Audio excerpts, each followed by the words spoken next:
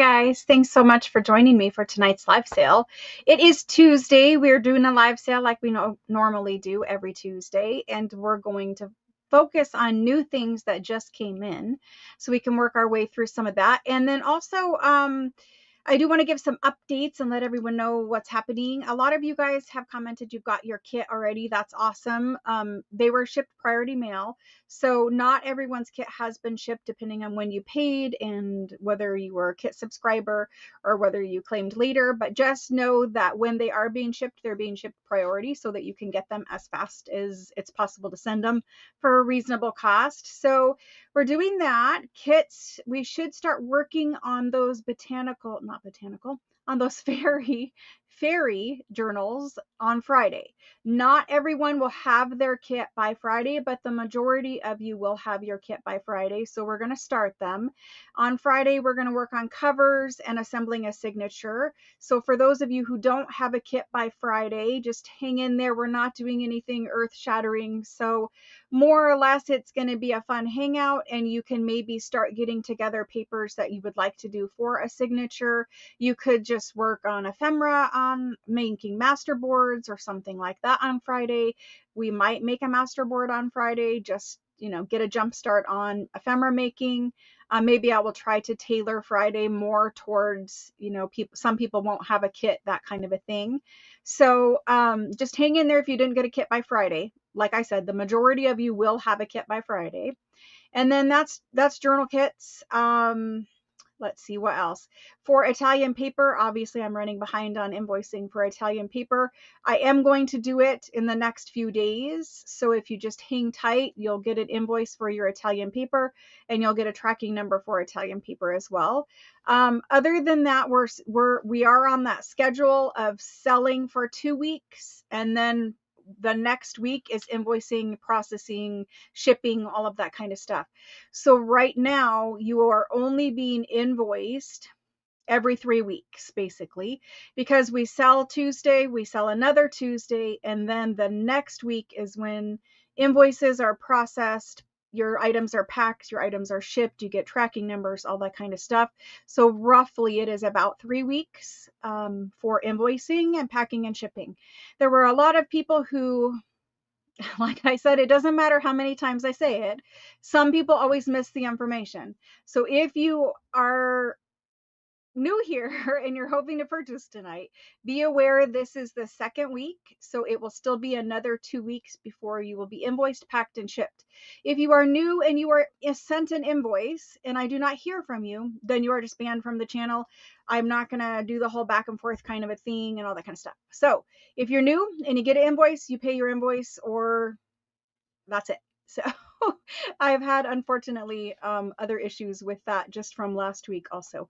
I give the information. I try to tell you guys this is when the invoicing cycle is. This is when the packing and shipping cycle is. And other than putting the information out there isn't a whole lot else I can do. I don't have time to... how should I put it? I don't have time to negotiate you paying your invoices after it's been a couple of weeks. So let's move on and talk about tonight. Tonight we're going to do brand new things that just came from France, all different kinds of things. We've got books tonight. I think we're mostly going to be doing rag paper books and non-rag paper books. There's lots of that. So it should be a night where you guys can build up a pretty good size bundle of rag papers to use in your journal signatures. You guys could use them for collaging and stuff like that. There's all different manner of subjects of books and different looking books. We have some books that are in pretty much all the books are in French, but we do have some books that are in German, and they have interesting kind of fonts and stuff like that. So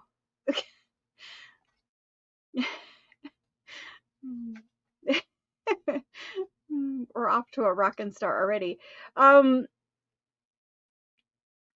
So for the Italian paper, it is shipped the same way Italian paper has always been shipped, and it's being shipped rolled in a tube box. Nothing else gets combined with it ever. Nothing has ever been able to be combined with Italian paper. It's just that Italian papers are very large sheets. They have to be rolled and then put in a tube box and shipped to you that way. So your Italian paper orders all ship separate. Your stuff from regular live sales that's not Italian paper, it ships every 3 weeks. That's the way we're doing it. I know some people aren't okay with that. If you're not okay with that, my apologies, but that is the way it has to be at the present time. In the future, we will be working on different solutions for these things. But right now, this is the way it is. Lynette, everyone's package ships a different method. It ships the best shipping rate available. Sometimes it's USPS, sometimes it's FedEx, and sometimes it's UPS.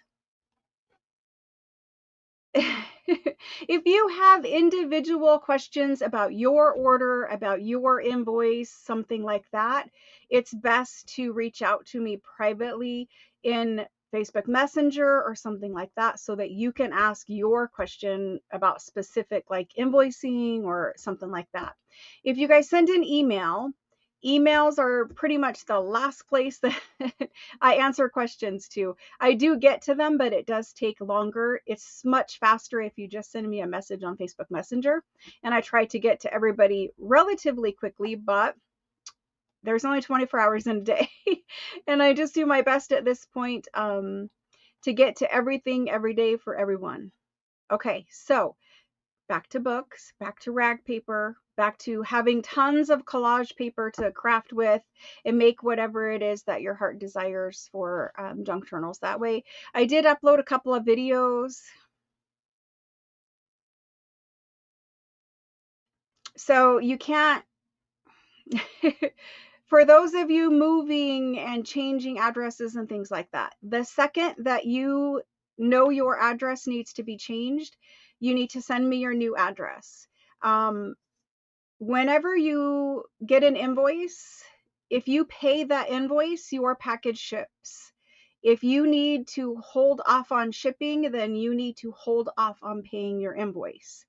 I understand you guys want to pay, and I understand many sellers would rather have your money and hold it. I would rather not have your money and hold it. I would rather ship your package as soon as your payment comes in. It's just the way I don't, I can't pull people out of line to ship and just put you over here to hold until you email me. It doesn't work that way.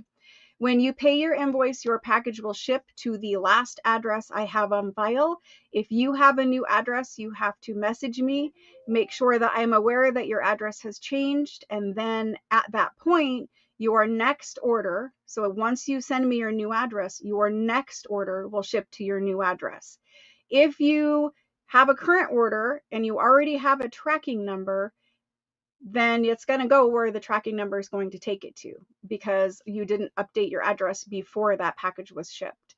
And so I'm just trying to nip a whole lot of things in the bud with that. I don't manage your guys' addresses. You manage them. When it changes, you let me know and your next package goes to your next address. If you want your package held, then just reach out to me and say, I'm moving. I'm not going to pay this invoice until I move because I won't want my package to get shipped in the meantime. Does that make sense?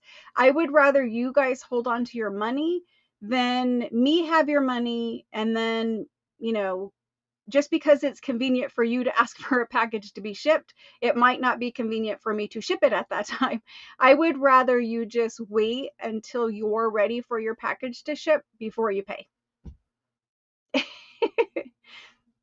Not moving, vacation holds, whatever the case may be. You just need to reach out to me and let me know, if you need more time to pay an invoice because you don't want your package shipped, just reach out to me and let me know. That's why your invoice isn't being paid. You will still get reminders. You will still get the thing saying, hey, you have a past due invoice. As long as you've communicated to me, then your items won't be resold. It'll just be sitting here. I'm glad that you guys like the kit. I'm glad that you do.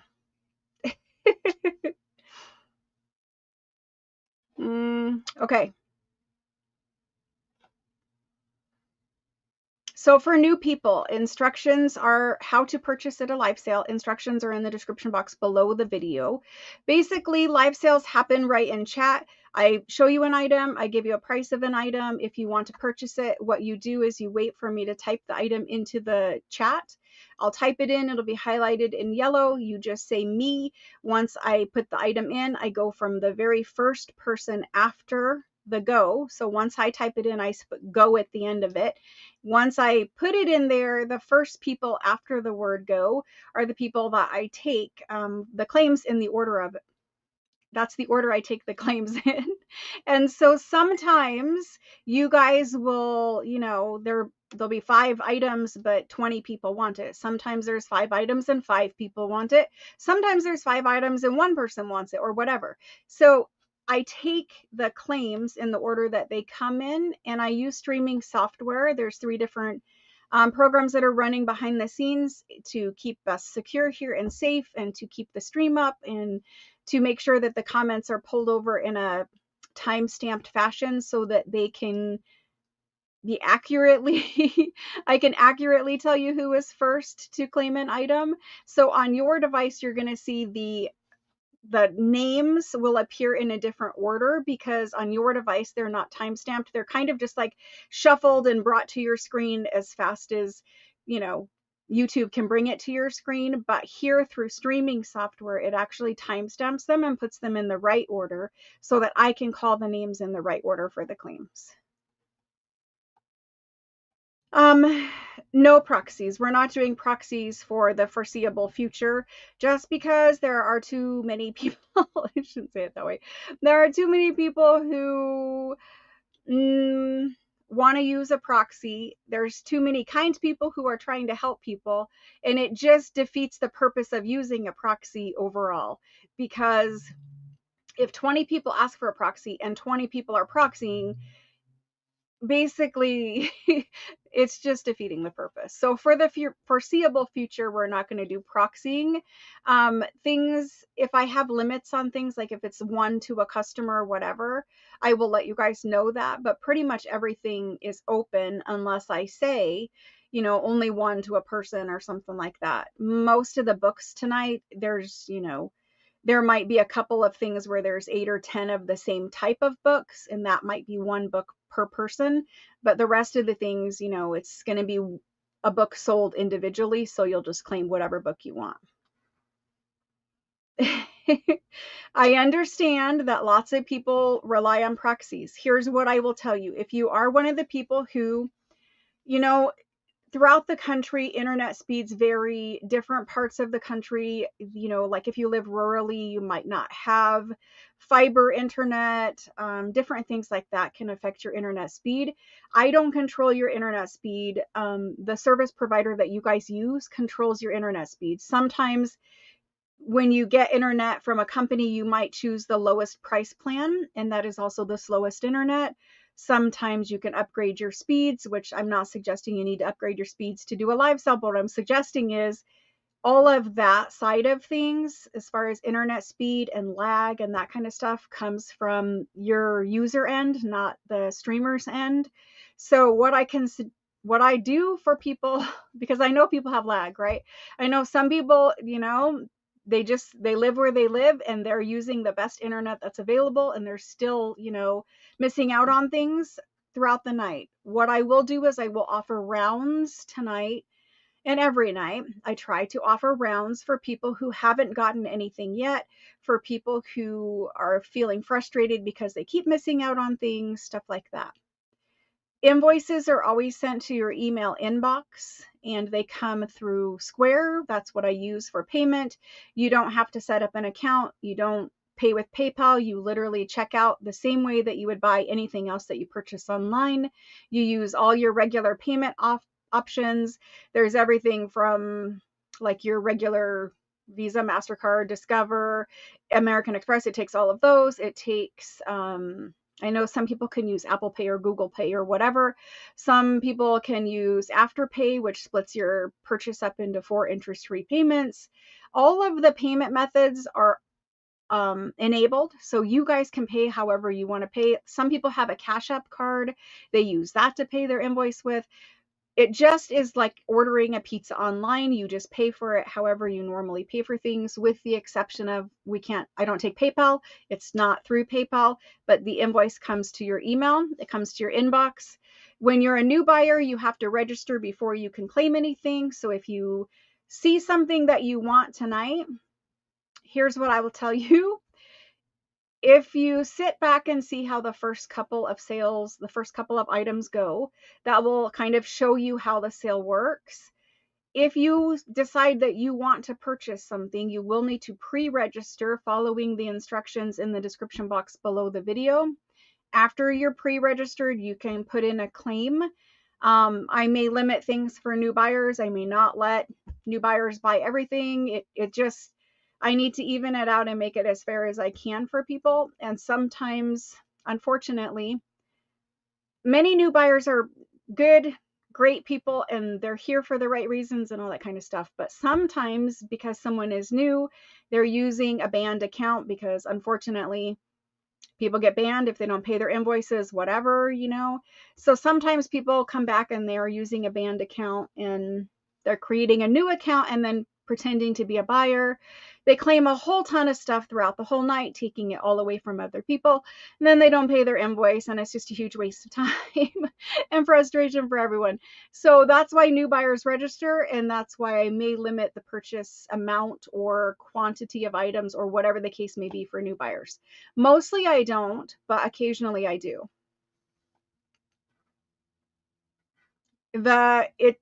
Time zones are irrelevant for the time stamping. It pulls the comments over and time stamps them and puts them in the correct order for me on this side. It doesn't matter what time zone you're in. It matters after I press the go, how many minutes it took you or how many seconds it took your comment to come over. That's what it recognizes. And so I will say again, for people who come and go throughout the live sale, I understand the live sale is 5 hours long. I understand it's a long time. I would suggest you grab snacks, you grab a beverage. You know, clearly you don't have to sit here the whole entire time. You can come and you can go as you wish. But usually updates and instructions are given at the beginning and they're given at the end. Sometimes the instructions or the updates are different in the beginning than they are at the end. Sometimes I talk about different things in the middle. All I will say about that is if you're popping in and out, whatever is said here and given, like as far as updates and stuff like that, if you miss them, they were given here. If you ever have any questions, the first place I would look for an answer is to rewatch the video where you purchased, because more than likely during that video I explained when things would be invoiced, when things would be shipped, all that kind of stuff.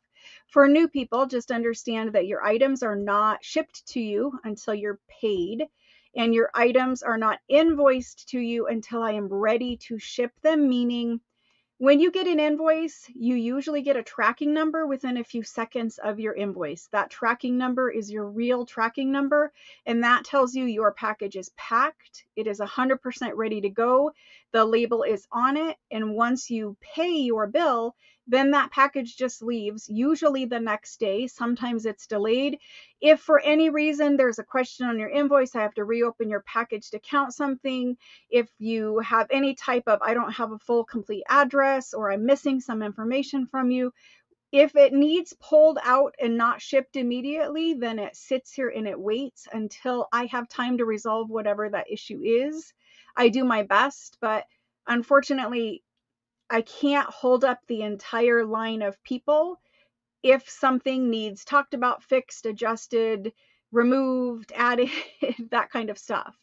Daniel, I don't know if Daniel is here, but Daniel, I did see your messages. I know you would like to add the ledger. I am trying to find the ledger.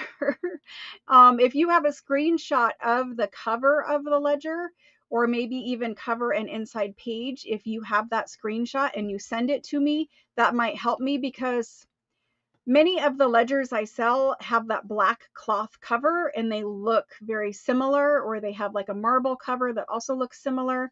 I'm just having trouble figuring out exactly which ledger it was. So if you know and you have a screenshot, or you know what video and what timestamp or whatever the case may be, if you want to send me a screenshot, that might help me too.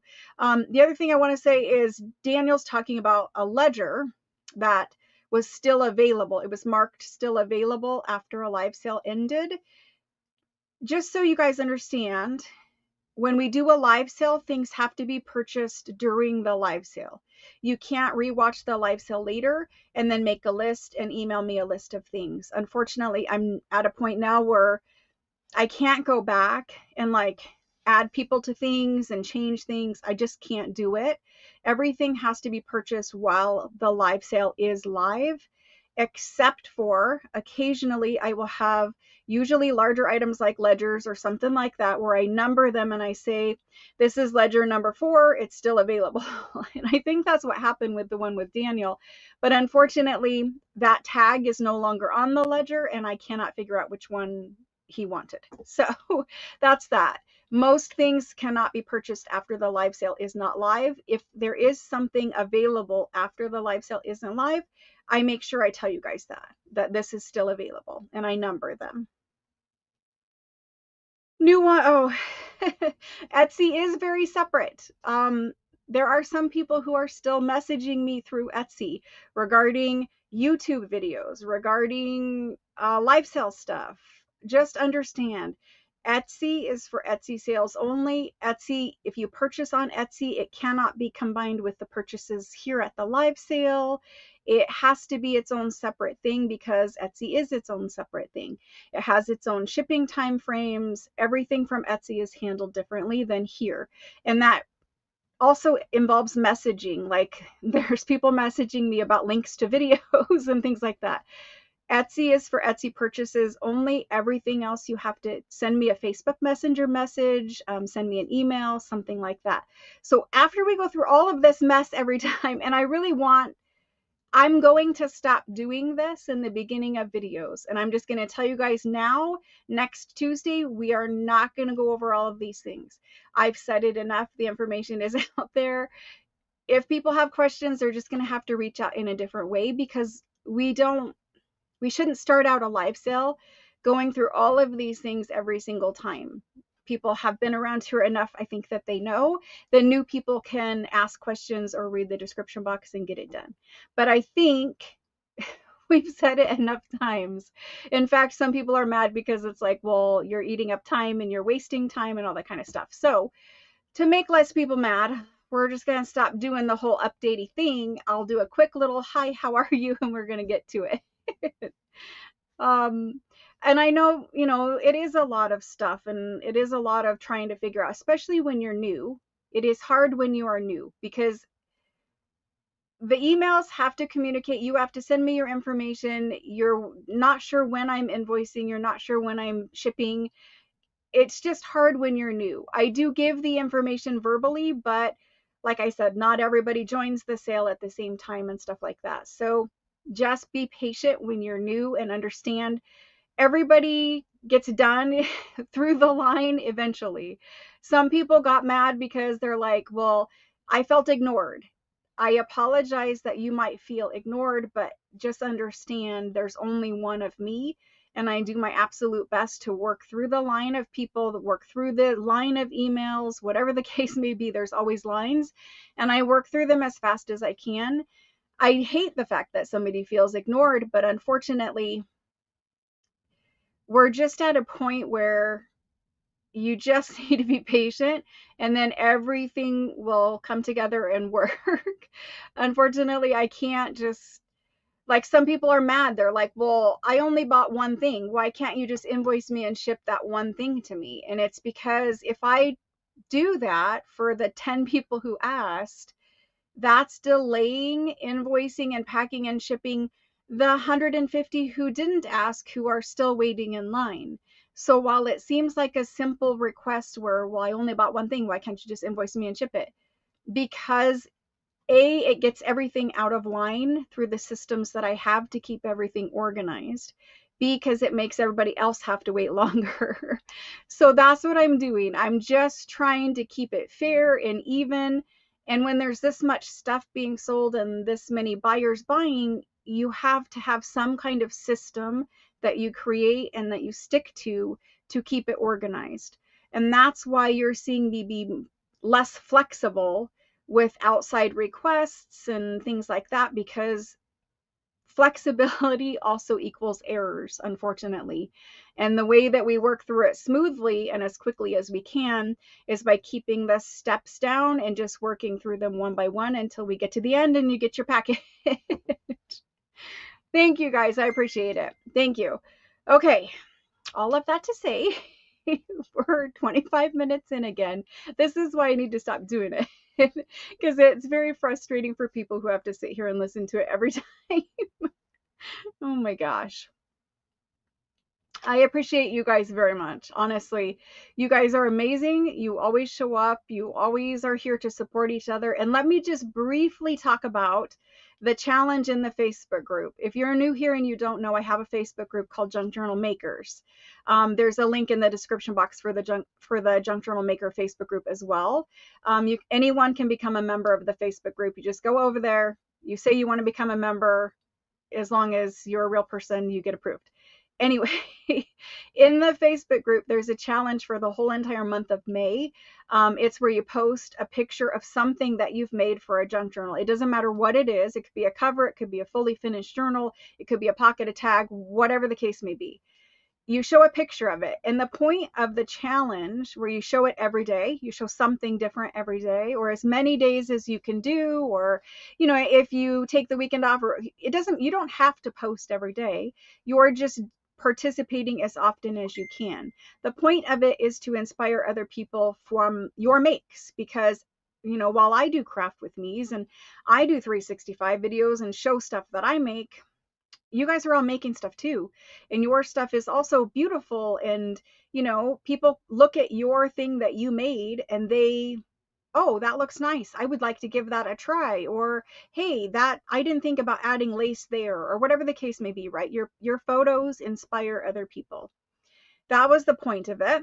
The second point of it is so that when you post, everyone is leaving nice comments on your posts, so that you get to feel the love and the support that you guys show me every day when I post a video and you guys leave me all those lovely, warm, happy, nice comments about it.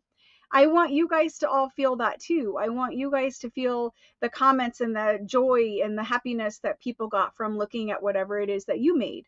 So that's why I ask you guys to, as important as it is to post your make to enter for the giveaway for the challenge in the Facebook group, as important as it is for you to post, it is also important that you comment on and like and heart and whatever, as many posts as you can do. I'm not suggesting you spend your life on Facebook, but I am suggesting that you guys spread the love as much as you can. And I know when we're scrolling through Facebook, whether it's in my Facebook group or anybody's, we're all drawn to the most beautiful whatever that is appealing to your eye. And I will just say, how should I phrase it? There's some posts in the Facebook group that have less love shown to them. All I'm asking is that you guys please understand, and I think most of you realize this, when anybody makes something that they made with their own hands and they show a picture of it to the world, they, you know, you're opening yourself up. It's a personal thing when you make something and then you show it to the rest of the world for judgment, basically. I mean, that's not how it's supposed to be intended, but really that's how it is, right? You see, I get judged for videos all the time. And what I'm saying is there are some posts in the group that got less love because maybe there were 80 posts that day and everyone was drawn to this, that, or whatever, like a fully finished journal versus a tag. Just make sure that you guys are showing the love and putting yourself in that other person's shoes who opened themselves up to sharing this very deeply personal thing that they made.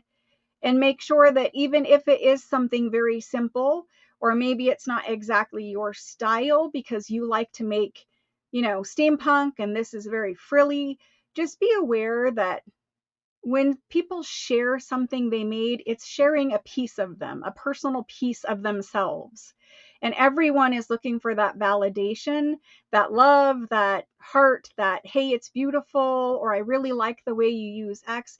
Just try to find something positive to say about every single post that you guys can comment on, just so that everyone feels the love equally, fairly, just because it's not your style doesn't mean scroll on by it. It means find something nice to say about it. Find some way of being supportive to that maker who posted, because that maker took their time to post and put themselves out there. And I just want them to also feel loved and supported. And there are at least 40 posts per day right now, probably closer to 60, maybe even 90 on some days of things. So I know you guys can't post a comment on every single one of them, but what time you can spend doing it, just understand you are making somebody else's day. You're making them feel special. You might say something to them that might make them think, I can do this. I can learn how to make a junk journal. I can do this craft. I can enjoy it. My stuff is worthwhile to do, to make, to post, that kind of a thing. So try to keep that in mind whenever you guys are out there. And it's not just my Facebook group. That goes for the whole of Facebook. You do make yourself vulnerable. That's better phrase than what I was saying. You do open yourself up to the criticism, kind of, but nobody's mean in our Facebook group. Nobody, if anybody was, you guys would tell me and they'd be gone. Nobody's going to criticize you. But when you look at, hey, like I posted a simple tag and it got 3 nice comments, but this post right next to mine got 100 comments, you can see where it might make someone feel that their art wasn't as good or wasn't as liked or whatever. So I'm just asking that we spread the love and share it.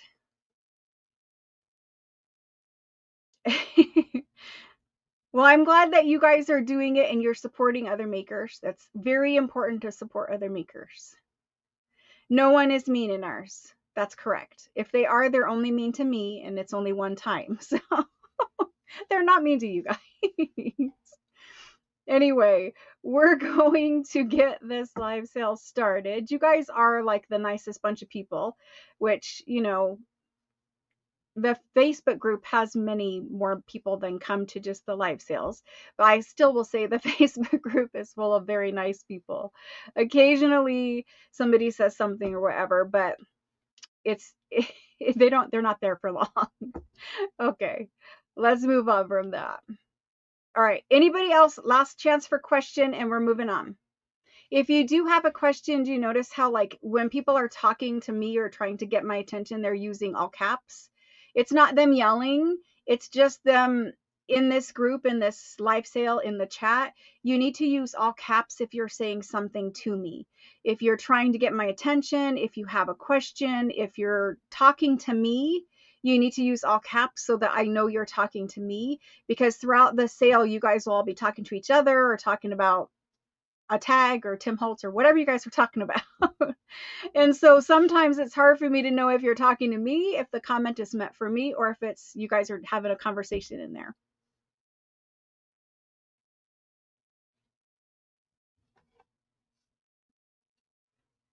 If you can see the Facebook group and see the posts within the Facebook group, then you are a member of the Facebook group. If you're unsure, Pam, you can go to the Facebook group link and it will either tell you to request to become a member or it will show you the Facebook group. If it shows you the Facebook group, then you are a member of the Facebook group. Okay, I don't see any other questions. Let's do this thing today. All right, we are going to start out with books. I have bunches and bunches of different kind of books tonight and different price points of books tonight. Mostly we have more mainstream book pricing tonight. We have some books that are a little bit priced higher because they're special or older or something different, but mostly we have some more, I don't want to say cheap, but the lesser expensive books tonight. That way you guys can get a pile of them. We have shipping options for books. If all you purchased last week and this week are books, they can go media mail. If you purchased something else other than books, then your whole order won't go media mail. It'll go, Ground Advantage or however it's cheaper to go. But if you only get books, you can go media mail. The books can be packed and shipped pretty quickly and easily. So you guys could get book pages in different sizes. I have mini books tonight. I have medium size, small, Some large ones, not very many large, because larger are harder to find anyway. But there are there are a bunch of different book sizes tonight. Goodness. Because last week I talked about, last week we're on a 2-week selling cycle plus a week to invoice. So, and I even went over it again in the beginning of this live sale. So last week was week 1. This week is week 2. Next week is invoicing, packing, and shipping for the previous 2 live sales. We will sell again next Tuesday, but that will be week 1 starting over again for the new cycle. We will be cycling through that way until a change needs to be made. So if you're waiting for invoicing from last week, I'll just say it again. If you're waiting for invoicing from last week, we are on a 2-week sell cycle plus 1 week to process, meaning this is week 2, last week was week 1, next week is packing, shipping, and invoicing. I do everyone at exactly the same time. And then if you're waiting for Italian paper, it will be done, packed, and shipped in the next couple of days. Okay, we're good. We're doing it. Book pages of all different sizes. I'm going to switch the camera down. Then I will need to make some camera adjustments, and then we will begin.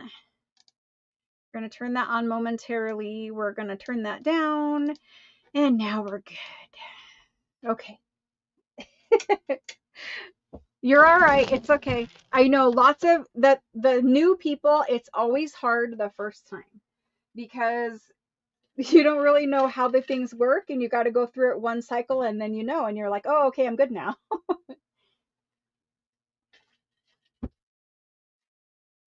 All right, we're going to do tiny books first, just to show you size-wise.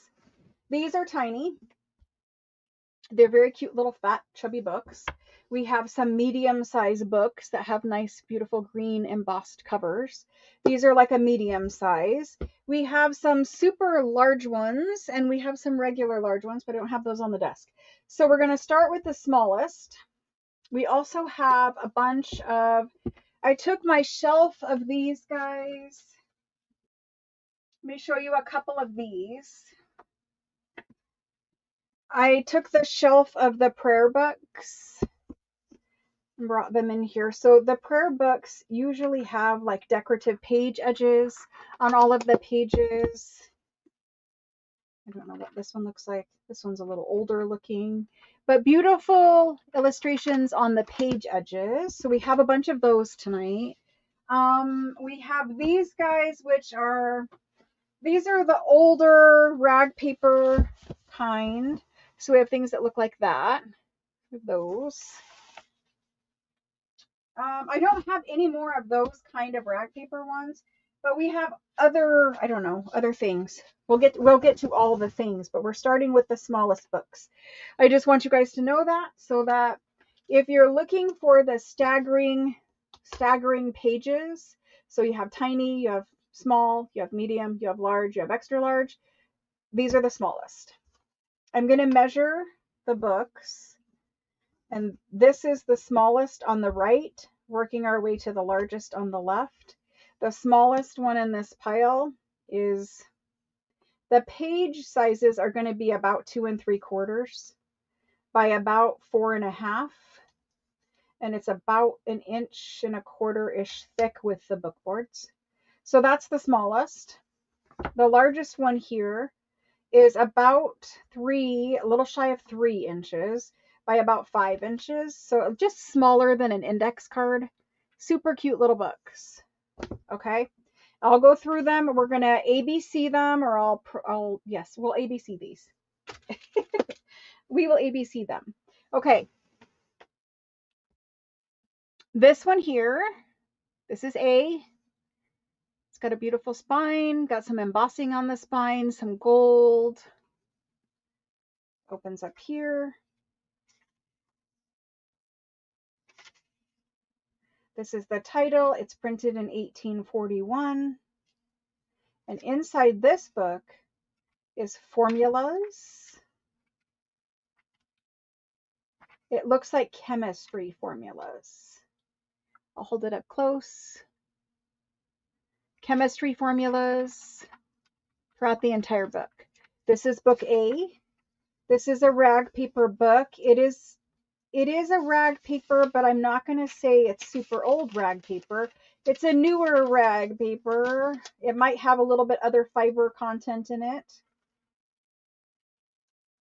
But all the way through, it's formulas. That's A. I'm going to ABC them as we go and sticky note them. Yes, you should. This is A. Yep, if you have a change of address, just email it to me. That's A. B, C, and D are all the same. B, C, and D, all the same. B is number 1, has marble paper inside. A little notation up here. It's 3 volumes and it says 600 something. There's the little address, little picture. And this one is printed in 1891. 1891 will not have rag paper. It's super cute little pages. They're totally fine to use in the signature of a junk journal. They're just not rag paper. They're not crumbly or anything like that, but they're not rag paper. And you've got this cute little tiny pages to put in there. That's B. C and D are going to be the same thing, just different volumes.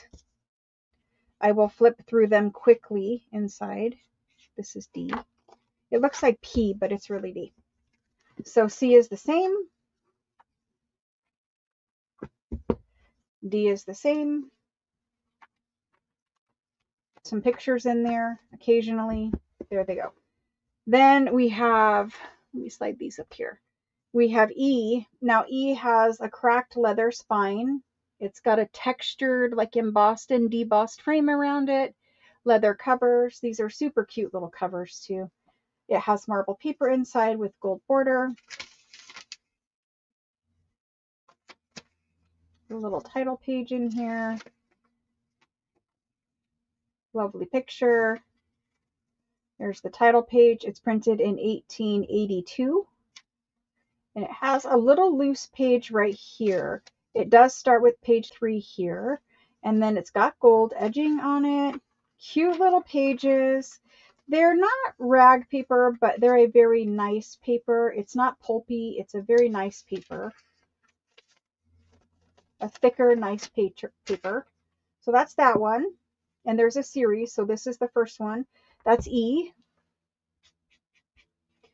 F and G are the same series. There's F and G. Same book covers, same embossing and debossing. They don't, they don't all have a cracked spine. This is actually number 1 here. Marble, oh my gosh, I cannot talk tonight. Marble paper. A little picture inside of that one. Here's the rest of the title page. And same thing, same gold, same everything. And that's F. Here's G. I know a lot of you guys are trying to get that gigantic stack of rag paper to play with every day, and I don't blame you. It's very nice. There's that. There's a little tissue, and these little tissues are so hard. They've been stuck to this page for, 100 years or whatever. Okay, it's printed in 1882 as well. Gold edging again, and tiny little pages. So there's those 3. The last one for this round is this little marble guy. He's the smallest. Cute spine. There's that. Marble paper on the inside.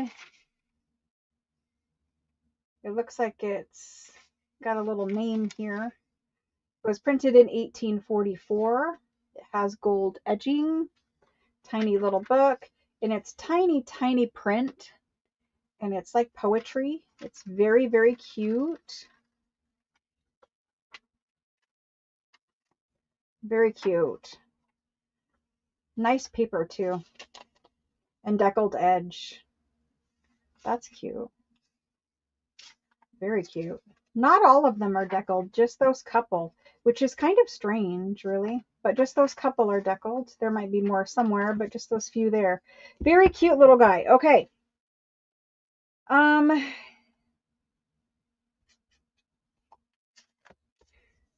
Let's do he is the chemistry one, right? So we're going to do and he's tiny. Tiny books are always more expensive. People have tiny little libraries, they collect them, whatever. We're going to do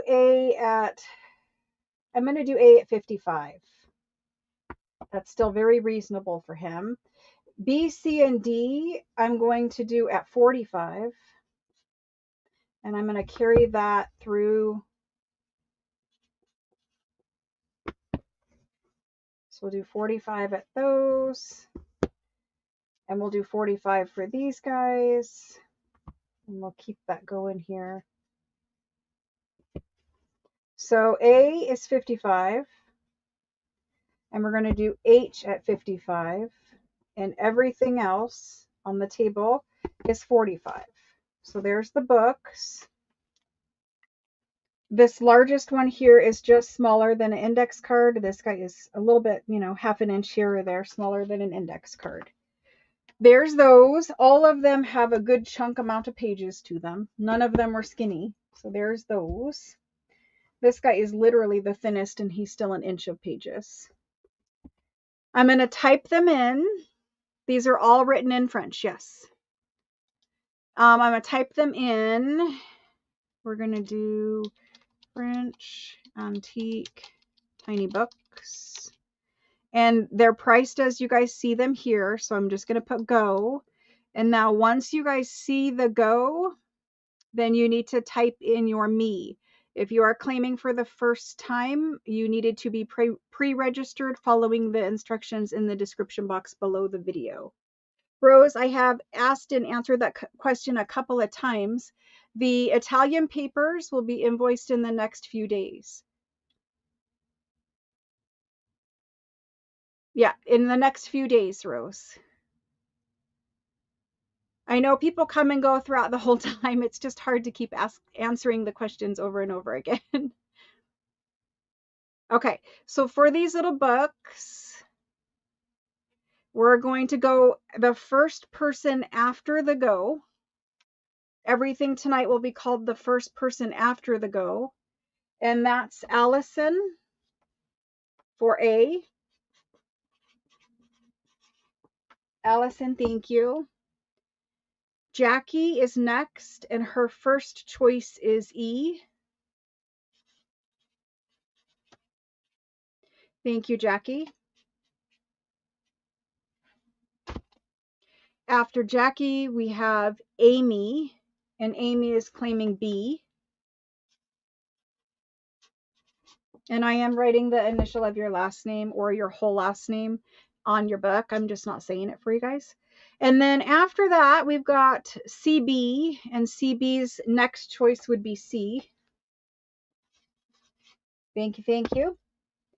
After CB, we have Deborah. Deborah says her next choice is H. You guys can say any. If you just want one and you don't care which one, you can say any. I know you ordered them because you wanted them in a specific order. That's fine too. Okay, Coventry, sorry, A is gone. Misty, same thing. Shauna, same thing. It looks like the next one that I have available is Angela for this guy. Thank you, Angela. Then we have, sorry, Rose. Okay, we have D and G left. Anybody who wanted one, but it already is gone, does anyone want D and G before I pull them off the table? Last call on D. This is D. This is G. I know my handwriting, but there's D and G. You have to put your whole name in there. So if you are using a different ID, a fake name, a screen name, a channel name, whatever the case may be, you guys just need to put in your real full name to claim. Until I get to know you, you do. After I get to know you, you don't. But for now, everybody does, because I'm just trying to make it fair so that everybody gets the idea. Okay. So after all of that, I see Tara for this guy. Thank you, Tara. And then I see, so Tara was next. Then the next D after that is Lori.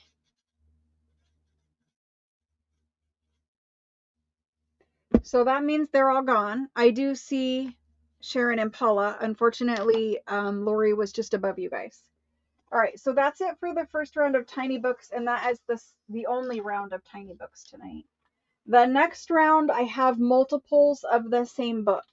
It's not exactly the same. They're part of a series, but these books are not, so there is a lot of them, but they're not in, some of them are perfectly fine, great condition. Some of them are not very good condition, but we're just going to talk about them here for a minute, and you guys can decide if you want them. But there's quite a large series of them. We have 1, 2, 3, 4, 5, 6, 7, 10, 11, 12, 13, 14, 15 of them. 15. Some are upside down, some are not upside down, but anyway, they look like this, and I will measure them. They have little marble covers. They're in life, they're a little plummy and brown looking together. They're looking just like root beer floaty here, but I equate everything to food, I guess, but that kind of looks like, I don't know, hot fudge sundae. Anyway, there is a little plum tone, just a slight plum tone to the brown. This is Roman history, so it was a series on Roman history. Like, this guy's not in bad condition, really. He's fine. He's got marble paper inside. I'm sure all of these are the same, so we're just going to speed through. Printing date and what these look like inside. There's that. These are rag paper. We got a little plate inside. I don't know if you guys can tell the rag paper from where my thumb is, but it is beautiful laid rag paper. Little tissue here. And these are printed in 1833 in Paris. So even though they're Roman history, they're French books printed in French in Paris. And so you've got lots of rag paper pages and a nice, this is a small size, but it's a nice size to put into your journals, to use for collage, whatever. But it's very nice rag paper. And so you got marble paper front and back. That's the books. Now, some of them are thicker, but this one that's thicker, the covers are off. If you're taking this part, it's the back and the front are mixed up. If you're taking this book apart, it doesn't really matter that the covers are off, because you're going to take it apart anyway. But the fatter one, it does have the covers off. Let's see if it has a plate inside. I don't see a plate inside of it, but it is quite fat. A couple little bent corners here. I'm just going to put them back together and put the cover on. There's that guy. The next fattest is down here, and he also has a loose spine and he has a loose cover. I don't know if he has a plate or anything in them. I don't know what they look like until I show them to you guys. There are plates in some of them. Just choose randomly. We'll kind of get an idea. So some of them have plates. This is of Titus, so, you know, different Roman themed books. I'm going to do them random. So if you want one of these books, you will not be able to choose one. It's just going to be given one to you in your bin.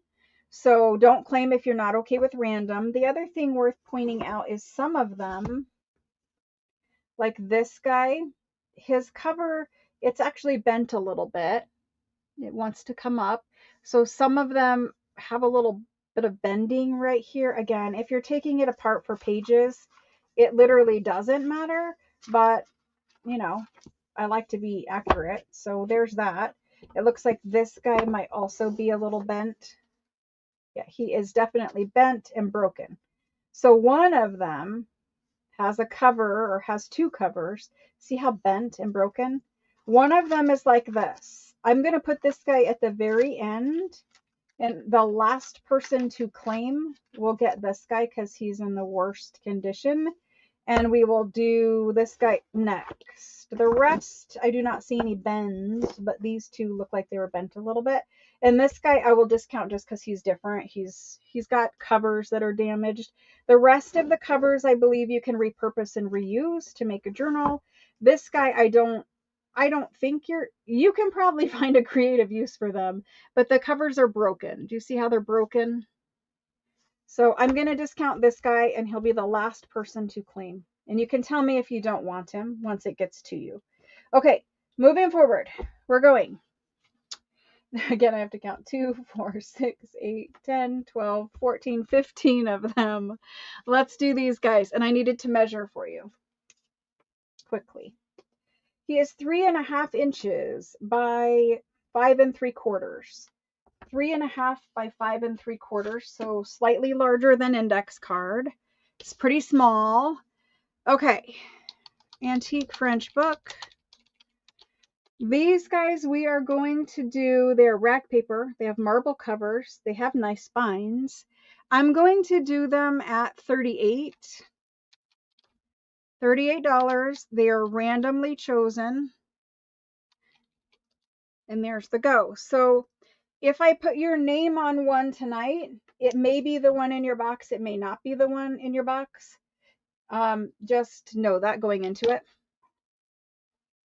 If a tag falls off, you may end up getting a different one.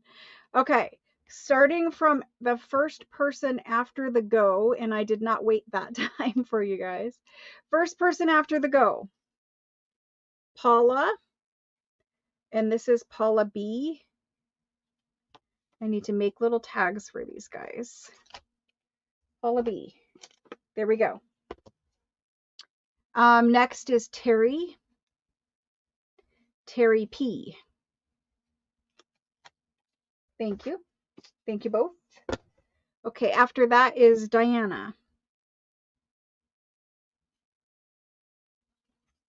Thank you. That's the cover for that one. This guy's going next. He's fatter, but it's got problems. Marlene. Marlene, you are next. More pages to play with. Okay, after Marlene, we've got Christine.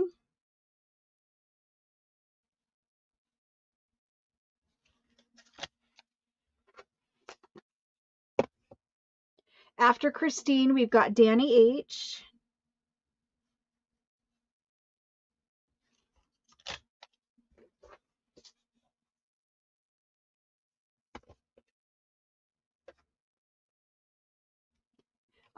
After Danny, we've got Carrie.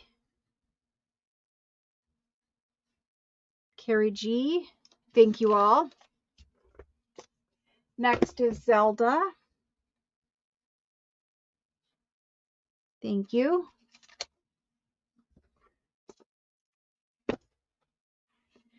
Donna C.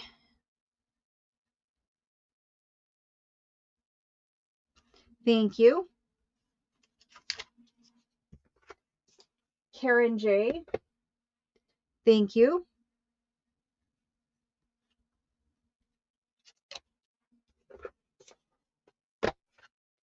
After Karen J, we've got Jodine.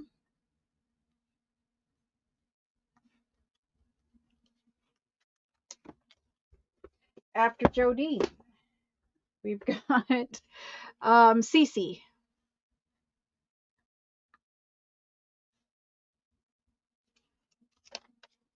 Thank you, Cece. After Cece, we have Deborah K.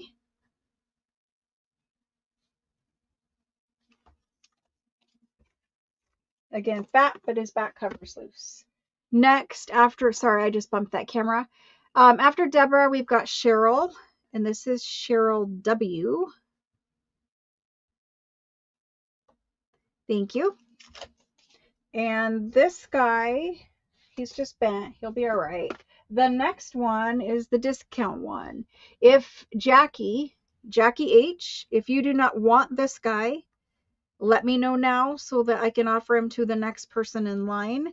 And I'm going to make him 30 for you instead of 38. So if you want him for 30 for pages, I will scroll to the bottom. Let me know if you do not want him. Awesome, Jackie. Thank you. Okay, so that was 15 of those. I'm going to slide those over. I always make myself like a little book for it by the end of the night. We're going to do these. These are extra special. These are extra special, beautiful. They have gold grapes, little vines with grape leaves and grapes all the way around them.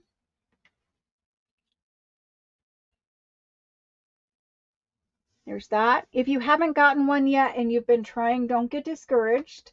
Just hang in there. I promise you, I have more than enough books for everyone tonight. Just hang in there. I will do rounds for people who are having trouble here in just a few minutes.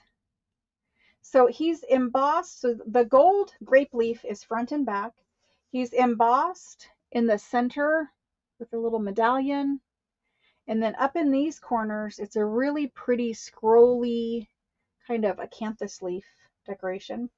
It's beautiful front and back covers. And you guys, if you've been here a little while, I have told you every single time we have books like this, I would almost never make a journal that had this for front and back cover. I would cut off my covers, remove them, and I would make one journal with this for a cover, and I would make one journal with this for a cover, and then I will just construct a back cover out of chipboard. They've got bookboard, whatever, to construct a back cover with. You could paint it green, you could make it match, whatever the case may be, but I like to get as much out of these decorative covers as I can. And I wish that you guys could see the detail. It's even got detail here. It's so beautiful. So imagine rubbing like gold gilding paste just to bring that out just a little tiny bit. I think it would be lovely. Anyway, there are 4 of these. I will just quickly show you cover condition.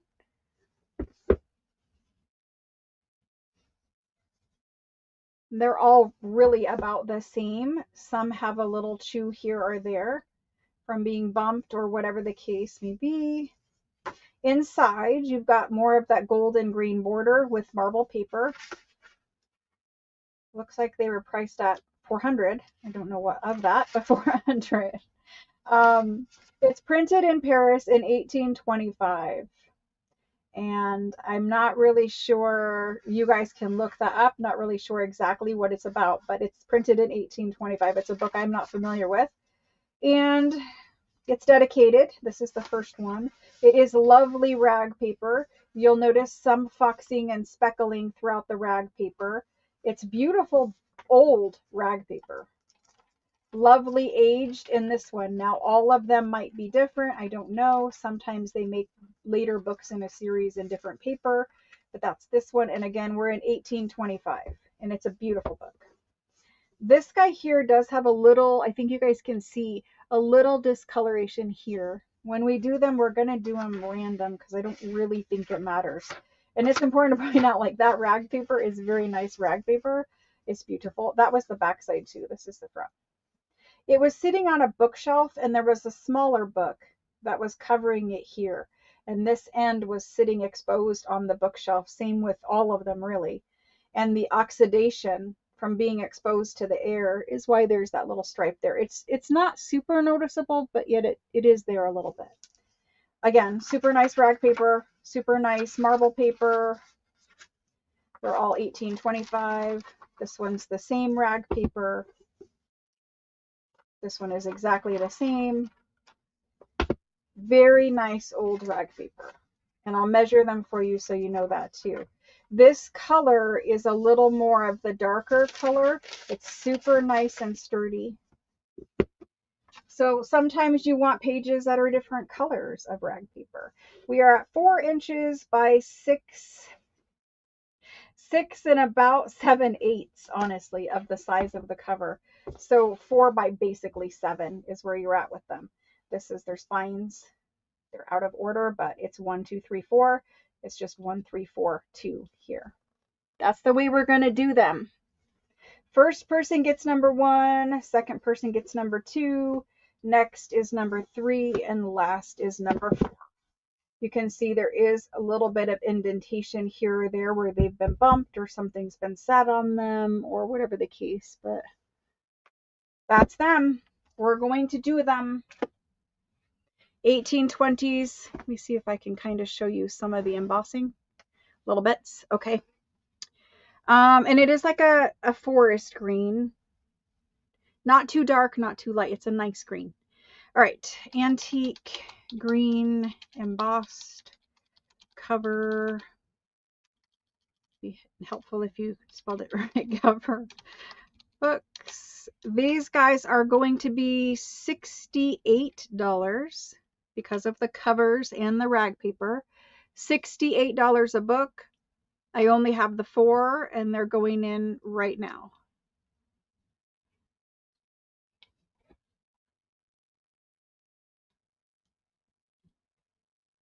I do have plenty of books. If you knew how many books, I would be embarrassed of how many books are in this room right now. I love books and I love using rag paper, so I always have them. Okay, for these 4. The first one after the go is Cece.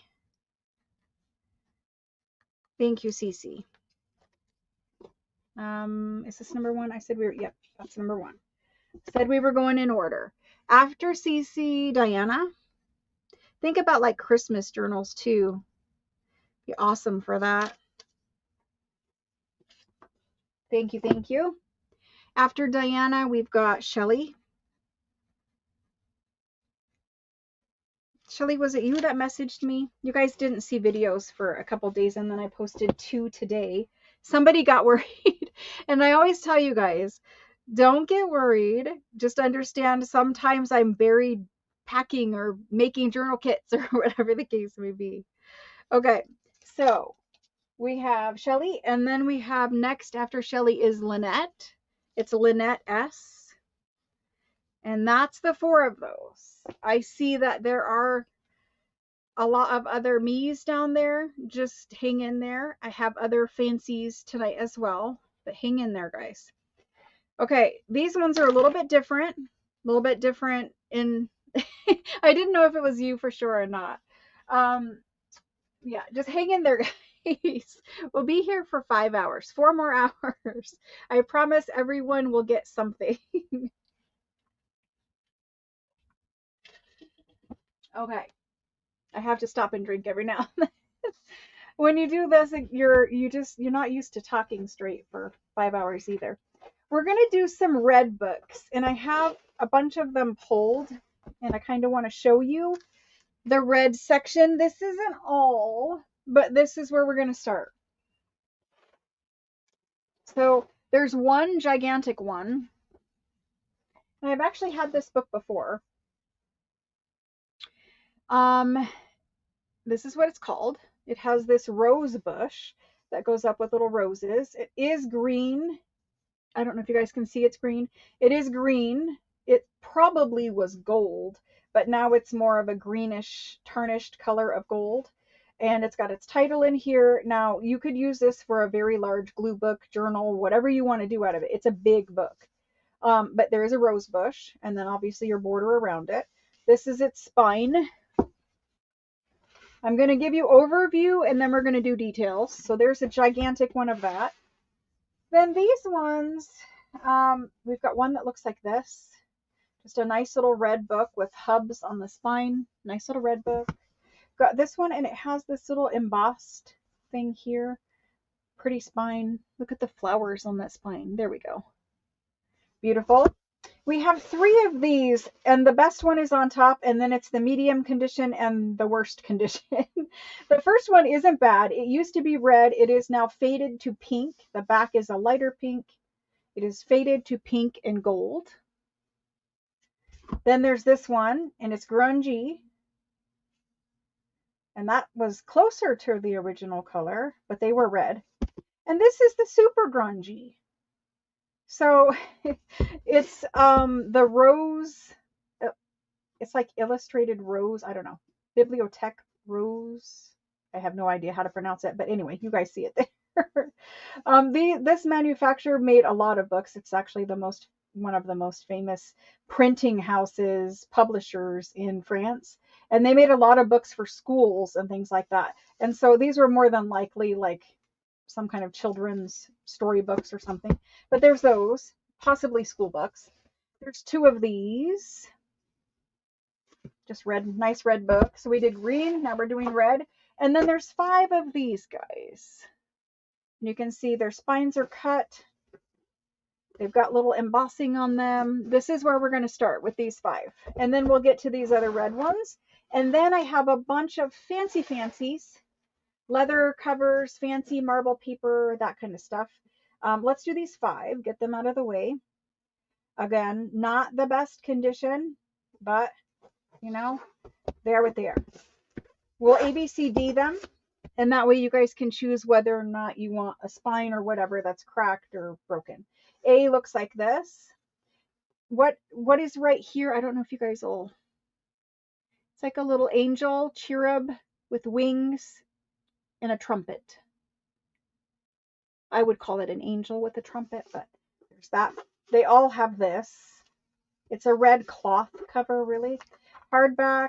This is what it opens up to. It's printed in Paris. The printing date is sometime in the 1800s. I'm not sure it has a printing date. It's in the 1800s. I would guess it would be the later half of 1800s, 1890. But it is not rag paper. It is definitely not rag paper. It is nice tanned French paper, but not rag paper. So there's that guy. All of the rest of them will be very similar. This is your B book. This is A. This is your B. B has a broken, crunched in spine right there. There's that.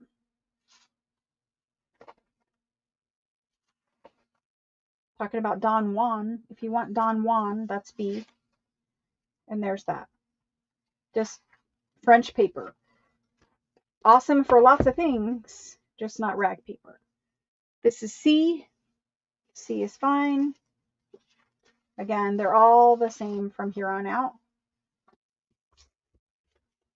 This is D. D has like a cut spine. It's really just broken, but it looks cut.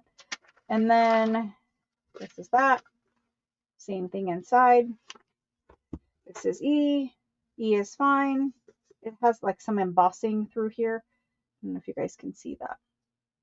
Yes, okay. And he opens to that.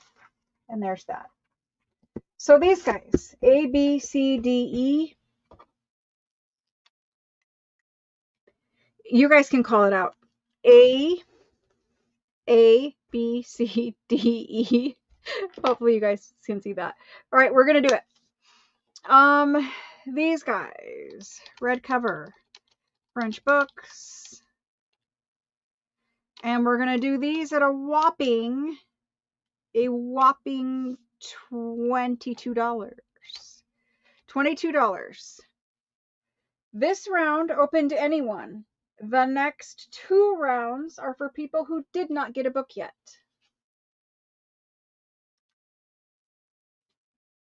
Okay.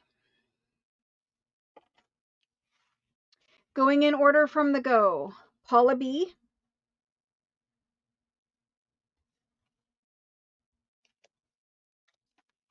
Paula B is saying she would like to be put on the B book. Okay, there we go. After Paula, Karen, and this is Karen K. And she says any, so she gets to hold on one sec. Jody M. And she says any. Amy W. She says any. And after that, I've got one more book, and that goes to Marikar.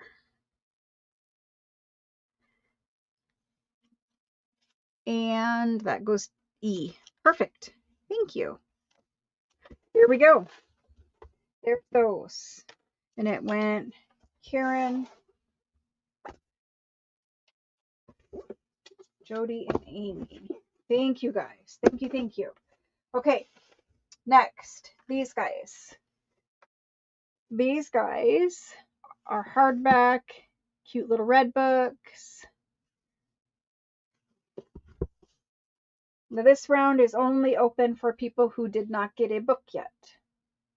There's 2 of these and 2 that are slightly larger. I'll show them all. The first 2 are exactly the same. So there's that. Opens to that. Inside that, it is printed, I don't know, sometime after 1886, but I don't know. These are poetry, cute little poems inside. The paper is not rag paper, but it is a nice, sturdy, thick, delicious feeling paper. It's a nice paper. Okay. There's 2. I don't think they're really any different unless you want a specific one, but there's those. It's a lightweight cardstock page. It's, I don't know, maybe slightly less than a 65-pound cardstock. It's kind of in between. It's nice. Anyway, there's A and B of those. This is C. C is different than the last round we had. It has this little, I don't even know what it says. It says something in there. To me, it looks like it says dent, sun, something. I don't know. Anyway, it's the one with the spine that looks like this. Here we go. Opens up to this for interior, like fly pages. And that. Cover pages. This. Beautiful. Look at this. Okay. This book is not rag paper. It is like Bible weight paper. A very thin, almost onion skin feeling Bible weight paper. A whole big bunch of pages of it. And it's nice, but it's more like Bible weight soft paper. I don't mean soft as in crumbly. I just mean thin. That's your C book. Your D book is this guy with the hubs. Your D book, let me show this one more time. Your D has hubs, meaning these little things that poke out on the spine. And the spine looks like that. And it's from 1858 or 38. I'm not really sure yet. Rag paper, marble paper, 1858. So this is 1858. And what this is like a kind of a farmer's almanac, I think. And so from 1858, you've got every month of the year. You've got all your information for crops and holidays and I don't know what else. I don't know if that's exactly what it is, but that's what it looks like to me. It's more of like a farmer's almanac kind of thing. Nice rag paper. This is a beautiful book. All kinds of different looking pages in here. There's some advertisements in here. It's a really nice book. Lots of tables. These calendar pages up here in the beginning are nice. So from 1858, it's a pretty nice book. Okay, thank you to whoever purchased on Etsy. We're going to go A. And A and B, there are those ones. We're going to do those ones at 35. They have very nice thick paper. Somebody's mad right now because I know they want one of these, and I made it for only people who didn't get a book. But we do got to be fair. And I know you guys are good with sharing. C is the one that's the Bible weight paper. And we're going to do that one. I'm going to keep him at 35. That's fine for him. And then this guy, we're going to do him at 60. And honestly, that's cheap for that. From 1858 with rag paper and a farmer's almanac kind of looking book. It's kind of cheap for that. We're going to do it anyway. Putting them back on screen. There we go. Scrolling to the bottom. And we're going to do antique French books. The word go, because they're priced individually. Just put in which one you want. And this is for people who did not get a book at all throughout the whole entire night. Okay. First person after the go, we're going to go to, hold on. Okay, I'm on the correct go. We're going to go to Melanie. First person after the go, Melanie, and it's Melanie S. And I just wrote you a tag, and I could just write your name right here. Melanie S. Thank you. Thank you. Thank you. After Melanie, we've got Sandra. Sandra R. Thank you. Pammy, you're next, and you're going to take the D.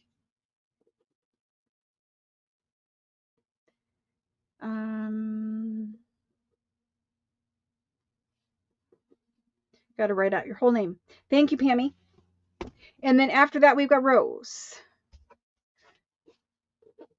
Thank you, Rose. Okay, there we go. Let me get rid of that. We don't need that. Thank you all. Sorry. I see the list. I apologize, but hang in there. I'm going to do the next round. I'm going to do it like this. We're going to do the next round of these. And again, for people who didn't get a book. So if you just got a book, you can't get these books.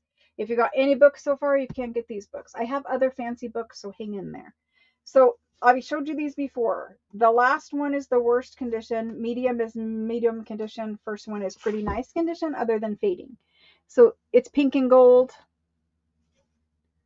There we go. Inside, you got this. Looks like it was priced at maybe 10 euros at one point. It's printed in 1917. It doesn't tell me if this was for a school book or not. Probably just a children's kind of book. We've got some illustrations in there. That's kind of a pretty scene. Nice pages. You have illustrations throughout of various different things. I don't know if I can show all the pictures. Oh, that one's all right. But just different scenes inside of them, okay?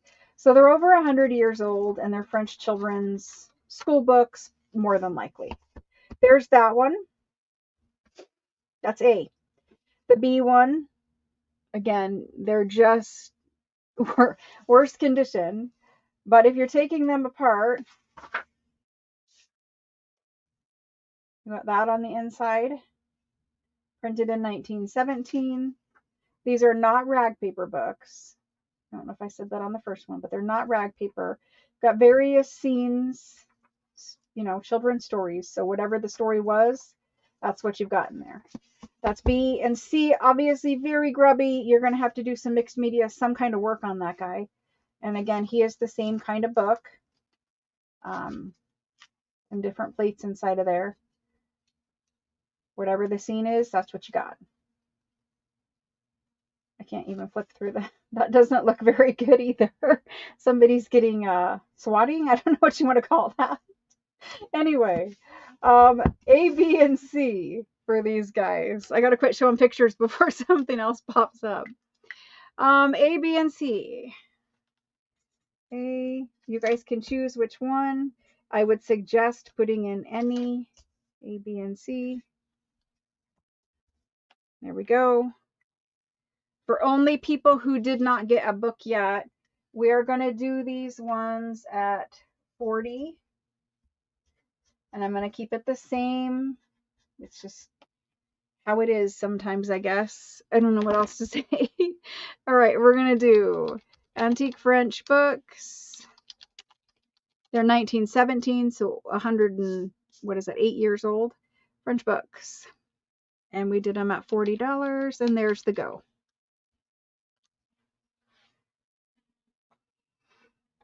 Okay.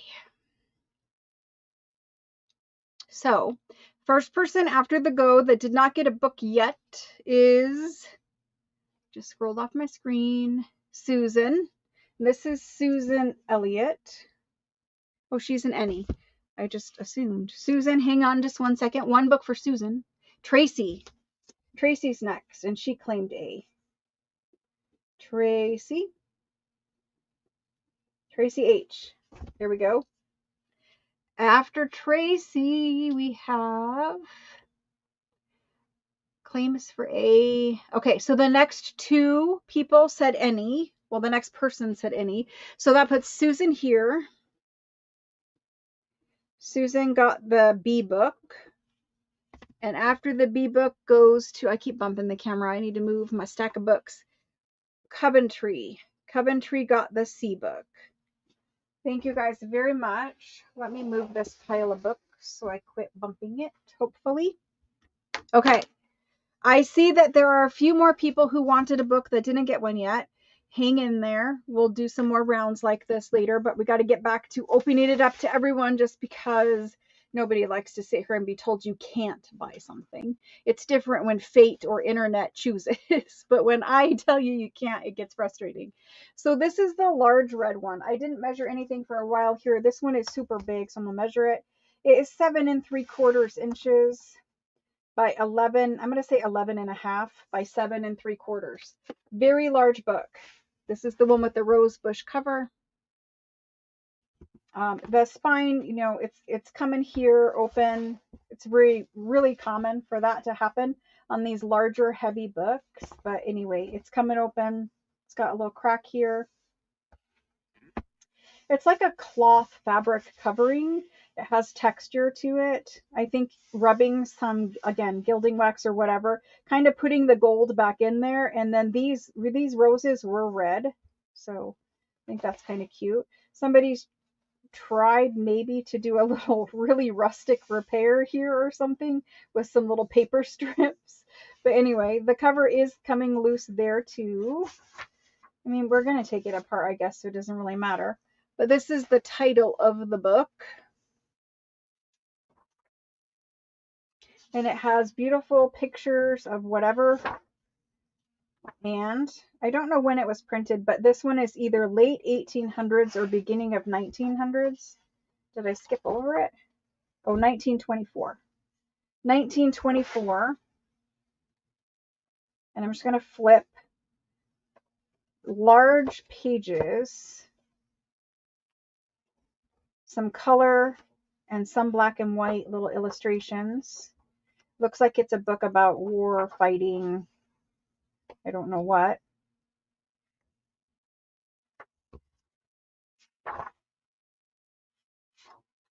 That don't look good.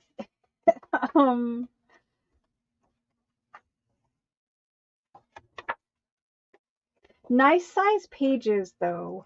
The only question I have is, will they crack?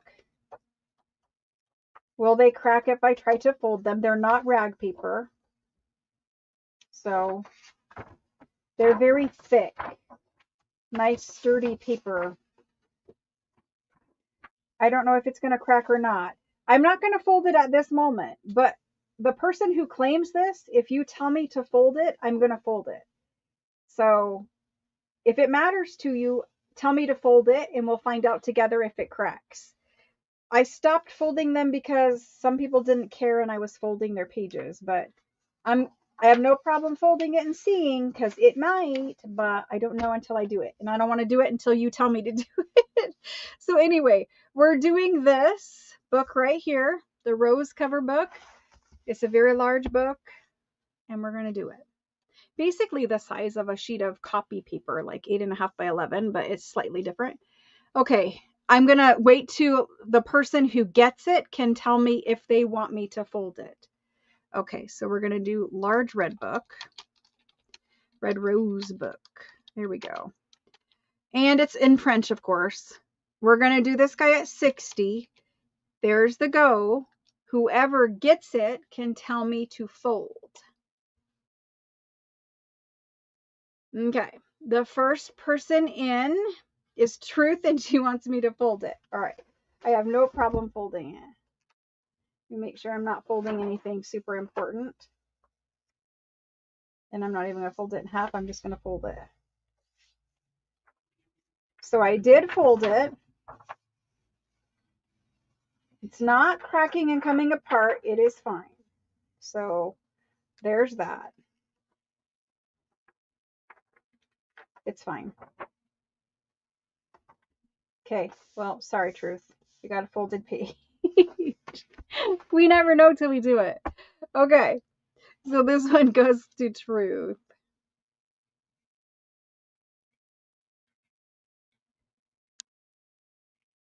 I don't know either. I know rag paper will be fine without it, but I don't know until I do it either. Okay, there it went. Thank you, thank you. Let's put him way back there to build my book for it. Okay, next, let's do some of the prayer books with the decorative pages in them.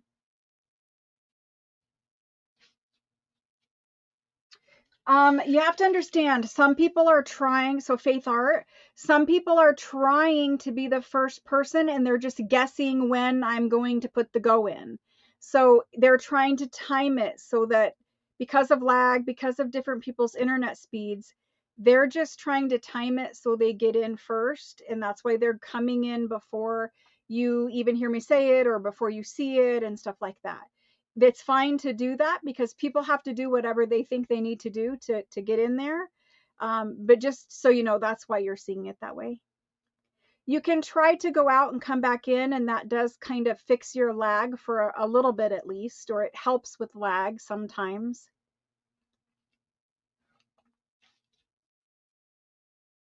Okay, the prayer books.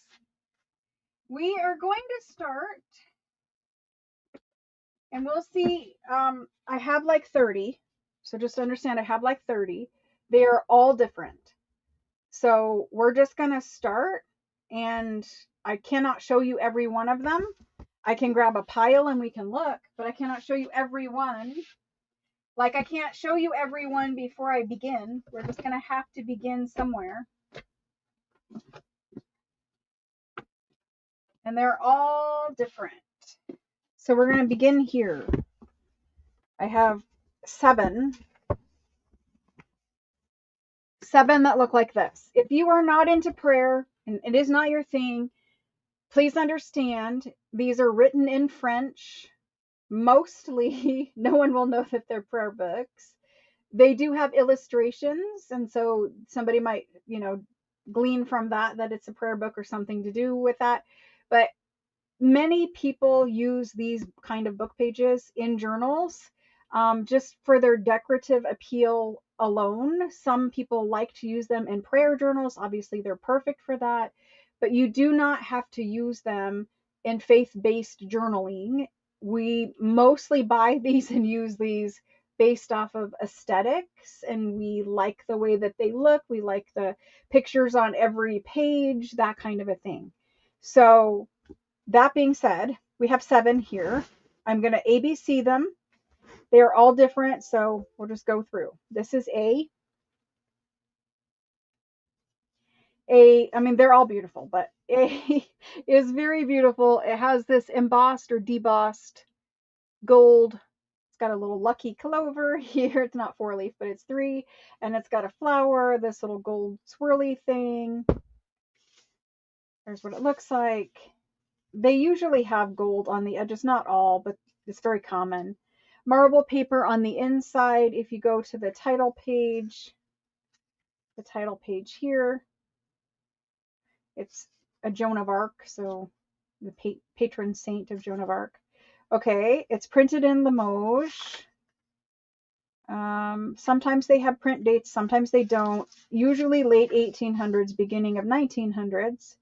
It starts out looking like this. I don't know if every page is like this. It gives you some souvenir spots to journal. If you wanted to scan these pages, you can scan them.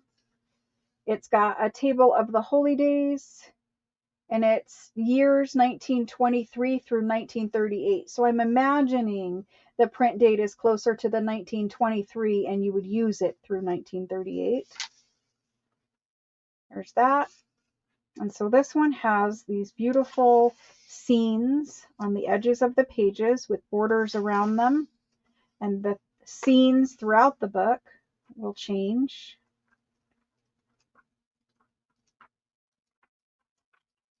And usually there are some other full page pictures, not always, but usually There's some other nice full page pictures. Some of these might have prayer cards in them or something like that. I don't go through them when I get them. It just is what it is. So that's A. Big bunch of pages, beautiful cover to repurpose. That's A. I'm going to ABC them here separately, but you'll see it. Then B is this guy. He's more like a pebble leather, black pebble leather cover.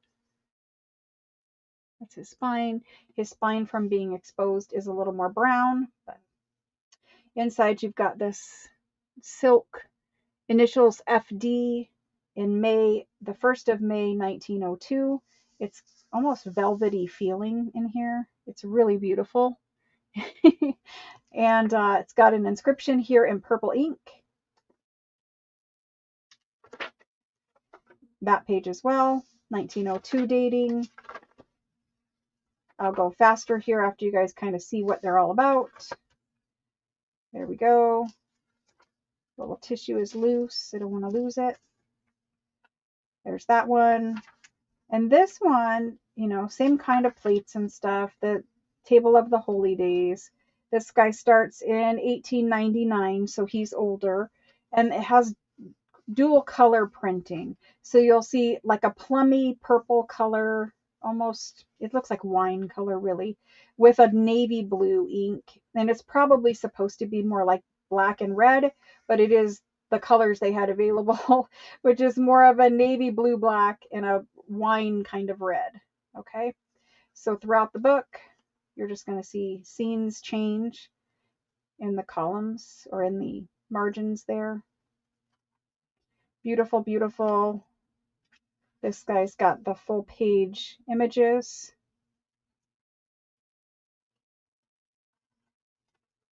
So I won't spend a ton of time on each one because you guys are kind of seeing what they're all about.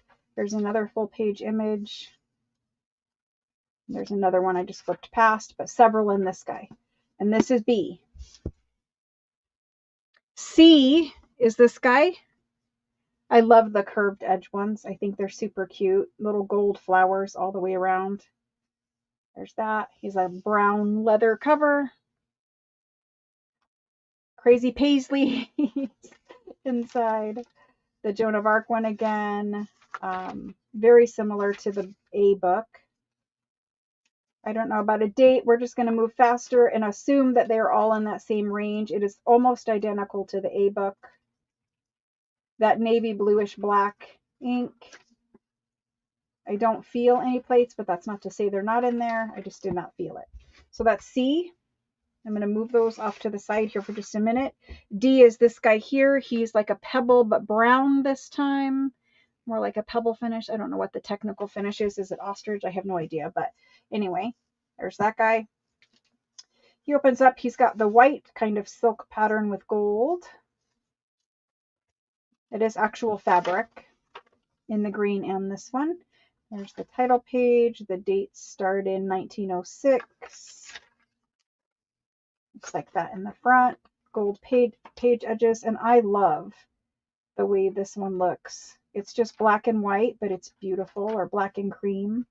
But every page, so beautiful. There's bigger plates.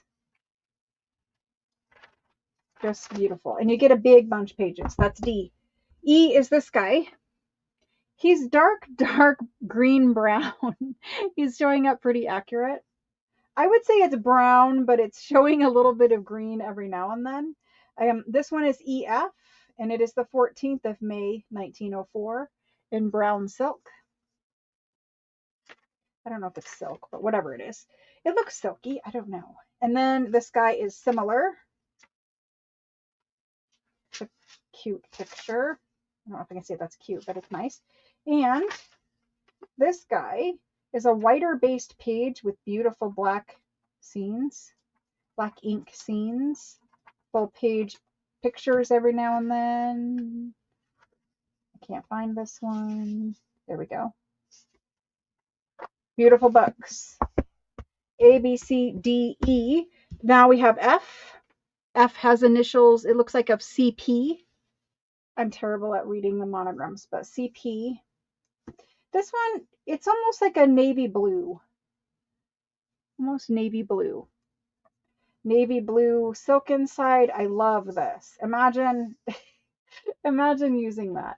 Now, I don't know if you can get them to scan because it's gold, but it is beautiful. Gold page edges. Opens up like that. Beautiful, beautiful pages. Look at that. So beautiful, guys. And all the way through. I mean, just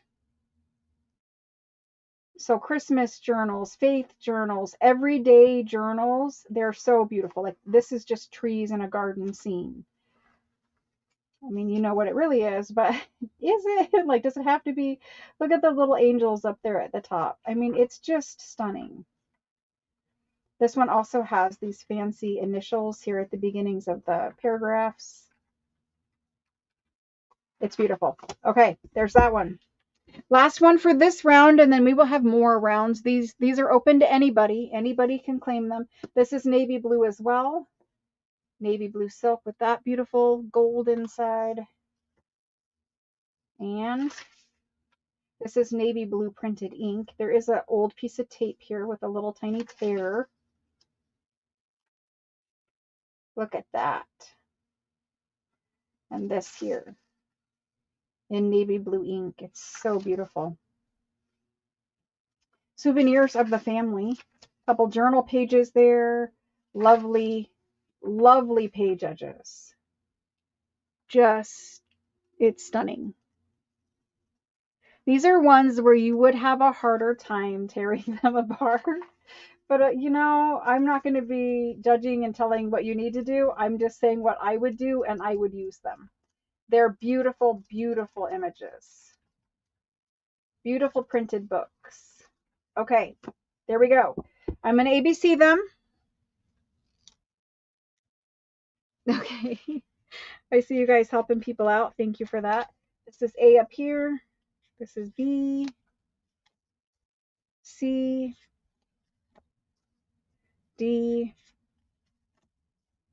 E, F. And these are the largest ones of these that we're going to have tonight. We do have some smallers, but these are the largers. And again, you know, there's 30 or so of them. ABC, bring them back in. Hopefully you remember which one you liked when I flipped through them. 7 might be too many. We try to do 6 or something next time, but I tried to keep them the same size. Okay, so for these books, they're all going to be the same price. They're all beautiful. It's just up to you which one appealed to you more. I'm going to do these at $68 per book. Usually I do these at $75, $95. It just they're so beautiful, but I do have 30, so I am bringing the price down a little bit tonight. Okay.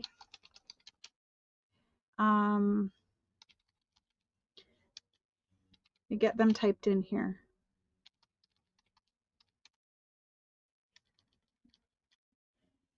I'm just going to be very simple tonight. Let's do them. I don't know if I said 65 or 68. I'm doing them at 65. Hopefully that is what I said. 65. Let me copy this so I can use it again. You guys are all coming in. There we go. Okay, it is in now. So if you came in before, we'll see you next round, I guess. We're here. There's the go. First person after the go, Linda. And I'm writing you a tag again instead of writing on your book. Linda would like the C. Linda. Thank you.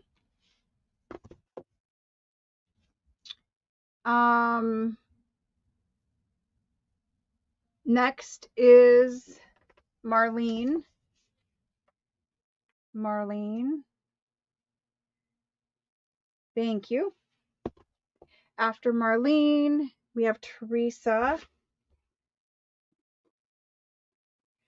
Teresa, thank you. After Teresa, we have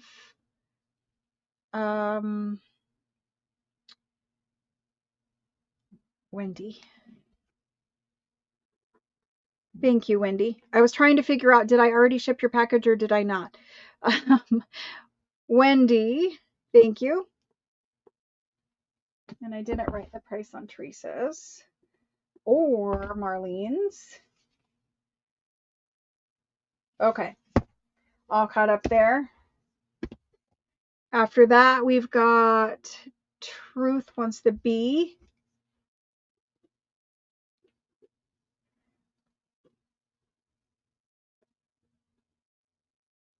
Thank you. Just takes me a minute to write your whole name. Okay, and then after that, I see a G, but we don't have a G. Deborah K for an any. Don't have that one. I have Lynette.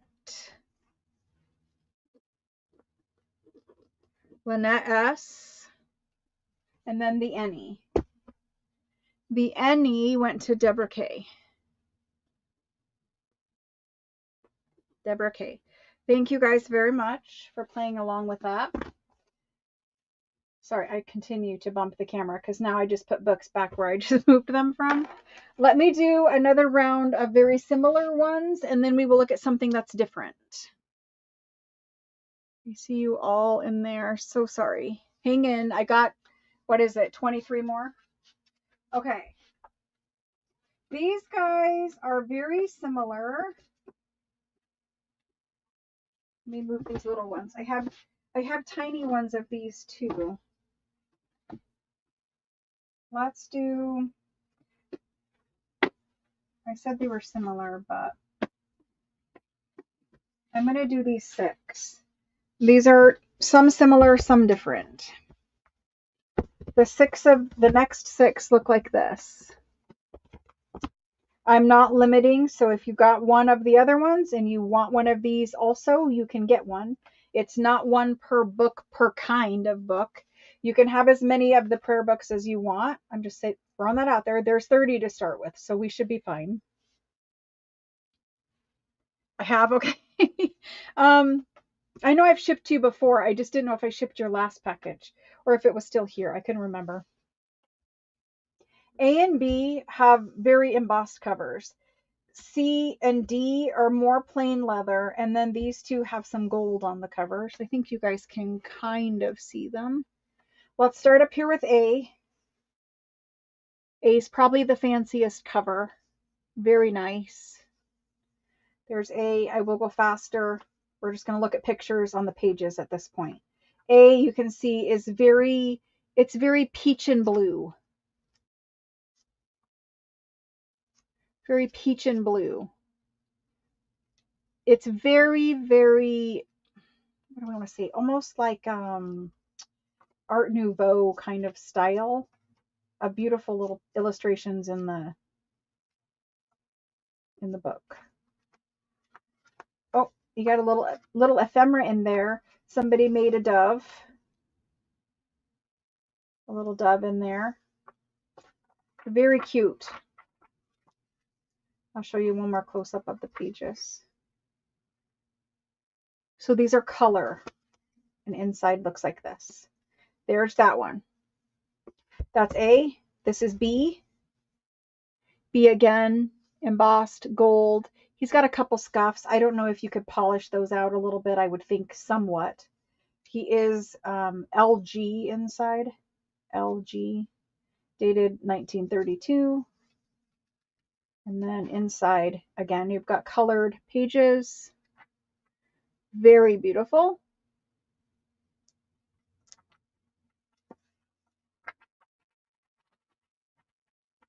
I love those. Lots of flowers. Lots of flowers down the edge of every page.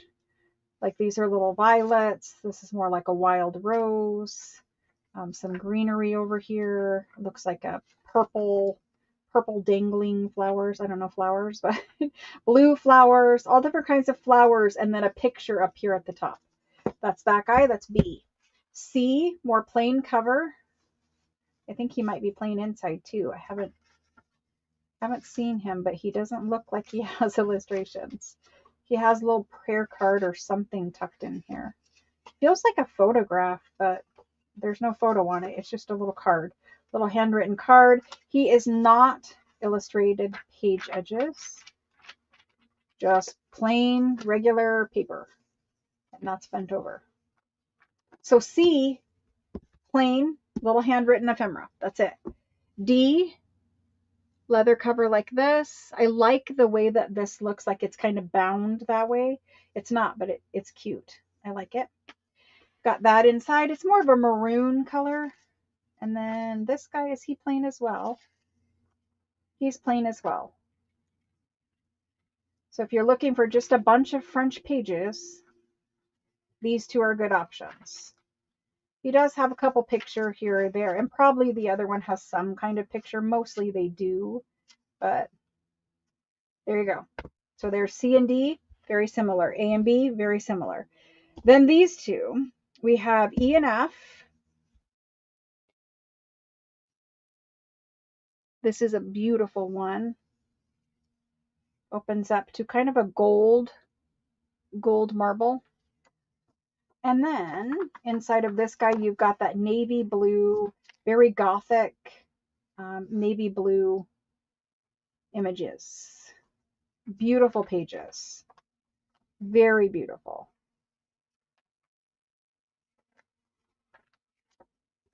There's that guy. And then this one. This one is Y. Is it YC? I don't know what that is. Y something. And it's 1906. Blue marble paper. Bluish. And this is one of the ones that has the red border around the pages. The red bordered ones are always harder to find and always more expensive. It does have a marbled, so it's gold, but it's also marbled. Do you see how it's marbled page edges? But it's just hidden in gold. Kind of neat. But all the pages in this one have a red border. The red border is very desirable to have pages like that. And you'll notice the first initials are larger. We've got a couple other decorative things in here, but a whole big bunch of those pages. So there's that. All right, let's price these and get these done. Apparently my dog has decided to bark as well. I apologize. We have A and B, which had decorative pages. We have C and D, which were plain. We have E and F, which E is decorated. F is red border. The red border ones, I'm telling you, they're always more expensive. So I'm going to do F at 70. That is still a very good deal for him. E will do for the same 65 that we did the other ones for. C and D, because they are plain, I'm going to do them at 30.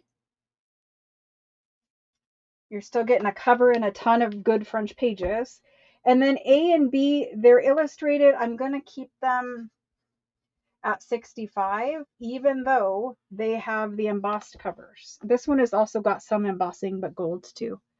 Okay, so there's those.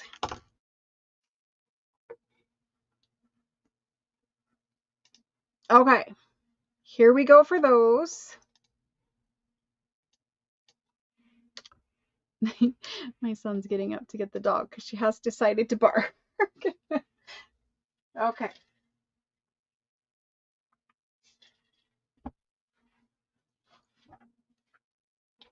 And for these,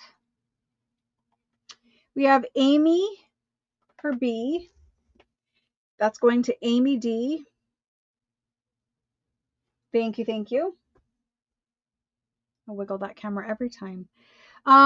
Misty will take the A. Thank you, Misty.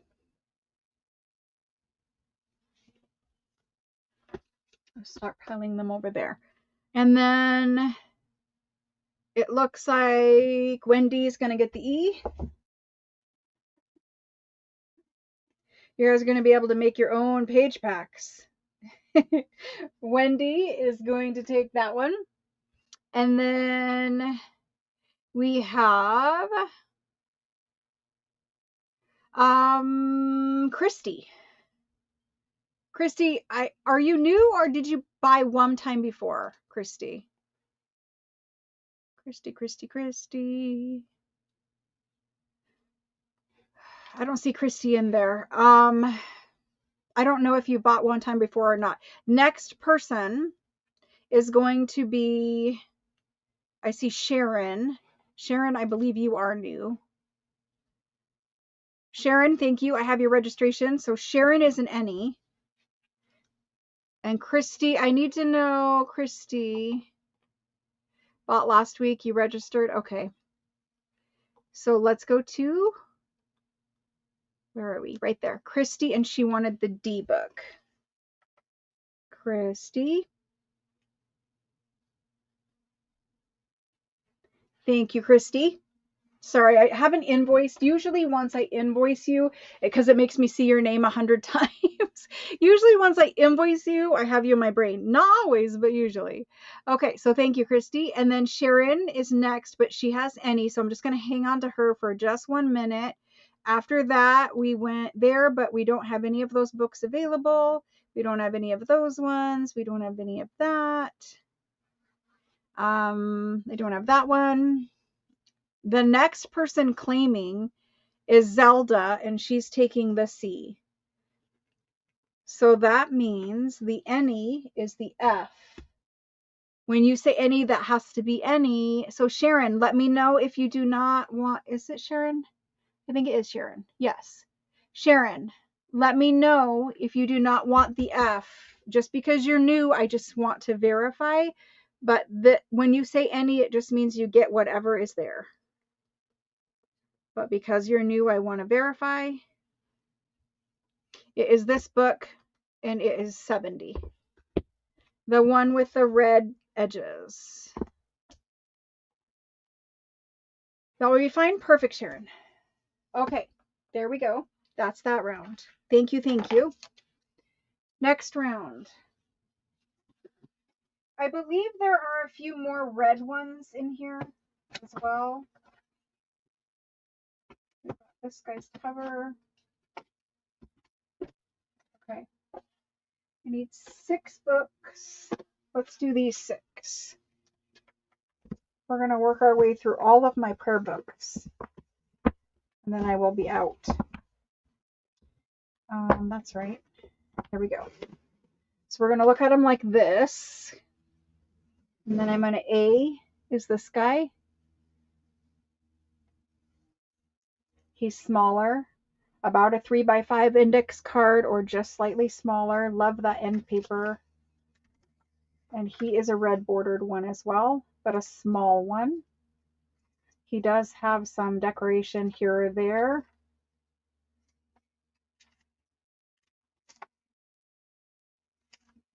Beautiful, beautiful book.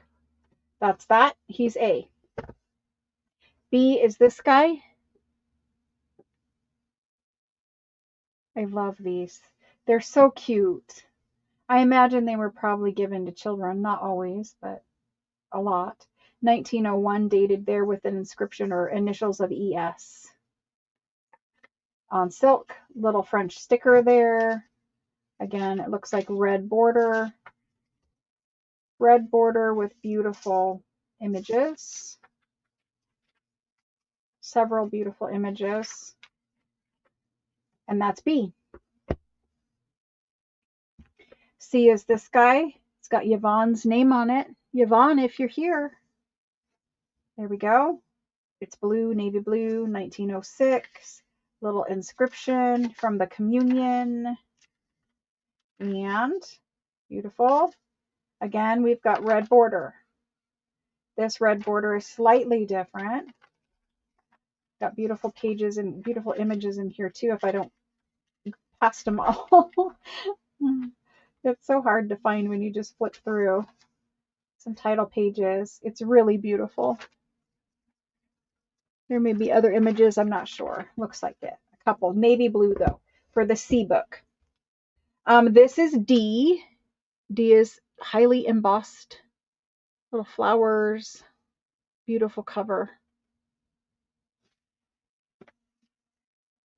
And he is back to illustrations. Let's see what this is. Illustrations. Beautiful. Very nice pages. Black printing ink. It's very, very nice. Plus, these are more tall and skinny. If you look at the way the book is, the pages are more tall and skinny. So that's nice too. I like the way they're laid out. Yeah, picture all around a little block of text. So that's the D book. Fancy cover. This is the ebook. Another fancy cover. Red outline, really, it's more of a decoration thing, but it's just a different way of doing a prayer book. This is JF, I believe. Looks like JF, maybe JP. I don't know. Maybe that's a P. Who knows what that is? I cannot, my brain can't do it. It can't. These are very beautiful books. There's kind of the illustration in the beginning of this one and this one again. It's got illustrated pages, but it also has the full plates in them. Very similar, almost identical pages to this guy. So there's D and there's E. Then F. No, you're okay. As long as I have it, you're good. There's F. F is inscribed or embossed with a person's name right here. Looks like Marth.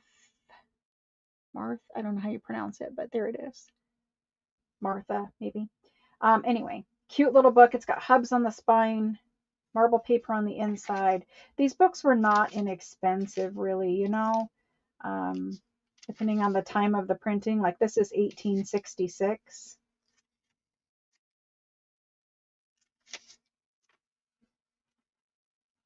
This paper is, this is very nice paper. 1866 is an earlier printing. I don't see any decoration. It's not to say there's not a plate in here, but there's no page edge decoration. Very nice pages, a big bunch of them, and a very nice cover. And a cute little journal. So this one does not have illustration that I saw. It may be somewhere in there, but I didn't see it. Anyway, we're going to ABC them, and we're going to do them. We are going to go A, thank you, Darcy. A, B, C, D, E, F for this round. F is the Martha that does not have illustration. These two are very similar. These A, B, and C have red outline.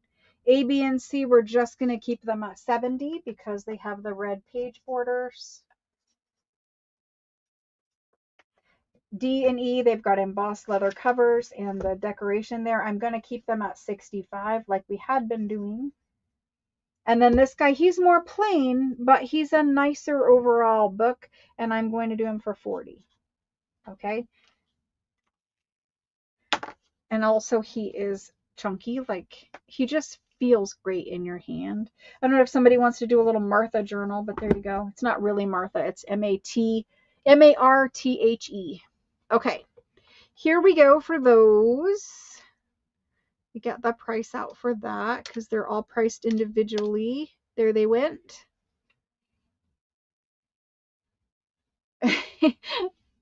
I am not doing a round right this second. This is open to anybody. So anybody can claim these. I will have a round for just people who didn't get one yet, because I do know you're all, you know, you all wanted to try to get it. And sometimes because of internet, it doesn't work out, but hang in there.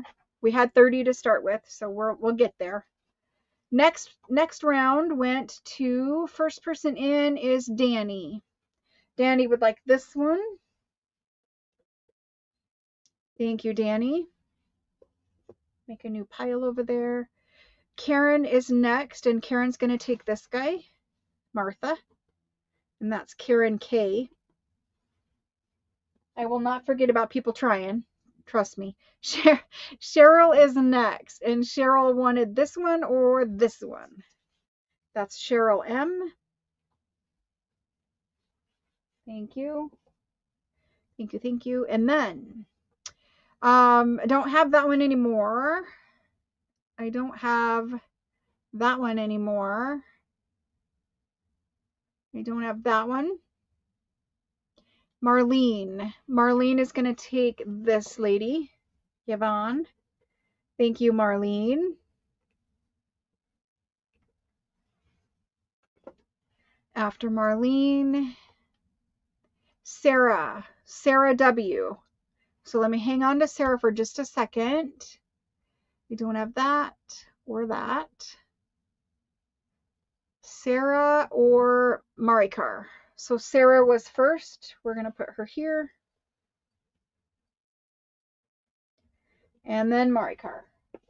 You guys might consider doing the any if you're open to it. It just kind of helps you get something. Thank you guys. I appreciate it very much. Okay, so we're gonna do Carol Thomas. I would love to answer those questions. Maybe at the end we can talk about it. You're hanging? Awesome. Okay, let's do another round. Let's do this round for people who did not get one. I said I wasn't, but we're going to. We're going to do a round for people who didn't get one just because they're sitting here too. They're sitting here waiting too. We have this guy. This guy says Edith. How cute would it be to be a tiny Edith Holden journal cover? I don't know. Edith is there. That's A. Let's do this tiny. This is the smallest one, and it's chunky little tiny one. There's that guy. This guy. This guy's green. This guy does not have a spine that I can find at the moment. He's got like a celluloid plasticky cover that's like tortoise shell with some metal accents, inlays, and a little metal cross closure. There's no nub here for this to close, but the little cross thing is here. Anyway, there's that. Let me see if there's another one I can put in this round. Usually I have something somewhere to put in this round. We can do this one or this one. Not that one. Don't let me look at these too long because they might have to stay here. I do love these. They're so beautiful. All right. I will do this one because it is similar to the other ones we've been doing. So this is the round for people who did not get one yet. Belinda, it depends how we go. I'm not sure if I have other things pulled. I'm not sure how fast we can make it through the books I pulled though. So this guy, this round only for people who didn't get a book yet. If anything goes unclaimed, then I will open it up for everyone. So if you want one, just hang tight. Don't put in a me yet. If you want one, do not put in a me if you already have any book tonight. Any book. Wait until if something is left after these people get a book, then I will open it up to people who got a book already. Does that make sense? So help me out by not coming in if you already have one, just because I don't remember who has one, who doesn't have one, that kind of thing. All right, we're going to ABCDE them. F them. Yep, that sounded good too. Edith is A. Edith is a navy blue, chunky monkey, feels great in your hand book. And it's so cute. So cute. Opens up to this beautiful end paper. And then Edith looks like this. I don't see a print date off the top, but I'm guessing early 1900s. So Edith doesn't have, she doesn't have, I guess we should call her she. She does not have illustrations on the page edges, but I do believe, maybe not. Maybe there's no plates in here. I don't see any. And that's that. It's not rag paper. It's fine. It's not crumbly or anything, but there's a lot of pages there. There's something. Nope, just a blank one. That's it. It's like a Bible because it says New Testament. So there you go. There's Edith's manual, Christian manual. I'm not sure, but that's what it kind of says. Anyway, it's a Bible basically. There's A. B is this cutie tiny little, I have to measure him. He's so cute. And this is again a he now. Don't ask me why. 2.5 inches by just a hair over 4 inches. 2.5 by 4. Very, very cute little brown book. This is its gold M paper. It's got wear on it. And we've got one of the red bordered, but this is tiny. Tiny red bordered pages. So there's that. There's that one. That's B. C is this one. You get a little bit of everything in this round. C is this guy. He's got that curve. Silk kind of fabric-y inside. And opens to that. And it is again red bordered. But this is like the tall, skinny format of tiny pages. There's that for C. D is this guy. He's green. Green. I know somebody should scan a whole bunch of end papers. There's that. That looks like perfect paper for Christmas. Look like little snowflakes. It's not Christmassy. This is also red bordered. But this one has the large red initials on the outside. First letters of paragraphs. And I love how this has that border around every page. This is a very nice one. So there's that one for D. E is this guy. And the covers are completely, this is book crumbs. Leather book crumbs and glue. But it's completely off. This is the back fabric. That's the front fabric. I mean, she is a poor little mess, but somebody can do something with her. She starts in 1859 with the inscriptions. So there's that. Then we get to the actual front pages. You can see, I don't know if I have a spine here or not. I would have to look in the bin when they're off. Sometimes they're there and sometimes they're not. She's got a little bit of curling here. It's just folded. So you'll have to uncurl. That's what it opens up to. It's got the little tissue here. That's beautiful. But the pages are getting caught down here just because they're bent a little bit. Here we go. Here we go. Cute, cute, cute. Nice paper. Nice plates. Early 1859. There's prayer card. Little prayer card ephemera in there. Another prayer card ephemera in there. These are prayer cards. This one has a actual picture like plate on it that's been stuck to it. Like, I don't know. There's another prayer card with some book crumbs. The back just fell off. Another cute prayer card with some gold. These are old prayer cards. Beautiful. There's that. That. There's another prayer card or a plate or something. A plate. Here we go. And another plate back there, more pages. Then, of course, you have the back. The back is loose, looks like this. It has initials there. I will let you guys try to decipher them. There's initials. This is the closure, the little clasp. Can you repair him? This is the silk for the back, I believe, because the front has its attached. So that looks like that. And then this goes here. And it has fabric on both sides. So you're missing a little nub that this would close, but see how fat it is? Maybe it's because there's prayer cards in there, but maybe it had some other kind of little closure thing down there too. But anyway, the plastic's good. It's got a little chip here, but it's not cracked. So there's that.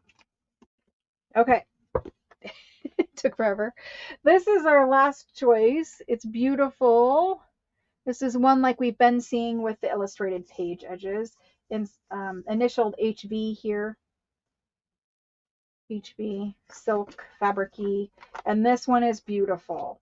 It's got these navy blue, absolutely beautiful pages with some plates that are colored. I like the pages more. In the pages, you've got flowers, scenes, little pictures up here, flower borders. It's really a beautiful book. And this is more of the tall format. Tall, skinny laid out. Okay, we're doing them. Awesome, Sarah. Thank you. I'm glad you guys are liking it. I'm still in the process of making a few extras because whatever I make is never enough, but I'm going to make a few more. So there will be kits available. If you want a kit, I am going to offer them again tonight, but I will only sell through what I know I am making. So it's not unlimited. It's just what I know I am already in the process of putting together. Okay, there's those. For A, I love the Edith, but she is plain. However, she's a nice chunky monkey. I'm going to do her at 45. Okay, Edith is 45. I don't know if you guys can see it if I don't use the big marker. 45. Okay, this guy is red, correct? Yes, he's red. I have to keep him at 70. This one is also red. This one is also red. All the reds have to stay at 70. I have pulled these. These are very, like, take a long time to collect all in one place. This guy here, he's got prayer cards in him and stuff, but he does have some condition issues. I'm going to do him, and he's plain. We're going to do him at 45. I think the prayer cards are nice too. So we're going to do him at 45. This guy's the decorative, so we're just keeping him at the 65 we were doing. Okay, we've got them. All right, there we go.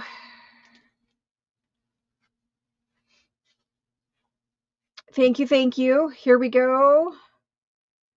I think I do have a kit in here to show you. When I do offer the kits, I will be able to show it briefly. There's the books. Oh, they're not all 65, but you guys get what it means. Yep, some are 45, some are 70, but we do have one for 65. I copied and pasted and forgot to change it. Okay.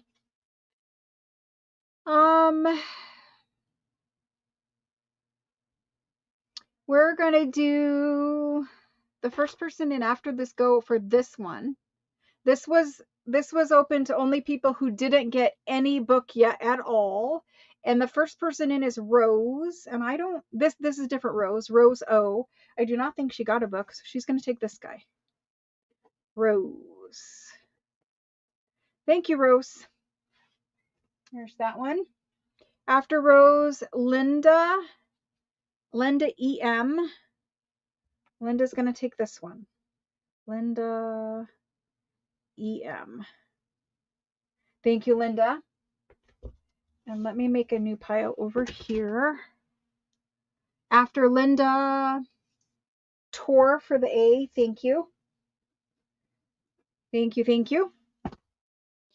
After Tor, Daniel. And Daniel, I don't know if you were here when I said, I saw your messages about the ledger. I don't know which one it is.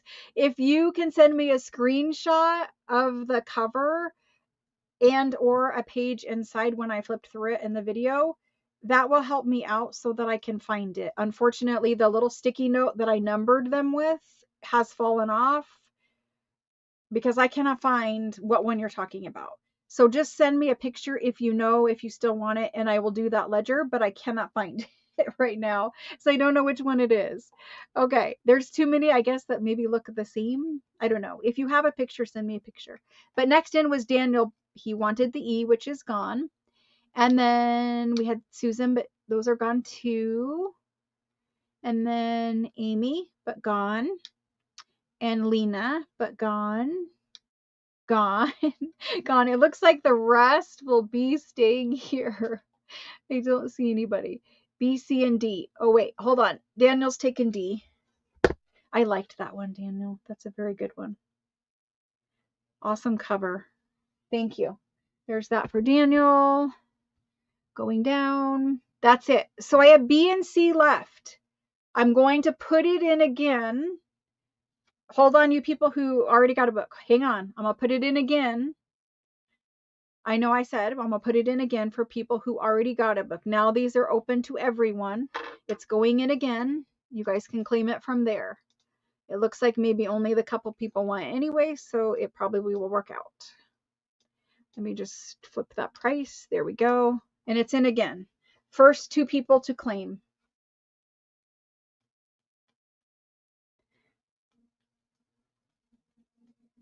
Okay, First two people were the people who came in. And it looks like it will work out because Deborah is first, but she had claimed the B. Deborah, thank you. And after Deborah was Marlene, and she put the C first. Thank you. I'm glad that worked out, guys. Thank you. All right. The next ones we have are different. They're similar, but they're a different category, I think. Let me show them to you. And I need to flip through these one more time and make sure I'm willing to part with them. These ones are tough. Yeah, these ones are definitely tough.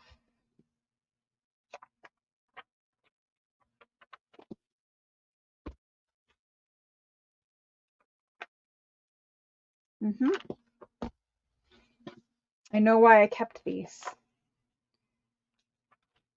Okay. I will offer them. I will share them. And we will see what happens. In truth, there are 9 left. Yes, there are 9 left. All I can do is show them and offer them, and then if fate says they're staying here with me, then fate says they're staying here with me. If not, then they will go to good homes.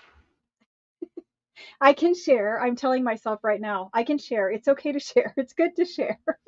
Okay, these ones are in a different class. So let me show you. I mean, they look similar on the outside to what we've been doing. I'm going to do 9 at once this time. This is open to everyone because these ones are different. Okay, this is your A book. A has the slight curve. It's not as pronounced, but a slight curve here. I don't know how to show you. There's more of the curve. The flowers in gold around the edge. That's what it looks like. Opens up to the white silk. What's different about these ones? So this one is very medieval. If you like doing medieval mirage journals, you plan on doing one, you just love these pages. It's just a very medieval style, like artwork and stuff. I mean, it's just stunningly beautiful. I kind of just love it. So I don't know. I mean, how can you not love that? It's too beautiful. This is your A book. All pages are like this. A, B is this guy, very nondescript on the outside. This is B. Opens up to initials AL. Okay. AL. And inside we have these page edges. What's different about this one is that flower that goes around the bottom and how romantic the images are at the top. So this guy, he has a viney flower that goes down both page edges. This one even has little strawberries in it. This one is more of that wild rose. But up here at the top, the images are very romantic. I don't know who illustrated these, but very romantic. I just love these. And the flowers change. So here's a little different flower. This one's got vines with berries. This one's got more of like a little daisy or thistle or something running through it. Again, the flowers continue to change as you go through, but they're very beautiful pages. So there's that guy. That's B. C looks like this. Opens to that. Page edges like this. This guy has pressed flowers in him. It has roses all up and down. Beautiful scenes on every page. And this one is more of a sepia brown colored ink. There's a pressed flower. There's several of them throughout this book. Let's see if I can find some more. There are several. The pages are just stunning. Here's another one. I believe there are a few other kinds somewhere in here. There was another little flower. Beautiful little book. Beautiful. There's that guy. This one is next. This is D. This one has embossed on both sides, both covers. Mag, M-A-G, 1927. And this guy is all pink and blue pastels, the flowers down at the bottom. This is absolutely beautiful. All pastels. It's coming up a little more orangey on camera, but it is a pink and a light blue. Just absolutely, like, I can't even. The text is in blue ink. It's so beautiful. There's that one. Blue text. Okay, next. We're just going to do them all. This again has the curve. I know, right? You'll have pages like that to put in a journal for forever. MG. It's a pinky kind of mauve color. And this one is special because of the illustrations as well. Look at how nice and viney, organic. I'll kind of show you a couple up close. So beautiful. This could go in any journal. It's so beautiful. So florally, flower, botanical. This one almost looks like holly with holly berries. All different kinds. This has got roses intertwined in it. Do you see the roses? This is just angels and kind of grape leaves. The flowers changed a lot in this one. Beautiful. So there's that. Next, this one. This is a bigger one. I will do some measuring here. Nice book, good condition. This one, there's only one of, and I know 100 people will want it because I wanted to keep it. It was even like debatable whether I showed it to you. Okay, so this guy, you know how he made French blue journals? You know how he made French blue journals? So beautiful. It's a blue and gold with red initials occasionally at the beginning of the paragraph. It's not really initials, but you know what I mean, the first letter. But look at the blue and gold page edges. And it's not gold shiny, it's like gold color ink. I mean, there is a glimmer of real gold there, but not too much. Do you guys see any of that in camera? Not really, but it's beautiful. So if you want any kind of blue-ish Frenchy, it's so beautiful. There's that guy, and he's larger. So there's him. Scoot those up. Next, this one says, if those are FF or T and a T, I'm not sure. But there's that guy. And this one has plates, and every page has this lovely red border, and there are large initials in this guy too. Not initials, you know what I mean. They have a word for these things, but I don't ever remember what that word is. The first letter of paragraphs being fancy. So pretty though.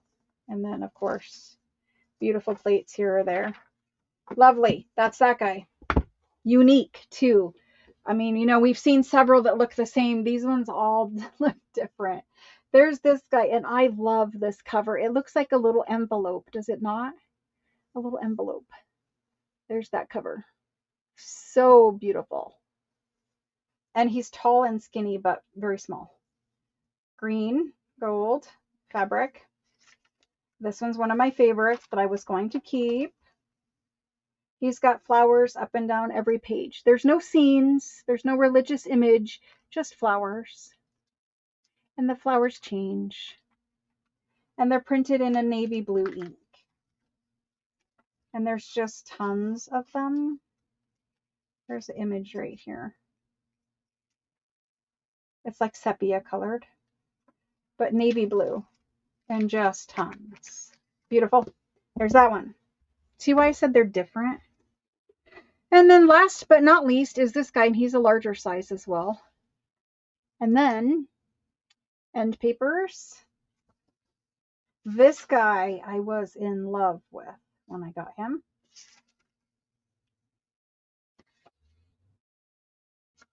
I love, love, love the pages of this one. They're darker color, but the darker color with this images, so nice.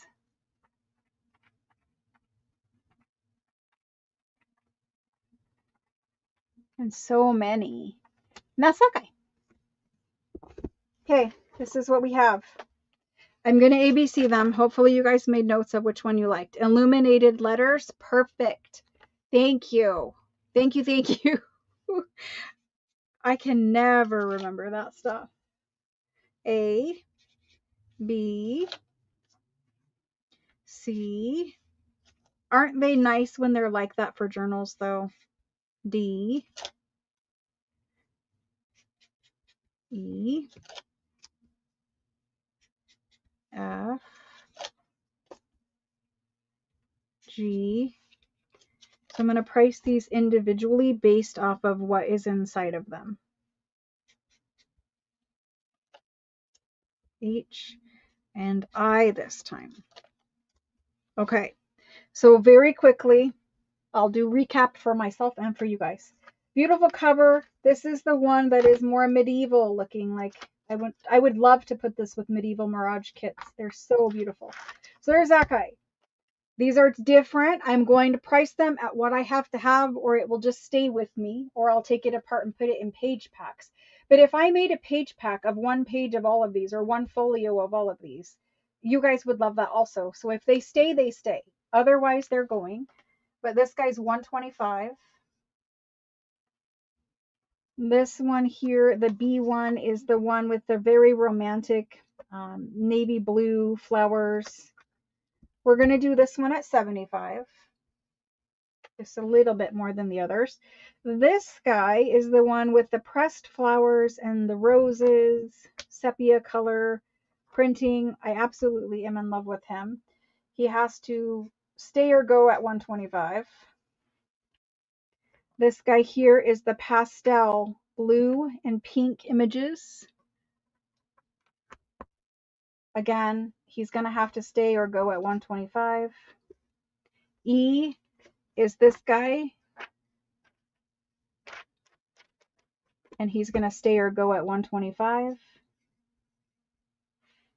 You can do some research on ones that are this fancy. F, I have to have what I'm going to price him at, or he can stay. He's larger, and I will measure him. He's 150.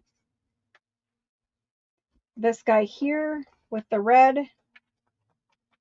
and he had very nice plates in him, like with gold. I don't know if you guys can barely see down there. We're going to do this one at 125.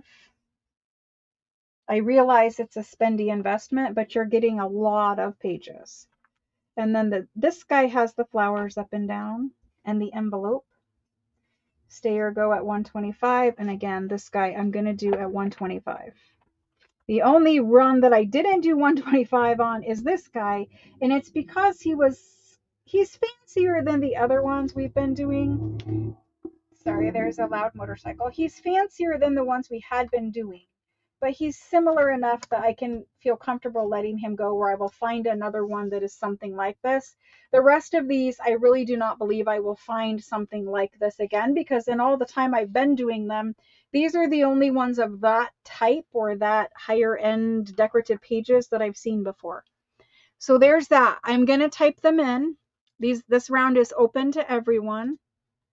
You guys just claim which one you want. If you do not care which one you want because you just want to make sure you get one, then just say any, and I will let you, I will let you get whatever is left. I guess I will put your name on whatever is left, if that makes sense. If anything is there, there might all of them be left, and then at that point I'll just make page packs. There they went.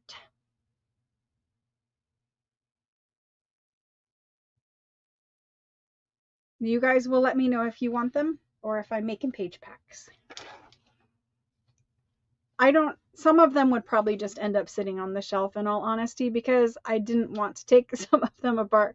I do have 2 that I kept because I cannot bring myself to share them. One of them has pink roses all up and down every page. It used to be in here, but it is not in here anymore. The other one, it has my family's initials on it, so I kept it. Okay. First in after the go is Cynthia. And Cynthia is claiming, I didn't measure, but Cynthia, just so you know, he measures about 4 3/4 by 6.5. He's a little bit larger. Well, I would say he's quite a bit larger because some of them we were doing were like that. Well, you can't, he's, anyway, he's larger. So Cynthia is taking this one. I love him, Cynthia. I may have to come visit him. Cynthia, thank you. A very good choice. There's not an ugly one in this round. Next is Danny. Danny's going to take this one. Thank you, Danny. Also, there's not ugly, so I'm just going to stop saying. Melissa, you were right under Danny. Teresa, that's already gone. Yep, that's already gone. And then Wenway. Wenway's going to get this guy. Thank you.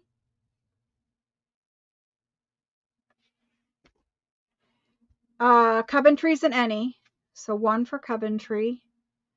Tracy, not that one, and not that one. So I have nothing for Tracy. Deborah, I do have that one, Deborah. Deborah K. Thank you. And I need to remember Coventry. Daniel, I don't have that one. I don't have that one. I do have this one. Daniel's going to take this one. Thank you, Daniel. After Daniel, Sandy. Sandy M. Thank you. I believe I've invoiced you, Sandy. Forgive me. Sandy, do you mind typing your last name in for me so that I can write that, Sandy? I just want to make sure I get the right Sandy M. Type your last name in for me, please. And Karen J is next. I don't know if I have any. D, no. E, no. H, no. I don't have any for Karen J. D or F, I don't have.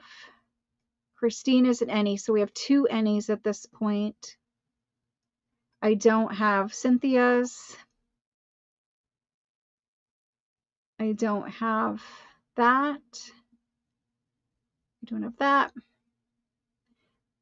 Okay, Marlene is taking the G and the rest are gone. Marlene for the G. And then I need to scroll up to these N's.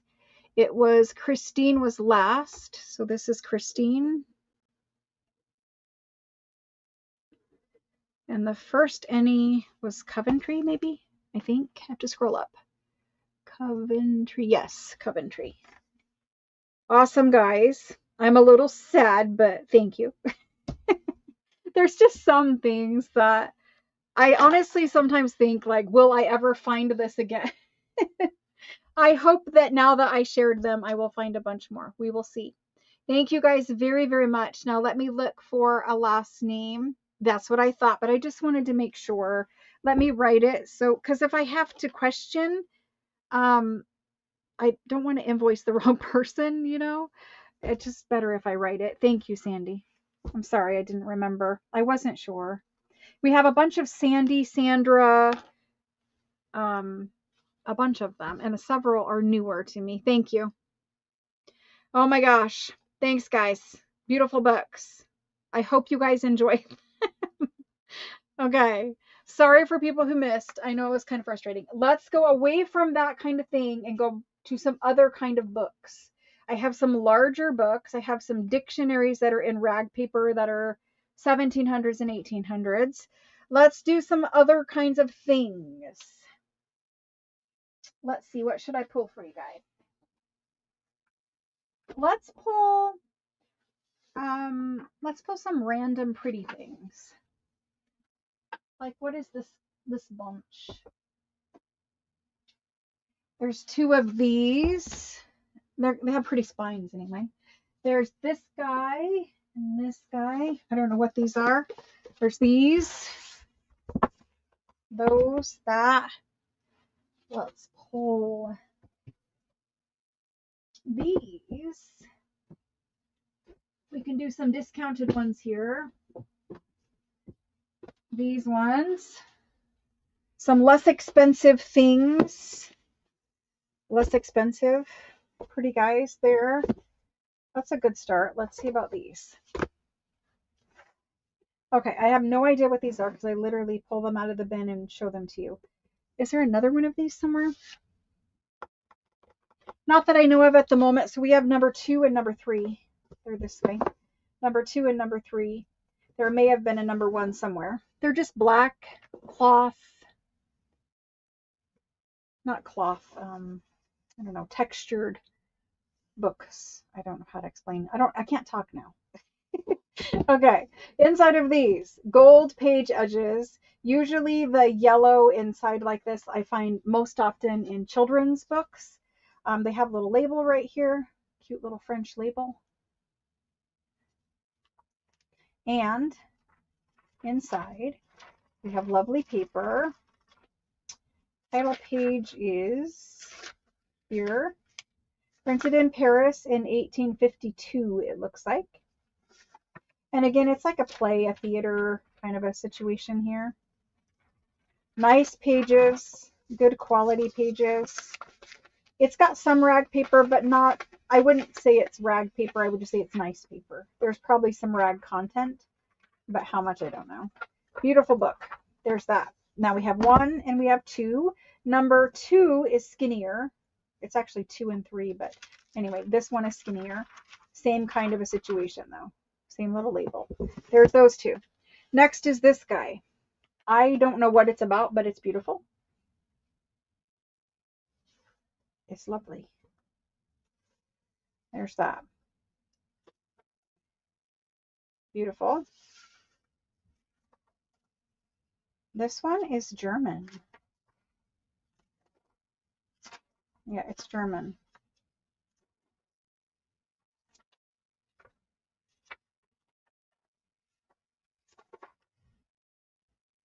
Beautiful. And it is German. I believe it's poems, and I believe the table in the front listed which poem was on which page. It's all German poetry. Every page has a border around it. It's beautiful.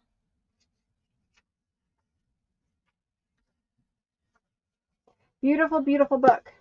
And German. Okay, next, let's do these green ones. If you guys want to talk paper, we can talk it at the end briefly as long as we have time. This is green leather. It's a nice book. I see some questions coming in about papers and things. We can talk that here later. Green leather cover. These are larger size books. I'll measure. Beautiful green marbling. This is a nice size. Newer book. It still might be 100 years old, but 1943. 1943 printing. So this would be like the wood pulpy paper. You can see it's tanned. It feels wood pulpy. 1943. I mean, it's beautiful. There's nothing wrong with it. I mean, you can put it in the signature of a journal just fine. It's everyday paper. It's just not rag paper, but it doesn't really matter. It's still beautiful. You can use it in a journal. You can do whatever you want. Put it on tags, collage, whatever. It's not chippy or falling apart or anything like that. It's just not rag paper. There's that guy. Next, this one, he's skinnier. Very similar. Part of the same series. I don't know. It's a very similar book. Smaller. Green leather. Let's open it from the front. Green leather, green marble. And for this guy, he's printed in, it does not say there, but I'm assuming 1940s there too. 1946. And then again, it's not falling apart. It's nicer paper, but it's a wood pulpy paper. It's tanned, but you can see there's no chipping. There's nothing like that. So there's those 2. Out of these, let's save these ones. Let me situate these. I don't know if I can fit these because they're bigger. Gonna fit them. Not really. I think we're just gonna do 5 because that's what fits on camera. Sort of, kind of. We're gonna do 5. So I will ABC them. You guys choose which ones you want. Okay. A is the fatter one of the black ones. B is the skinnier one. C is the German one. I love that cover. Think of this cover for Halloween. It's almost got like a little bottle of perfume, poison. I think that one's awesome. Halloween. There we go. D. It kind of looks like a P, but you guys know it's a D. That's the thicker one. E is the skinnier one and slightly smaller. We're going to do A. I'm going to do A at 38. B at 38. This guy, I want him at 48.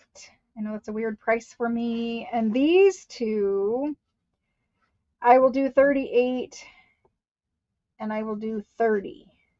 Okay. I do have a couple other that'll be 25-ish range that I've also pulled. Not rag paper though. So here we go across the board.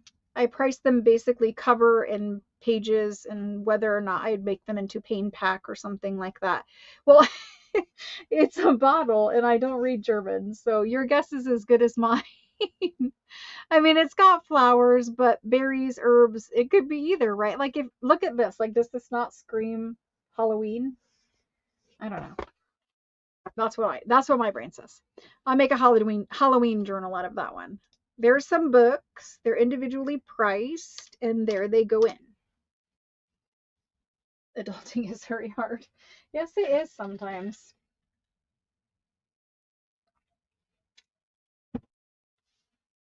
Okie doke. These guys. We have Pam T. Pam T would like the D. Oh, I don't want to write your name with the magic. Pam T. Thank you. Make another little pile over here. Maybe these can go back there.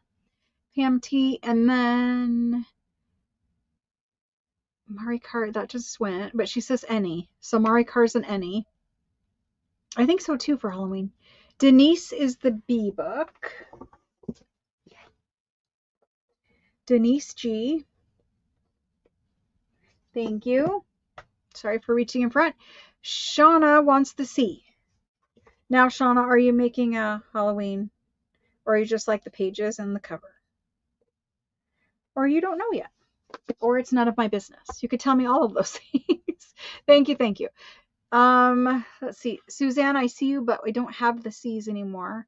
I see a whole big bunch of C's. Whole big bunch. Skipping the C's. Karen K. She will take the E. Karen K. Thank you, thank you. And then there was an any, which I need to go back. Marikar, I believe. Marikar, yes.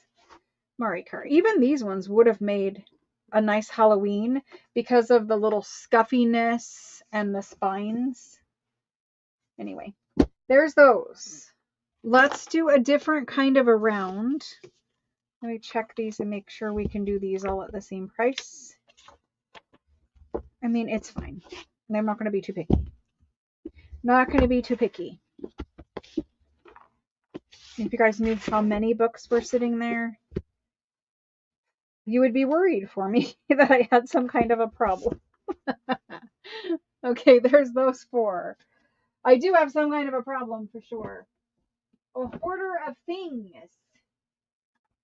All right, let me pull these guys. These guys. These all out of here. Here's more of these. What else can we do in this price range? We can do this one in that price range. We could do this one in that price range. Oh, that one can go. yet. Oh, there's another one of those. There's a few of these. Awesome. Awesome, awesome. I should really investigate the bin a little bit more. There's another one of these. I found two more of those. And I found these. These are like the green ones we just did. So let me hang on to those for a minute. Let me see what else is in here.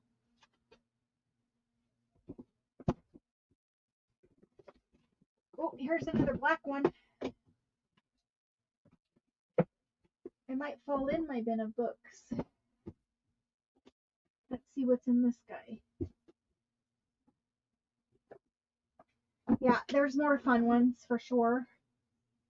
I also found another one of these. This is number one. Remember I said we didn't have a number one? Well, now we do. And we have three more green ones. One more of the big green and two more of the smaller green. So we'll do those here in a second. I could look back and see who else came in for those, if anyone, but let's talk about these ones. I'll put these ones to the side for a moment. Let's talk about these four, plus some of them have more than one of the same kind of book. This guy has four, this guy has two. So let's do it like this. This is A. Let me scroll to the bottom too, so at least I can see what you guys are saying.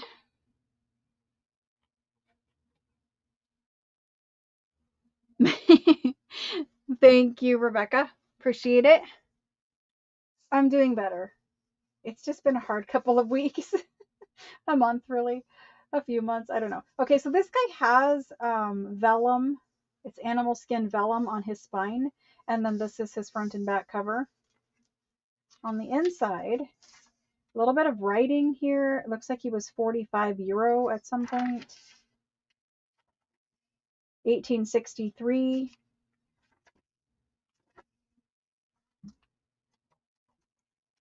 It's nice paper. Excuse me, I'm hiccuping. Nice paper. It's very thick. I would say again, it's a lightweight cardstock, like an index card weight. Very nice. There's that. It's not rag paper, but it's a thick, like, index card. Your guys' guess is as good as mine as to what that word means, but there it is. 1863. It's poetry, I believe. That's A. B is this one. And I might find more of these kind once I dig more in the bin too, but there's so many I can't see them all at the same time. This is B. B. Like that. I don't see a date on that one. Printed in, I do not see a date there either. I would imagine it's 1940s by the paper. I would imagine somewhere around that range. It's not rag paper. It's definitely a pulpy based paper. It's not chipping or anything. It is definitely tanned. Tanned is nice to have some paper that is tanned. You'll just need to, be aware.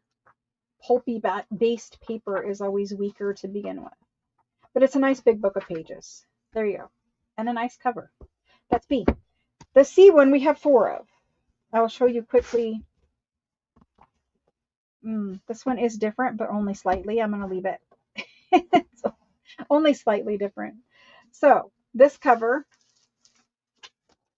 there's no choosing here. These ones will be random. Again, a pulpy based paper, tanned around the edges. And this guy is just a little bit dry right here on the very, very edge. See those tiny pieces fluffing up? Just a little bit dry. It's not flaking like right here. It's fine. It's just a bunch of paper and a nice cover. So there's that. This one, I mean, it's different, but very similar. These guys, this is a set of three. Got book crumbs everywhere. 1892. 1892. Not rag paper. It's nice. It's foxed. It's nice smooth paper. It's sturdy enough. It's all good. And you get quite a bit of it and a nice cover. So that's those three really. All the same. These two, very similar.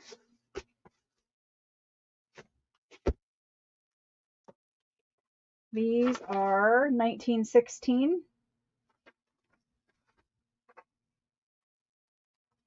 I actually did get some rest on Sunday, which was nice and much needed. However, it came at a cost of being more behind. So there's that. Okay, this is nice paper. It is not like wood pulpy tanned. It's nice paper. I would definitely put these in a signature of a journal. There's nice pages and nice little books. So there's those two. The only ones that I want to separate out and price differently are these, and it's because these all have more fancier covers and these are skinnier, less pages. So for these ones, if you claim this letter or this letter, you're just going to get the next one on the pile because there's 4 of these and 2 of these. So this is A, this is B, this pile will be C, so you'll just get whatever one is on top, and this is D. And again, whatever one is on top. The D pile I want to do at $25, which is good for a French book. Then this pile I want to do at $38. Mostly cover, and yes, there's a ton of pages. I mean, they are over an inch wide. And then let's do these ones at $30.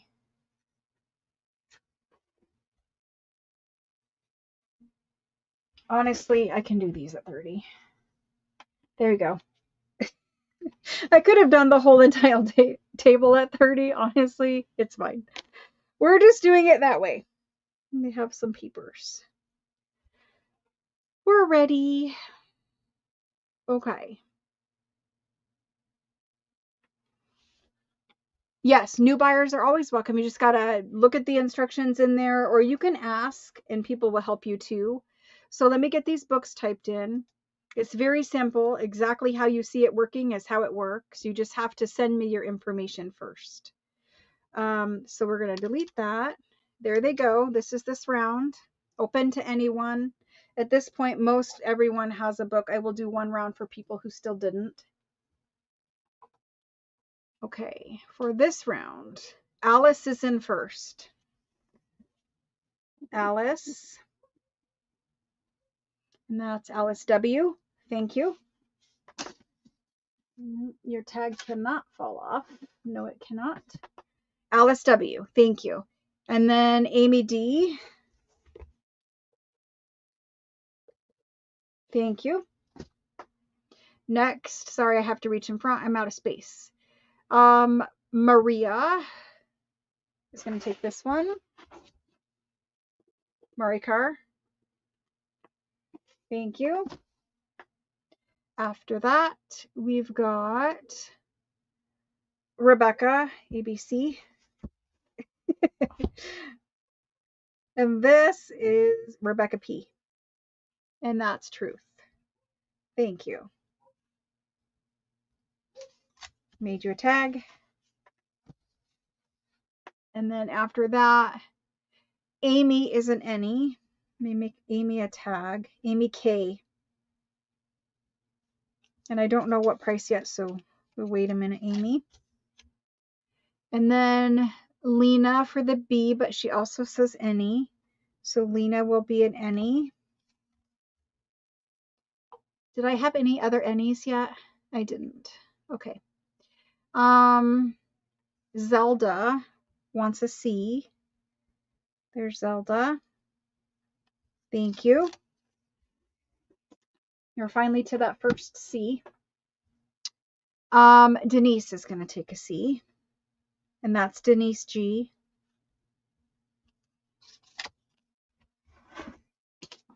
Perfect. Thank you. All right. I have 2 books left and I have 2 Ennies. So Amy was first. Amy K. And next was Lena. And Lena's going to do 25. Thank you, Amy and Lena. Appreciate it. And that's that round. Let me do the other black one. So if anybody wanted, this one was B in that round. If you want that one, there's one of those. It's A now, just so you know. A. This guy is the other one of the larger green ones. Looks like this inside. There's that. There's two of these upside down. This is a warped cover. A green, these two piles are both green leather. This guy does have some warping situation going. I don't know if you need to bend that back or what needs to happen with it, but there it is. And that's what that looks like. This one also has a wee bit of warping here. I don't know what happened. You guys can see how it goes. And there's that. Maybe that's the look you're going for. His little marble paper is torn right here. You see it? And that's what he looks like inside. So these were the skinnier, smaller green ones. They're just slightly smaller. And this was the fatter one. This one isn't warped. These both are warped. Then there's one of these. I'm just going to put them in again. I will pull the ones and look at the same prices. Let me see where they are at. They're down here. When I said I was making myself a book for it. So the skinny black one is 38. These ones were 30, but these two are warped. And this guy is 38. Let me make the tags.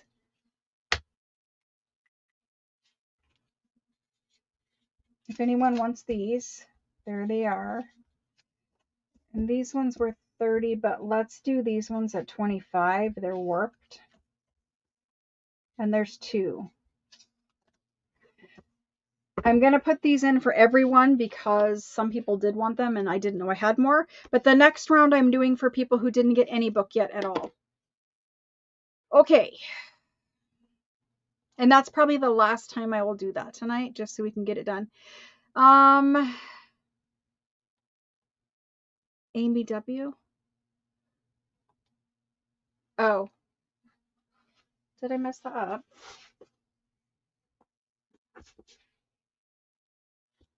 Hang on. There's the go.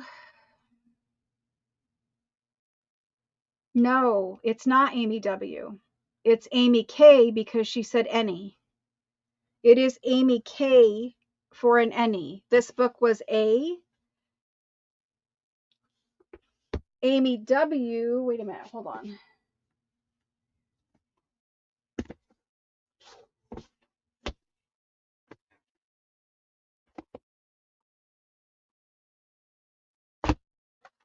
This one. You guys mean this one. Hold on. Let me see. What did I do? Oh, it is D. You're right. Amy W. for a D. The D book and the Amy D got me confused. I do apologize. Thank you guys for fixing it. Thank you, thank you. Before Amy K, I see it now. Thank you guys. I appreciate it. You guys are keeping me straight. Somebody else should have also got that, but thank you. Oh my gosh. Somebody else is watching and I was thinking, Alrighty. I did Amy D because it was D book. You guys gonna really have to watch me tonight. Goodness. I don't know what happens in my brain sometimes. It's like miswired sometimes. All right. There are Amy's and D's. Yes. D books and Amy D's. Thank you guys. Okay. I'm putting these books in. If you want these, come in for them. Next round is for people who didn't get a book, and that's the last time we're going to do it, just so we can scoot on by. Okay, I see Karen for this one right off the bat. Karen J. I'll have to try to watch myself too. That probably happens a lot. I don't know. Karen J. She got her book. I don't have a B left anymore. Mary is for any, I imagine, because she didn't say. Veronica is a C. Veronica. Thank you, Veronica. I have an A book and I have a C book, but somebody said any. Well, Mary said me. So Mary, do you want to choose?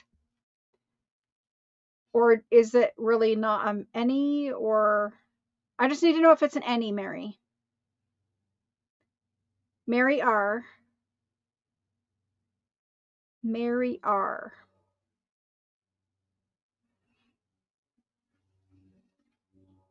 Mary R. Are you on live and are you with us?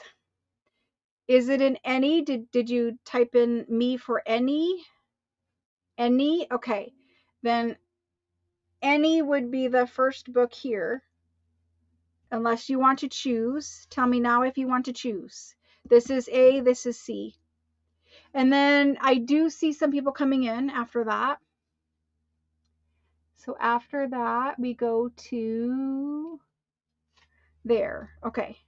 I'm just waiting for Mary. She might have lag or whatever. Maybe she's cooking dinner.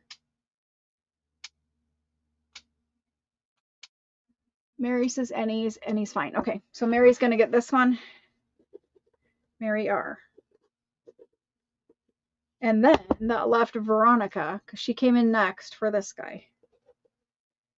And I know she already got one, but this is available, so we're giving it to her. Veronica W. Oh, wait, you already got this one. Do you want another one of these, Veronica? You don't want another one. You're just coming in again. You don't want the same book twice.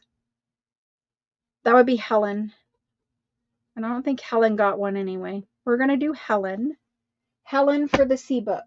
Because Mary got her any, and Veronica W. already had a C book. So I think she was just coming in again for it. Okay. Yes, I see it. Thank you. Okay. 2 more that are laying here on the table. I've got book crumbs everywhere at this point. Let me see if I can fill out another round of these with something else. I've got this one. I mean, I'm sure there's a million more in here, but are they similar? I've got this guy. And what are these? This guy's fine.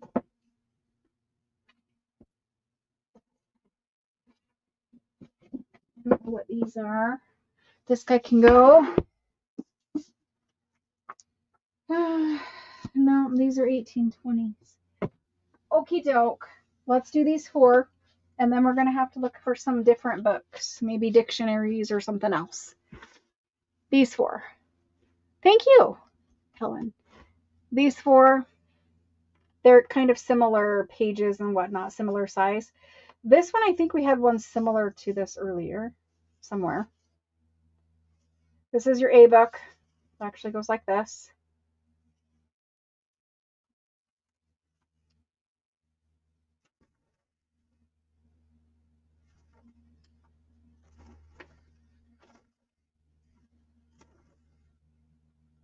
Printed in Paris.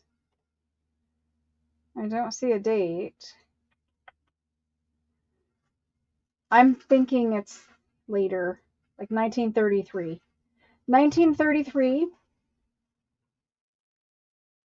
It's not rag paper, it's a pulpy paper. It's fine. There's nothing chipping off or broken or anything like that, but it is a pulpy paper.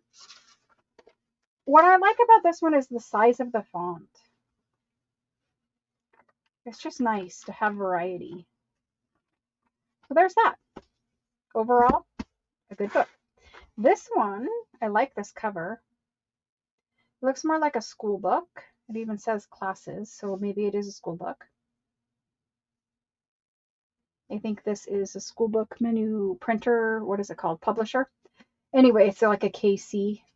And then opening it up inside, it's printed in 1891, although it is not rag paper because late 1800s in France, you really rarely find rag paper. So 1891, printed in Paris. It's about the empire, the Roman Empire, and you can tell that it's laid out like a textbook.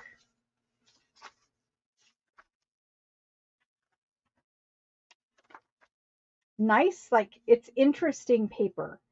Interesting. You don't see pages like this every day that are laid out this way, where it's got like this margin. It's a nice book. And it is 1891, which is also nice. It has some age. It's not rag paper. However, it's got some tanning around the edge. It's not flaking. Not flaking. Overall, I think it's pretty good for not being rag paper. I would definitely put these pages in my journal. I like them.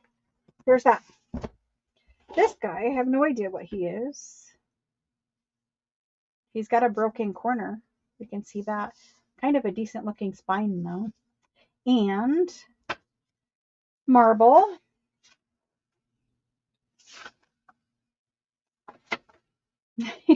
He's an older book. And he's printed in 1843. Inside, he has not rag paper, but very nice paper. It's that in between where it has some rag content to it and some pulpy base fiber content.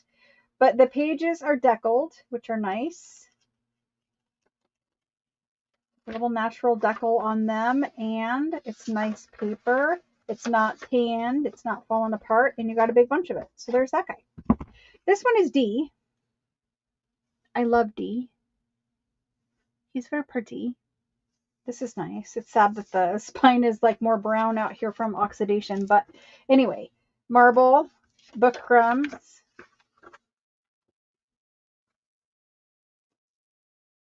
No date there. No date there. Nice paper. Just nice paper. Not rag paper, but nice. Kind of like this guy. So there's two of those. A, B, C, and D. I'm going to label them. I'm going to do them all at the same price.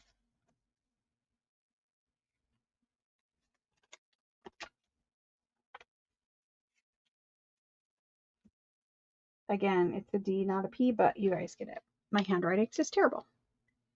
Water marbled paper. A very long time ago in an art class. Very long time ago. I know they have kits now that make it pretty easy. Okay. All right, so these guys. Let's get them typed in. Let me price them. What are we going to do them for? Size-wise, these are larger books. We're into the 4 3/4 by 7 1/2 by 7 1/4. So a larger size page. This one is like journal size pages. Goes right in journal.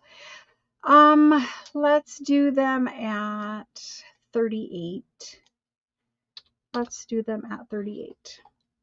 So they're going in now.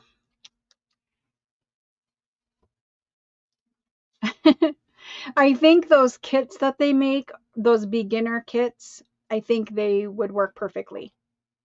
I have also made marble paper with shaving cream and whipped cream and a bunch of other ways of making marbled paper. If you look up those ways, those are just kind of a beginner fun, something to do with grandkids kind of a way, but it does make nice marble paper. It's not the same marble paper, but it's maybe you try that and see if you even like it first. I don't know. I think it would be fun to do.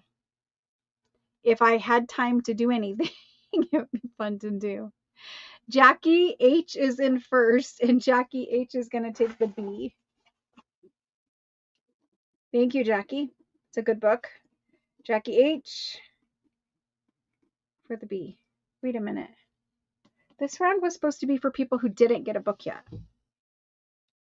But whatever. Jackie H is at that one. We'll have to do another one, I guess.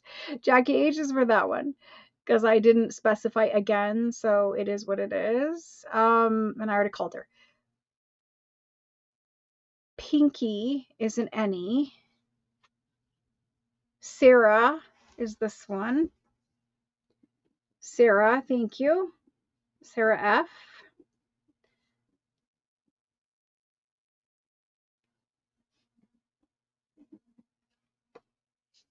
Thank you.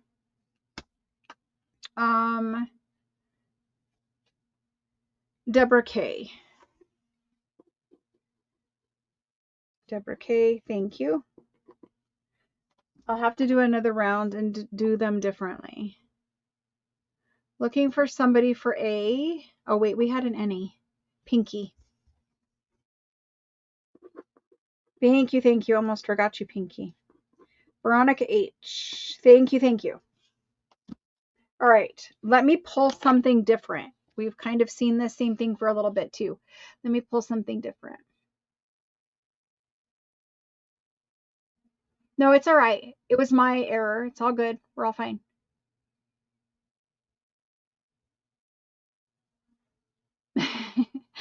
With the shaving cream, yeah. That's why some people do whipped cream, because it's just better smelling. Okay. Any rag paper? I will be doing rag paper. I have a bunch we're going to pull right now. And we can do these kind this size for a little bit until people get their fill of it. I need to go to this bin. This bin. And we're going to do all these medium leather ones. Medium leather books. That's a small leather. I don't have that many medium leathers anymore.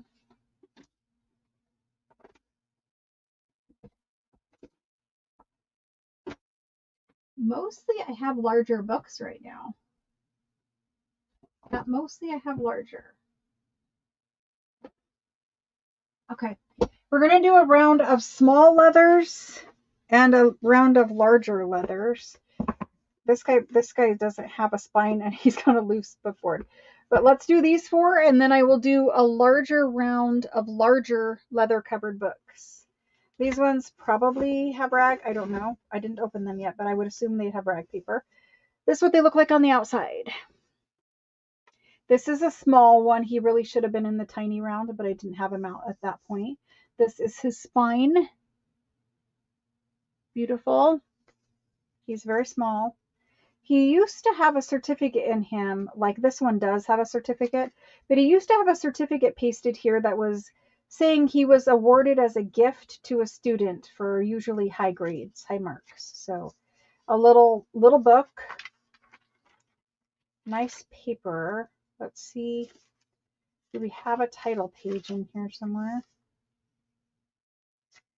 I don't know.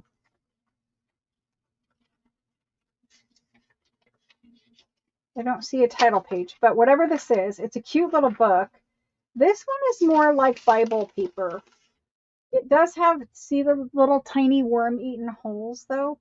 So tiny, tiny, tiny little bookworms were in here probably 100 years ago and nibbled on some pages right here. So there's just a little bit. You know how European furniture has the little holes in it? Just a little bit of bookworm eaten on the edge. It's barely noticeable and only in one tiny little section. But it is there. So this is the tiny guy. For reference, he measures 3 inches by 4 3/4. Then this guy, his leather cover is supposed to look like this. It's just, I don't know, whatever they did. I think it goes like this. Inside, this is rag paper. This is old book. Maybe 1700s. We'll have to see. But it's very old.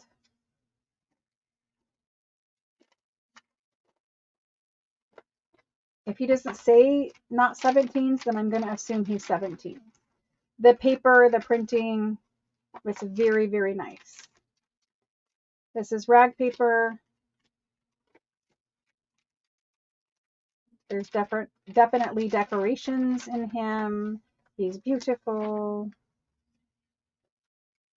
Every time I see it, I pass by it. He also has wormholes down here. I don't know why people love wormy paper. I mean, it's cool. It's nice. It's different. Doesn't mean there were worms in it when I got it or anything. Obviously, this was hundreds of years ago, but nice decoration, especially back here in the back.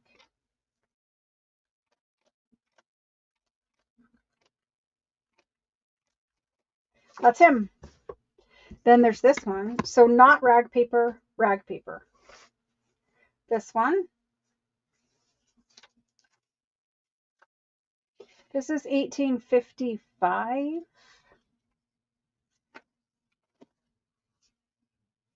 There's a little prayer card in here. Little prayer card.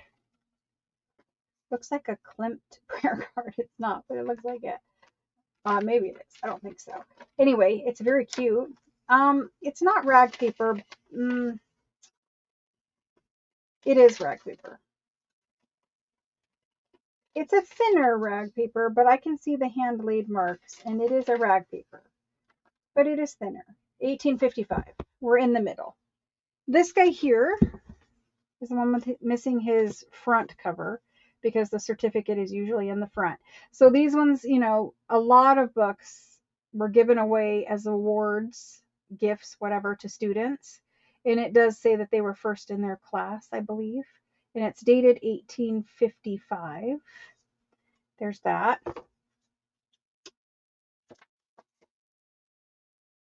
The Dictionary of Fables? Don't know. We'll find out together. Printed in 1828. It is rag paper. And it is something like that. It is a little tiny rag paper sort of dictionary. And it's beautiful.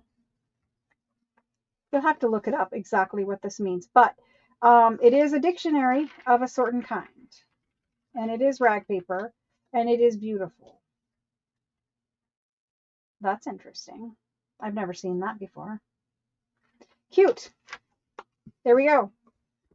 There's your ABCD. This round. First, people, I don't know yet, Jody. I have other things behind me, but I would like to try to get through the books that I did pull in these bins first. ABCD, I will ABC them for you. They're going to be different prices, so I'll also price them. But this round is only first for people who do not have any book. This is the last time I'm doing it. And then we will just let fate play out the rest of the night.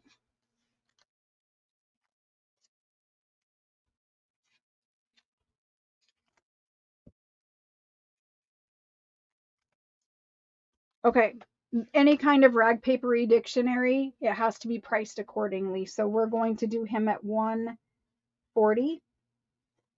This guy here, he's rag paper and he's nicer. I'm going to do him at, we'll do him at 38. I know that is probably a deal, but we're just going to do it. And this guy is nice rag paper with wormy eaten holes. He's going to be, and I think he was probably 1700s, honestly. We're going to do him at 45. And that's because I don't think he has a date in him. This one is very nice and cute and small. And I'm going to do him at 40. So there we go. We have the whole gamut of pricing there. And this one, first one, well, that's what I thought, fable story, but I wasn't sure why there would be a dictionary of that. So let's get these pasted in there. Pasted. Yep, I'm pasting them in there. First choices to people who didn't get one. So if you already have a book, don't come in yet. I will put them in again if they stay. People who didn't get any kind of book the whole entire night. Nothing purchased so far tonight. There we go. There's the go. First in, it jumped. Yes, Marcella. Marcella. Thank you. And which pile will I stick these on? Next one. Everyone wanted the B. Hold on. Jumping. Melanie says she would take the C. Melanie. S. Wait, Melanie, you have a book though. I have written Melanie before, so we're going to take that off for just a minute. Soldier also wanted BBB. Jane, have I invoiced you before, Jane? And Jane's claiming the C. I know I've written your name down, Melanie. I think. I could be wrong. Yell at me if I'm wrong. Jane, are you new? Did I invoice you? Were you new last time? Let me know what's happening with Jane. And after that, Karen wanted B or C. Grace's wanted B or C. Pamela wanted C. Sherry, I don't know what M is. I see you, but is that an any? And Deborah C says any. So yes, and paid. Okay. Thank you, Jane. Sorry. I don't remember. I do apologize. Thank you, Jane. You have your C book. Now we go back up. Okay. So if I go back up and I look here,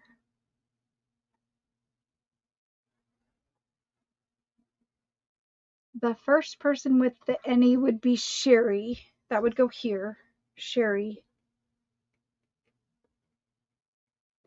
Thank you. And after that, it's Deborah because she says we're any. Deborah RM. Deborah RM. Okay, so I don't have to look for that anymore. We've done it several times tonight, and I feel like for the rest of the night, we're just going to let fate play out. Sorry, Jane. I'm so sorry. Okay. Oh my gosh.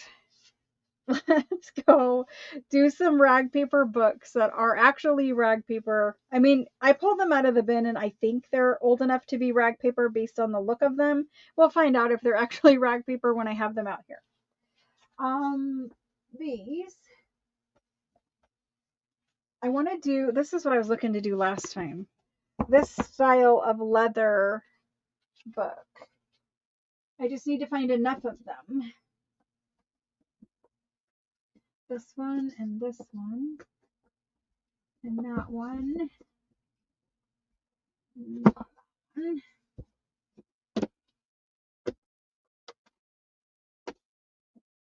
And here's a bunch more.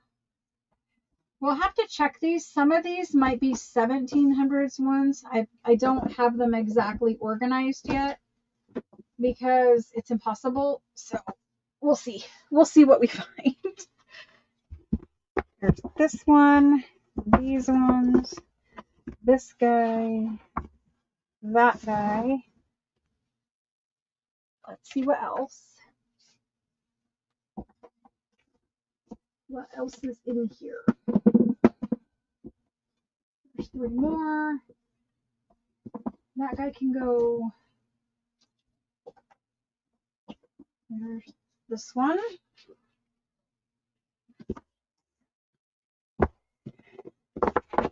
This guy's embossed. He has to stay. There's another embossed one I just had a minute ago.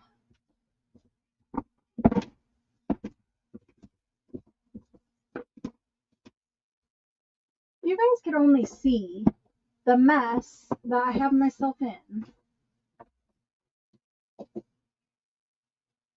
I have far too many books in this room.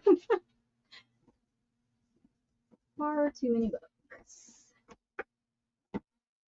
Okay. Then this one is embossed. That's it for those.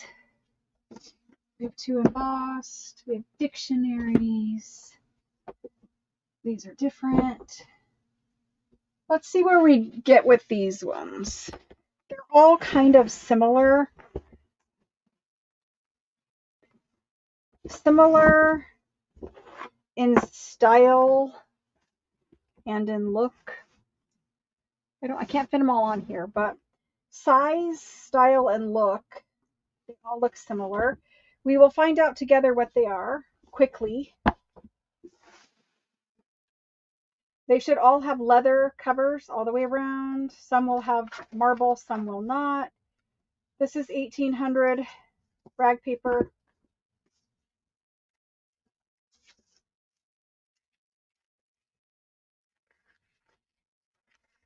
Very early 1806 rag paper. Skinnier I might pull him out because he's so skinny. I don't know. He's about like this one. 1820s rag paper. I'm going to leave him in. No.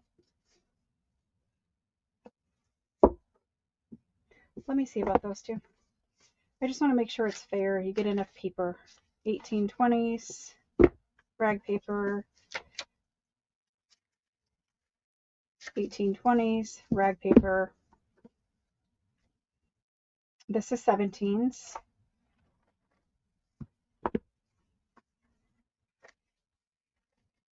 18s rag paper. 1820 rag paper. That one. This is a dictionary. This one is 1800s rag paper, fat. This is 1800s. Maybe. Where is the title page? 1807. See why it was maybe? Because it's right on the cusp. 1807 rag paper.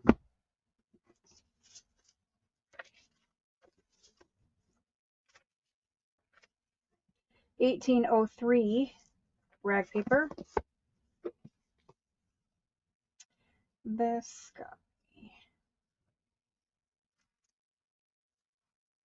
I don't know if he has a title page. Well, in any event, he's rag paper. He's also skinnier. We'll look at him again in a minute. 1804 rag paper. I have three more. These are pretty much early 1800s. This one is 1806 rag paper. This one, oops. This one is 1825 rag paper. This one is, I told you I had a lot of books. This one is 1827 rag paper. This guy will have another plate here or there. I think I saw one, maybe not. Don't know. Okay, so I have a pile of 1800s. You saw mostly early 1800s rag paper books. I don't care what they look like inside. I know some of them had like little prettiness, illustration, whatever. Like this one, he has these throughout him for the different people. You know what I mean? Like they're like the kings and queens of France. So this one has all of those through it. Some have other illustrations in them. Some are just complete text where there's no images. All are nice rag paper. Most of these are pretty good size. I pulled out those thin ones because I didn't want to do the thin ones for the same price as the thick ones. But you guys kind of see them. Lots of marble paper, lots of marble edges, a few certificates pasted in. Some have aged paper, some just more of a plain paper. All are rag paper. All are what I use every single day. Just kind of briefly. This guy has some robin's egg blue paper in him. There's a little section right here. I'm hoping you guys can see this is robin's egg blue, but when you get back here, it's not robin's egg, it's cream. So there's a little section of robin's egg blue there. I don't know if you guys will see the difference. Anyway, there's some in there. And this guy. There we go. I have 2, 4, 6, 8, 10, 12, 13 of them. I probably have more, but there's 13. To get us started, I pulled the dictionaries and those thin ones. These are the thin ones. I think these 3. I'm not sure. But they are thinner than these. You guys can't see. They are thinner than these. Okay, let's do it. It's all right. Let's do it. All rag paper, and you guys need a size. You guys need to know. These are the larger ones. So These are going to go, you're going to pull folios out of these and put these right into your journals. About 4, a little over 4 by nearly 7. And they're roughly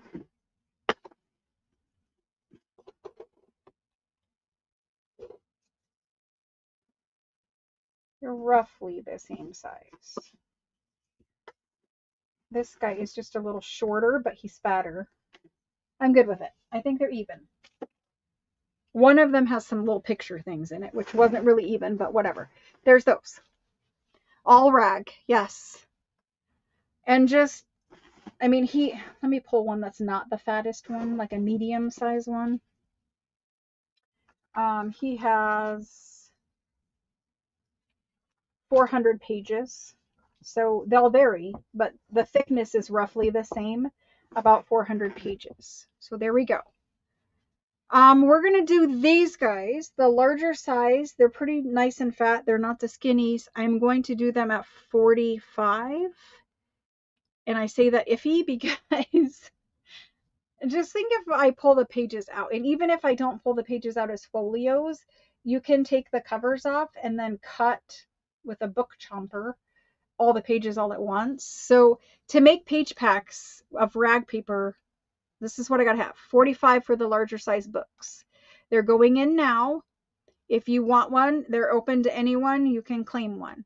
I will make a list of people who want one of these, and I will try to find one. Because obviously there's more than what's on the table who just asked for one of them. So I will have to try to find some that are similar, but I know I don't have as many as requested. So you guys are requesting more than I have, which is all great and fine, but I just don't have enough to fill everyone. So if everyone just pays attention to this little tiny statement, it will help avoid questions later. If you just requested one of these books and you do not see it on your invoice, please know that I filled them from the very first person after the go down till I did not have any more of these kind of books. They have to be similar size, similar age, similar thickness, similar rag paper, the same kind of book. So if you don't see it, just know I didn't have one at the moment. But I always get shipments of books from France because I use tons of paper, right? So if I don't have one for you this time, just know I will have one for you soon, and I will always offer them to you guys when I get them. So I will make this list, like, just so you guys know, there's 15 here, I think I counted.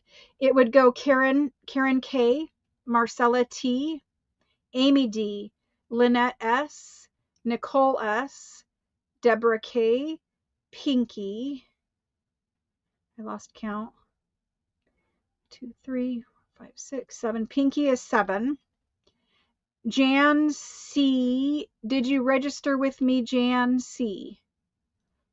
I don't see a Jan C. It's possible that you did from a different name or something, but I don't see you in there for tonight. So Jan, you need to register before saying me. And then it would go to Cynthia B. Pammy would be Pammy. Then Pam J. Then Sandy M. Then Lena. And we're right about the cusp of what I have on the table. And so all the people after Lena, which would be Sandra R., Barbara, Christine, Karen S.H., Jackie H., Tara, Shauna, Vintique, you would also have to register first. Solja, and when you're buying here, you guys have to use your real names, your full first name and your full last name. So just keep that in mind. I'm happy to have new buyers, obviously, but you guys need to follow the instructions in the description box and send your information in an email before you try to claim something. And then when you do claim, you have to use your real first and last name so that I know who you are, because there is a lot of buyers and it's just too much to keep track of the other way. Who's Vintique? Do you know what I mean? So anyway, that's the list. Then I see Solja, Sarah, Zelda, Pam again, CB, C Ham, same thing. If it's not your full first and last, I need full first and last name and register first. Shelly, Diana, Sherry, Melanie. There's a whole big long list. You guys, I'll see you. You registered last week. um, did you buy anything last week, Jan? If you didn't actually buy something last week, send it to me again, just so I have it for tonight's invoicing. Just make sure I have it. And pardon me for new people.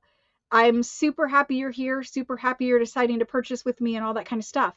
But keep in mind that I have to have information. I have to have that to invoice you. Invoices come to your email. I only invoice every 2 to 3 weeks, and I only ship every 2 to 3 weeks. The purchases that you guys are making tonight will be invoiced and shipped next week because we are in the second selling week of this cycle. Last week was the first week.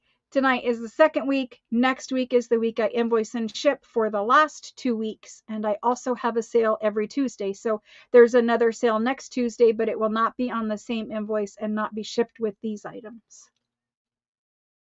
I remember Jan too, sort of, but I wasn't sure she purchased. So if you didn't purchase, it's just I track them differently, if that makes any sense to anyone. So if you buy from tonight's sale, I need you to register again, send your info from tonight's sale. I should have it and it should be searchable for me, but just in case it isn't, then I have you actually sending your info at the same night that you purchase. Okay, that's those. I probably have more, but I will need to dig through all the bins to find the similar kind of books. So there's that. And again, I'll have to come back and do this list later and figure out how many exactly I have. After that, you guys do love rag paper just as much as I do. And it makes me happy to know that you guys do like it as much as I do. It does. It makes me happy. All right. So let's move to some other kind of books, like different covers or something. These guys are floating around in here, and I don't know what they are. So let's find out together. There's this. I have 2 of these. Let's save those for another night. And let's do, I have some less expensive ones, but I think you guys are in the mood for rag paper from that shopping experience. Let's see these. Rag paper, rag paper, rag paper. Let's look at these little chunkies. Chunky, chunky, chunky. Let's see if these are rag. And I have 2 that are super fancy embossed leather covers. 2 of those. This guy looks chunky. 3 of these. There's these 2. And let's take these ones. Okay, we have some variety here. There's that.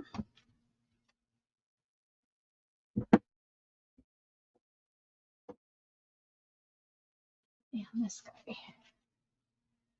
Let me see if we can do a round of these.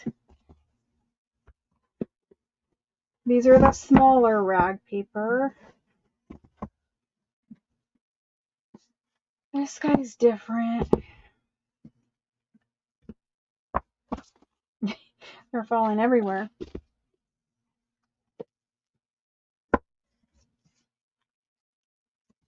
That's super chunky. All right.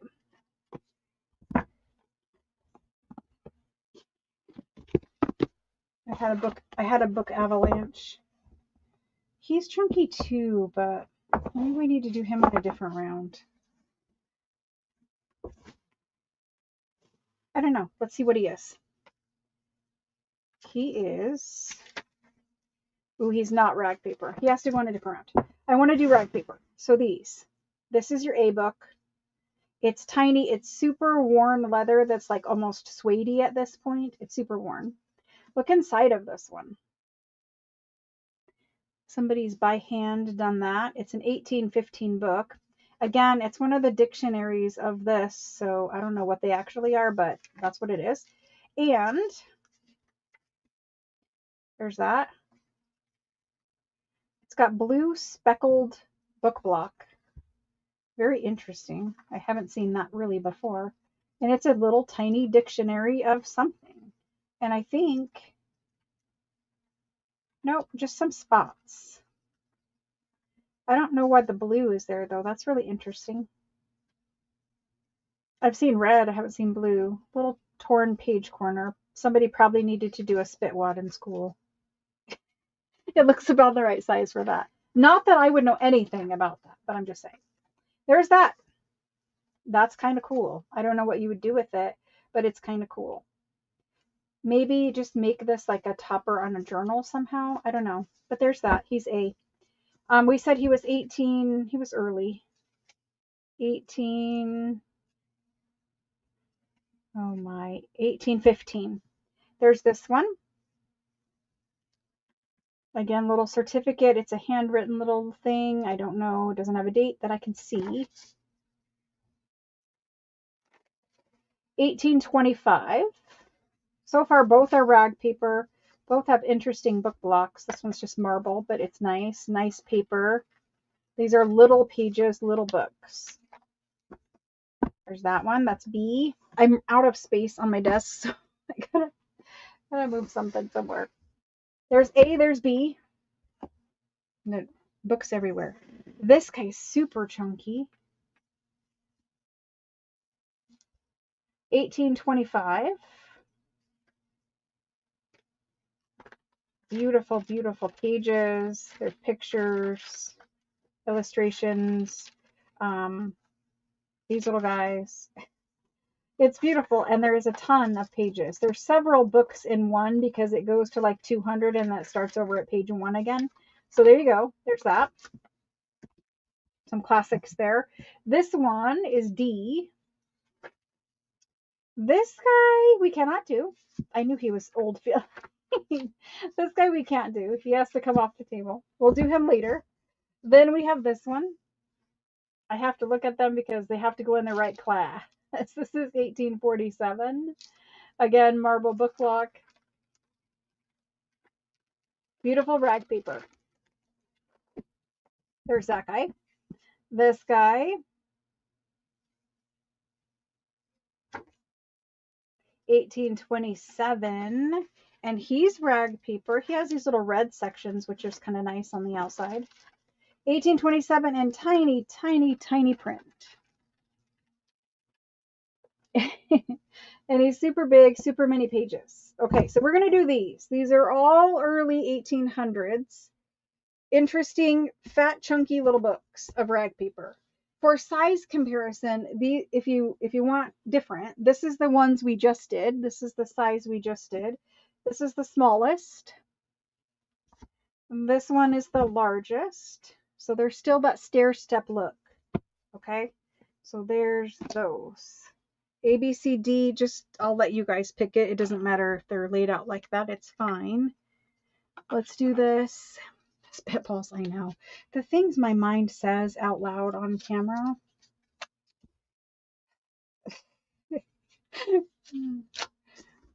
That's what my brain said. Somebody tore off that little corner of a page and did that with it. Who knows?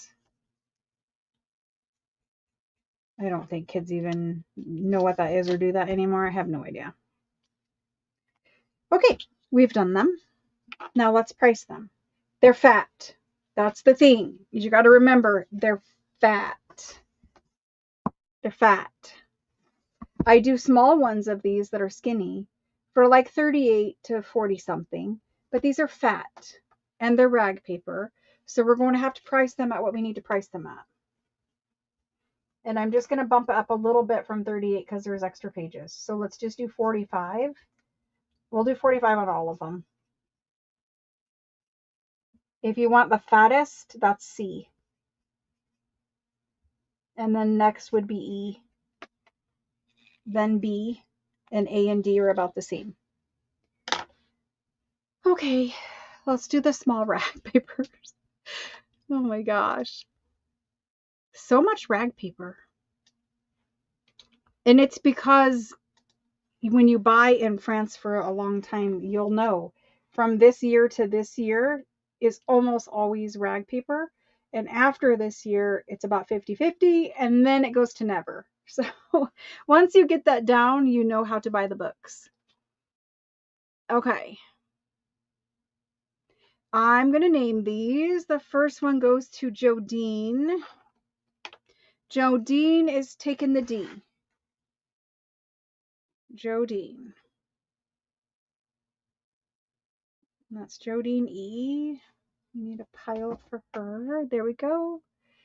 Allison R. She wanted the baby, the tiny one. And then after Allison, Danny. Thank you guys so much for hanging out with me. We're not done. Don't go anywhere. I have some other things, but I don't know. I might be getting booked out myself. Allison R. Danny H. Then,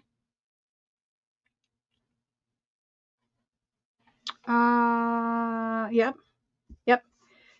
Christine. Thank you, Christine. And then Sydney. Thank you. Sydney's like, I need at least one book tonight. You got it. Thank you. Goodness, I'm covered in book crumbs and book dust. And I need a Swiffer.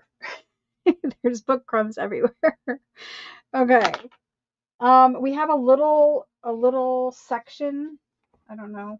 We'll have to find out what these are together. I'm just doing what I have on my desk. I don't know what they are either. I think I took these two out because of the age of them. Yes. Those two are different. This one can probably go in this range. I'll do it. And then these need to be separate. And these, I don't know why, but I'm going to put them over here. We have those other rag papers, those other special rag paper ones. Those are next. Okay. You don't know what I'm talking about. These kind are next.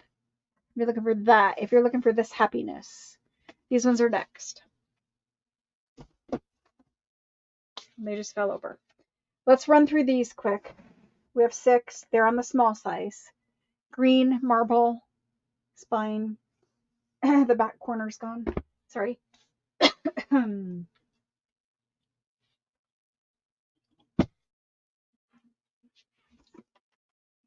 Okay. There's that. They said it was the second, but then they said it was the first. The first edition, it says first edition, but it says second here, which is interesting. 1820 is the print date. It is rag paper. It is lovely little type rag paper. These would be perfect for that first page, the small page in your stack of pages. I'll measure, but there was that one.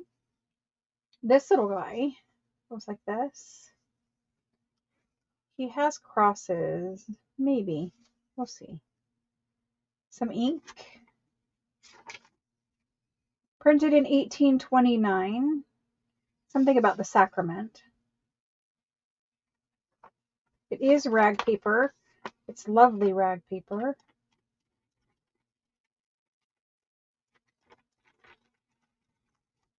Ooh, pressed flower. Looked like a pressed poppy, didn't it? Maybe. It's a lovely book. I keep thinking I'm seeing handwriting. I don't know. It's just a different font. It's really cute. There's that one. That's A. That's B. Then we have C. C's spine has definitely seen better days, but I love the color of the marble on this one. It's not really book dust. It's just speaking for 4 or 5 hours straight. You'll hear me just choke on my own spit. It'll be fun. Anyway, this guy has a map inside of him. Apparently he was 38 euros at one point. He has a map in here. A pull-out map of Portugal. And it's the history of Portugal, and it's printed in 1833. It is rag paper, and it's nice rag paper. I would love to use this one. It's very nice. Very nice. I love it. There's that one. Then there's this. I like the different, I'm always amazed. Like when I see green, I'm like, oh, forest, fairy, like botanical. You could put like the forest fairy kind. What am I trying to say? Like elves. Think of elves when I see this one. When I see this one, I'm like, oh, cute French. I have marker all over my hands. Then this is just leather, so it can be anything. But this one, again, I see green, I see trees, botanical.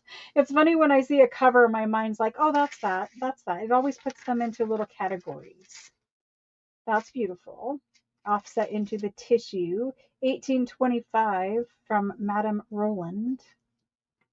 Rag paper. Beautiful. It has a nice large margin too. Beautiful. There's that. Next, we have this one. This one is kind of plummy. I hope you can see the plumminess to it. Has a beautiful spine. It kind of looks, it's a fatter one. Is it? Where are those? It's different. I thought it was the ones that we just did in the beginning, but it is different. It's a different spine, different cover. So it is fatter. It's got blue marble book block. It's not the same as the other blue, but it is marble. 1850. It is rag paper. It is beautiful. There we go. One more. This guy here, he's leather. He had gold around the edge, but it is almost gone. And he doesn't have anything really left of his spine. He does have marble paper in there. I like to think of this one as rocks. I don't know why. I kind of name the marble paper patterns too. There's that. It's like a little, I don't know, a creek bed or something. Printed in 1844. It's Confessions of St. Augustine. I don't know. There we go. There's that. It is rag paper. It is nice rag paper. Very nice. Beautiful. There's a prayer card. I think there's something else back here, or book pages sticking out or something. Pages. It's just that they stick out a little bit. The page edges here, I think. Anyway, there they are. They're all the same thickness. They're all about the same age. They're all, you know, rag paper. Let me show you size quick. And I probably could pull more in this range, but for now we're just going to leave it at this. 3.5 by 5 3/4, roughly. As I just measured one. You scoot them that way. We'll ABC them. I love books. And I'm really sorry for the lady who was mad that I dared to tear apart those flower books and she called me a criminal.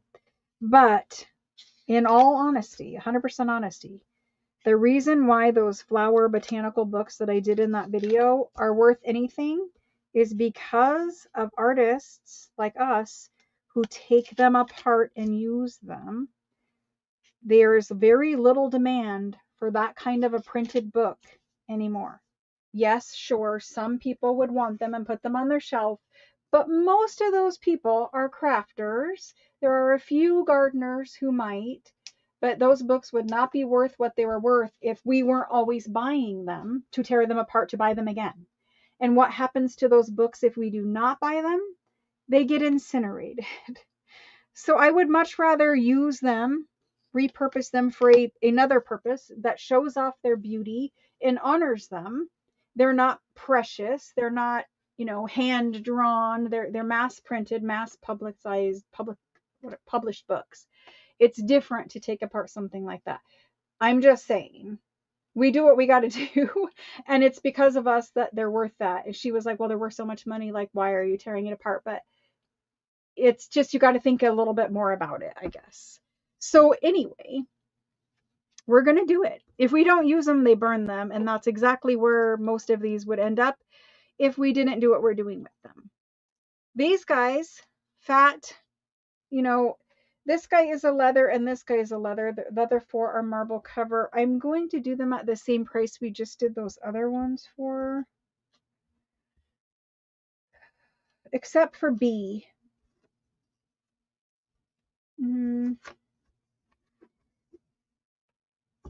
All right, we're doing them at the same. We're going to do those at 45, the same as the leather ones. And usually the marbles are more than the leather ones because they're different, rarer, whatever, more decorative. The leather gets worn pretty easy.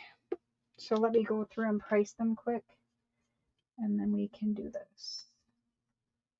I'm trying not to write super hard on them because I don't want this to go through.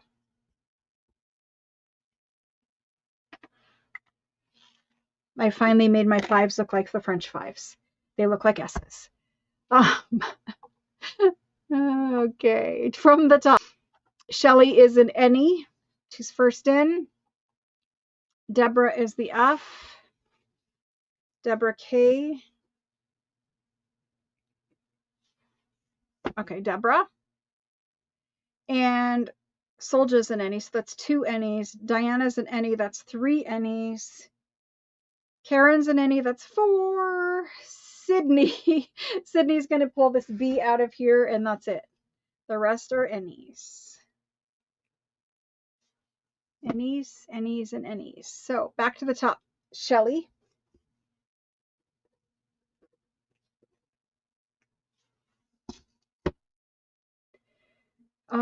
Shelly then, wait, yeah, Solja, okay. Solja.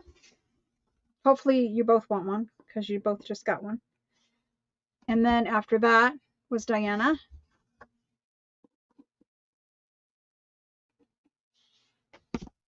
And then Karen. Karen SH. Thank you guys. Thank you, thank you, thank you. Let's do those rag paper ones. I'm going to put the rest of these back in the bin.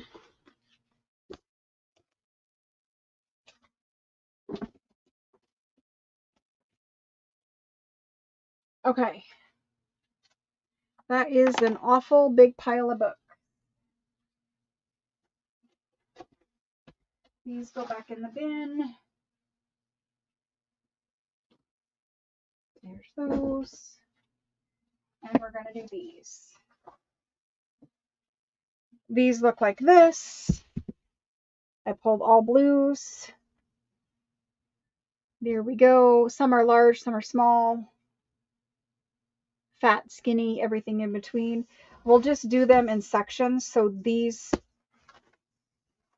two are the same. These two are the same. We'll do that round. And then we'll do another round that looks like this. Let me go to the bottom of comments. And because I didn't bring my pills in here, we're going to be cutting this lifestyle short. We're just going to need to do that. So we're going to do it. It does, because the books are hard. They're heavy and you can only store them certain places. I don't think we're going to do it. The proxying. I apologize. I do understand, it's a little bit hard to get things sometimes, but I know, I just don't think we're going to, because we just need to let fate do what fate's going to do. I promise you, I have things like this. I mean, it's not every day, but I do have things like this. I have been buying as much of these as I can, but you don't find a lot of them because everyone likes the rag paper inside of them. Plus in France, they just decorate with them. They put their books, sometimes you see like pictures and they have their books backwards like this, and it's just for this lovely paper look. But anyway, so I don't think we're going to do proxies. We have 4 books on the table. A, B, C, and D. So C is the fattest. A is the next fattest, kind of tied with the D book over here.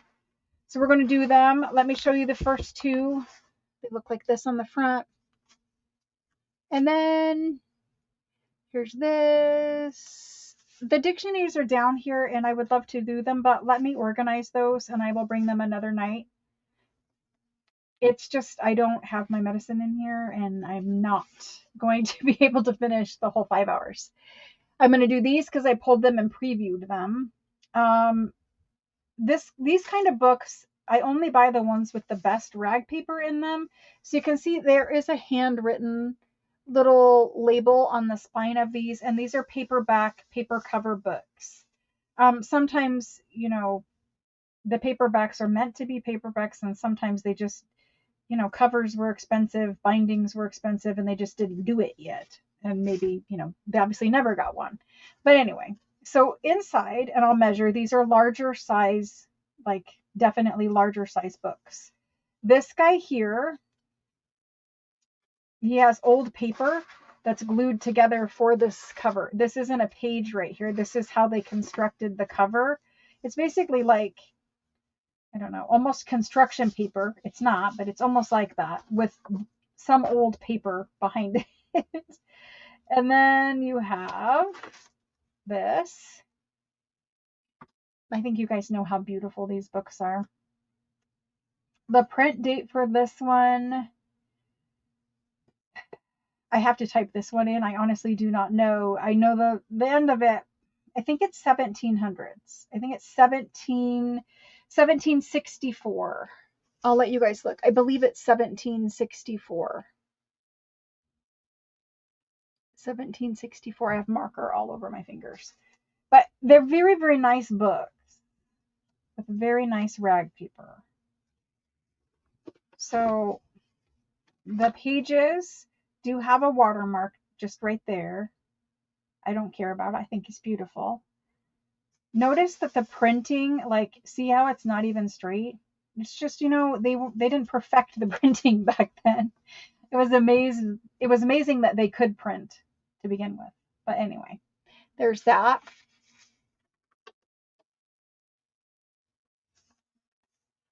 Yes, I will before I leave. I have it sitting right there and I was going to do it. Anyway, top of the pages, page numbers up here. Very beautiful, very thick, nice rag paper. It's easily sewn in because it was waiting to be bound more than likely, but you just snip that and you pull out your folios. But they're just such beautiful pages of really nice, I mean, definite old feeling, handmade feeling paper. That nice natural deckled edge. This is, again, little old paper, how they stuck it in there to bind. It's such a nice book. But anyway, the page numbers at the top, you know when it's crinkle like this, it's really good rag paper. It's just something that you're going to need to feel. The text is very deeply impressed into the paper. I shouldn't joke about it, but I think you could read it with your eyes closed. Let's just say that, because you can feel the letters in every page. So anyway, that's what they look like. That watermark was just in that little front couple pages. It goes to 200, where are we? 300, something like that. I'm just going to call it 282 pages. 282. I will measure, and then this is the next one. 6 inches by 9. 6 by 9. So it's for a larger size journal, or you're going to fold it differently to get it in or whatever. But these are larger, super old rag paper. This guy, he's going to be very similar. Again, same cover. And right here, there is this blue and gold. I don't know why it's in there. There's a little blue and gold label right there. Then it's €100 for 2 volumes. This guy, he's got that border. The way that they did the plates was with the steel engraving, and you can see the outline of the plate that it was engraved on. It's very beautiful. Very beautiful. Same print date and everything. I believe this is the first one, and that might be the second one. We'll see. super early though. Can you guys see? You can see the plate mark. Very nice. Look at this. Look at that font. Look at the size of it. Such beautiful papers. And an illuminated letter. I'll try to remember. But again, I need to hold up for you. It's so nice. I would be scanning. I think these are beautiful. And then, so this is all the introduction. All of this section here is the introduction. Then you get here. So beautiful. The page numbers up at the top again. And this guy has 200-ish pages. We end back here with that, and it's 224 pages. And that's that. So there's those two. Those are A, that's B. Then we're going to do these guys. This is C. These ones are more of a paper cover. It's not construction. It's like a blue dyed or colored paper. This one starts out here. It's not the Sully that landed the plane, but you know what I mean. This is Henry over here, old Henry the Fourth. And again, it's a beautiful steel plate. Very well done, actually. This is 1827. So my date might be, no, this is a different series. 1827. Okay, that makes sense. 1827. Lovely rag paper. Of course, it's, natural decal on the edge. Different than this one, but very, very nice, thick paper. Very nice. I don't know how many pages. I don't know if there's plates.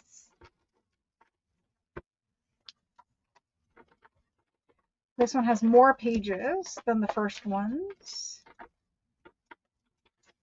It says about 460 pages. And there's that. Next is this one. I didn't really show you the spine, but there's just a partial little label. And again, 1827. You can see it through there. And this one is very similar with 420 something pages. Size-wise, they are the same, all of them. So A, B, C, D. Okay. Oh, goodness. They're just getting so hard to find. I mean, people are, they are collecting these and putting these on bookshelves because anything really 1700s, a lot of people do still keep. The 1800s, printing was much more prevalent then. There were a lot more books printed. So these two are 1827. These two, I believe, are 17, whatever I said in the beginning. I have no idea, but there's that. Let's go ahead and price them. It's very difficult for me. I'm going to do these two. They're 1800s. It's a little easier for me to do. We're going to do them at 125. It doesn't matter which one. But these two, I'm going to do 175 on. And honestly, I should have done more. They're beautiful and they're much older. So there's that. You guys let me know if you want them. If you do not want them, I'll just put them into page packs. Okay. So they're just priced individually. And there's the go.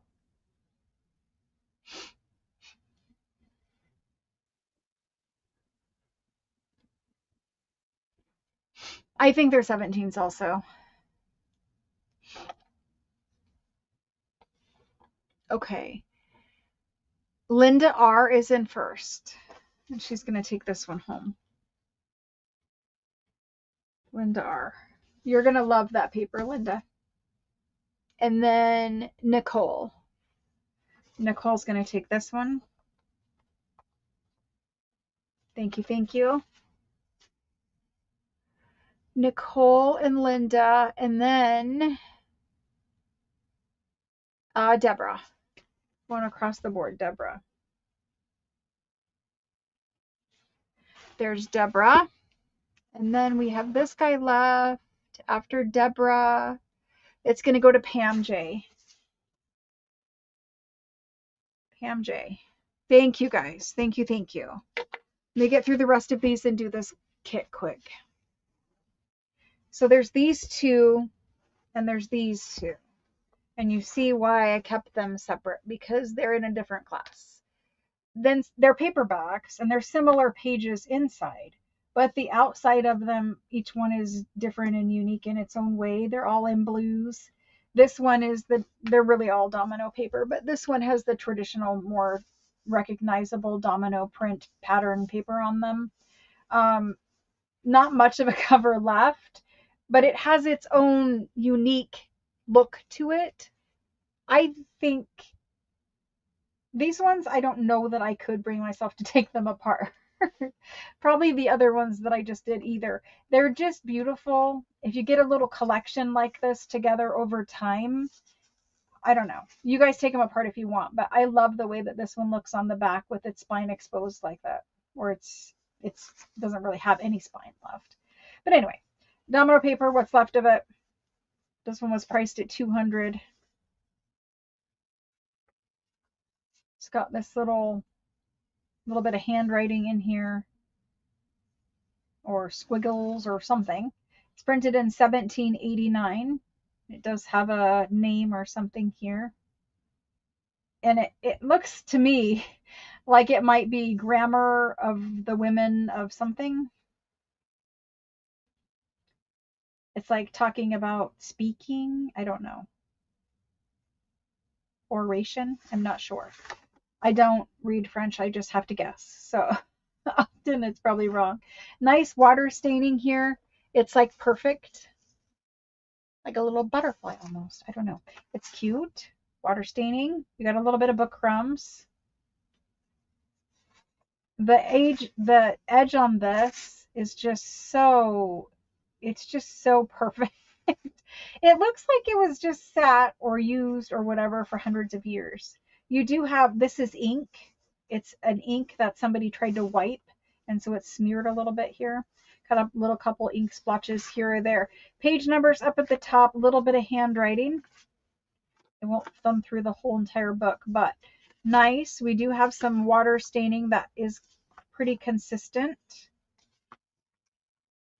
The water staining is gone by page 61, maybe even before, I don't know. Different kinds of pages too. There's an old printing of something in here. Some kind of little card. I really need to put that back exactly the way it was so it fits in there with the curves. So it is talking about language, because it's lists of words. So you guys can Google Translate it and it will tell you. But basically it's about language or speaking or something, both. Who knows? Anyway, it doesn't really have, it does. One book starts? No, it's all 300 pages roughly. So together 300 pages. There's that. That's A. B. This one is just where somebody took a brush and just went across. It's so beautiful though. I love it. And it's like too small of a cover. I don't know what happened to the cover, but the cover is too small. Maybe it was just trimmed off or worn off, but it's very cute. Anyway, this is the cover. It opens to 1789. It is an absolutely beautiful rag paper page. So pretty. This is the book edge. I mean, it doesn't get better. It's so lovely. Anyway, larger books, again, I will measure these. There it is. 1789. It is talking about general states and assemblies, national assemblies. This one is uncut. So when they make books during this period, they made a very large page, printed a very large page, and then folded it. And then they would take this book to the book press and chop off this top edge, and that would make the pages all cut so that they would turn. So it's never been read and it's never been cut because you can't read it. There's pages in here where you can't read it because it's never been cut. You can cut it, but the way that I like to use these is, if you think about it, you're getting a massive sheet of rag paper to fold into some huge envelope or trifold or whatever you want to do with it, right? But basically you get 4 book pages that are all still folded like a newspaper. Yes, there is some water staining down here at the bottom. Don't care. It's beautiful. The water staining is only in that little first section. Well, maybe. It's lighter. And it comes and goes. Like right here, there's none. And this rag paper, if the whole book was this rag paper, I would not be parting with it. This one is like, I don't know. It's my favorite. I don't part with these ones. Anyway, so you get a section of that. You'll find my favorite paper and you'll feel it and you'll be like, this is also my favorite paper. I hope you can hear the page difference, the way that it sounds. So the rest of the book is my favorite kind of paper. Yep, it is. There you go. I didn't know, so you're going to get it. There it is. Super fat book. This guy. I'm taking forever with these because they're special. This guy has little yellow, these are yellow flowers, block printed onto blue paper. The choke. This is actually, the label goes this way. I think the flowers go this way. But anyway, the label, what's left of it is just that tiny little bit right there. There's that. If nothing else, you'll at least appreciate these. If you ever find one, you'll know, right? You'll know what it is, what it's about, and what you should buy it for. Again, beautiful paper. This is about the National Assemblies of the Clergy in France. And it's lovely rag paper. I didn't find a date on that page, but maybe there is a title page somewhere in here. Or maybe not. This is page 1, so there's not really a formal title page unless it's somewhere else in here. Like sometimes there's a little bit of, page in the beginning or something. See, this again, if I spent any time looking at these before I offered them to you, you wouldn't have ever seen this one. This is the entire book of my favorite paper. It's so thick and stiff. It's so fibrous. This is one page. It's so fibrous and so thick, rough, handmade paper with very, very deeply impressed text. You have to feel it to know what I'm talking about, but once you do, you will ask me for it all the time because it's so lovely. This paper, and when somebody finds this in a journal, they will probably ask you, what is this? Because there's nothing else that feels like that. Nothing. And you have a whole book of it. You have 200, 300, 390-ish pages. 86. Or, 390. And it ends with Flea. Okay, so there's that one. This guy's small. Domino paper again. He's got some reinforcements on his spine. I don't know when that was done, but there's that. And backwards. We start here. The Voyage of Dan's, I don't know, I shouldn't try to pronounce it, but anyway, it's about somebody's voyage or something's voyage. You can see it was 50 euros. And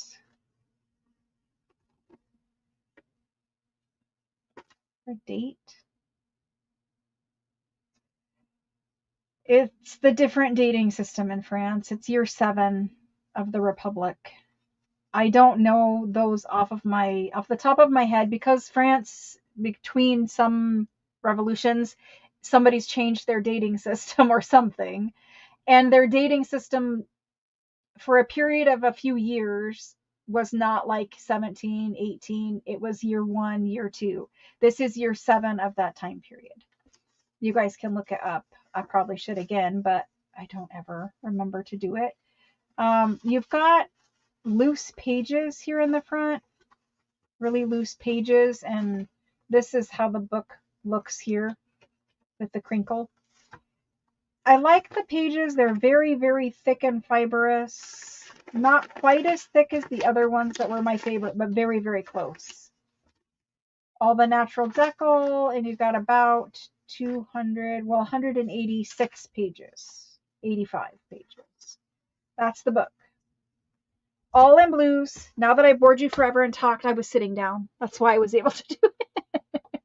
I cheated. Okay. Let's do it. You guys, it depends. You'll have to make up your own mind once you get it and feel it. I'm going to do these. We're going to ABCD them. Then we're going to do a kit, and then I'll wrap up slightly early. B. You guys wanted to talk about paper quickly while I'm sitting. You know about it. It's just that I'm in pain. That's what I need the medicine for. Okay, so pricing.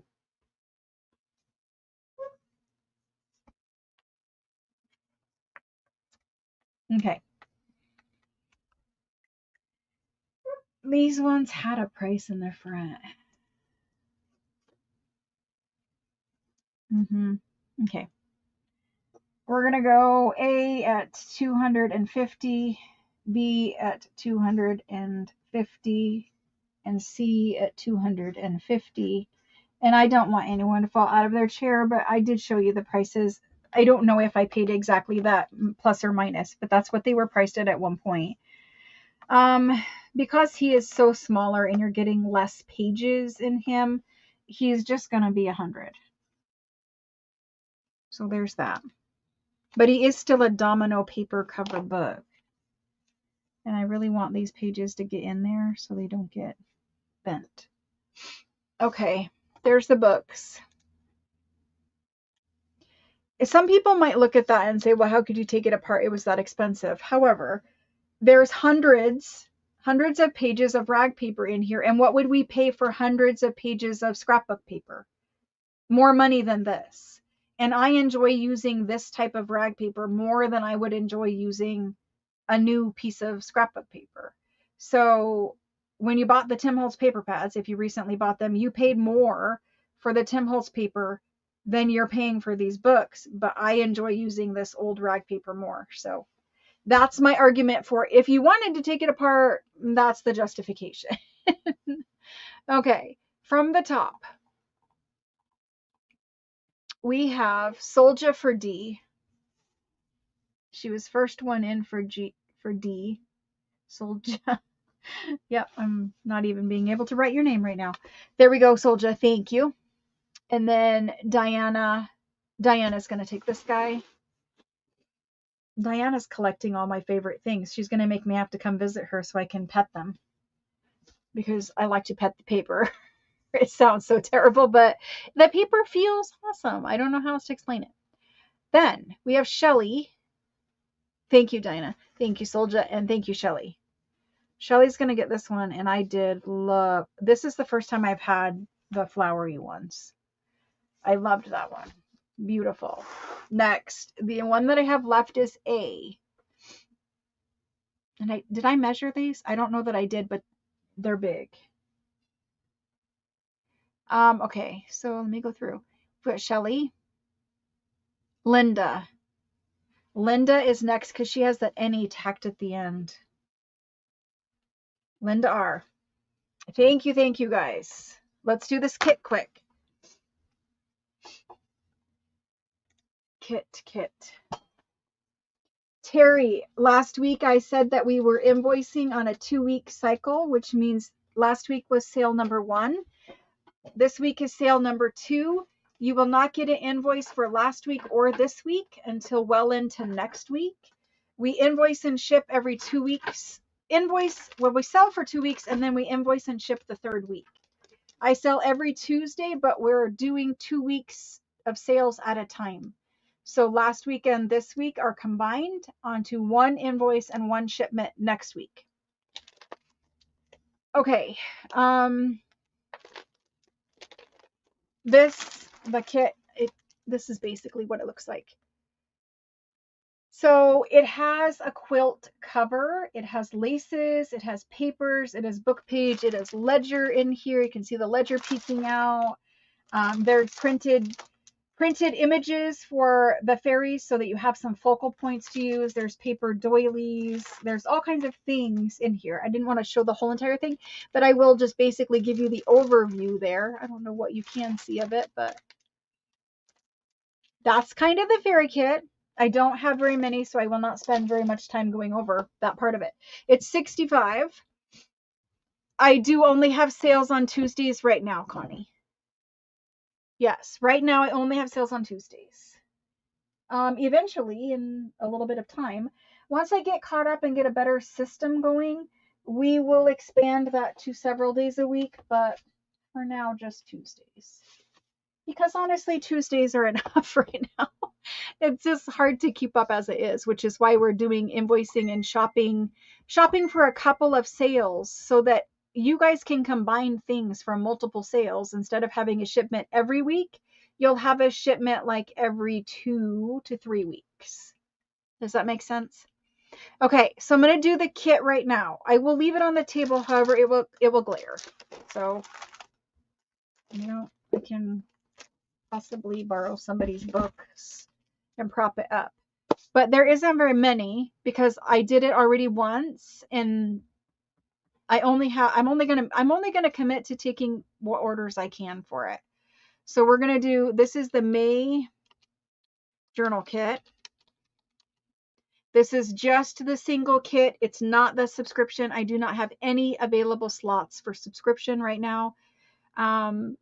We're only doing the May journal kit by itself, and it's $65 plus whatever it costs to ship to you, and that changes depending on how far away from me you are. For you new people, everything ships from Arizona. So there's that. I'm going to put the kit in now. If you want the single kit, you need to tell me now. This is the last time I'm offering the kit.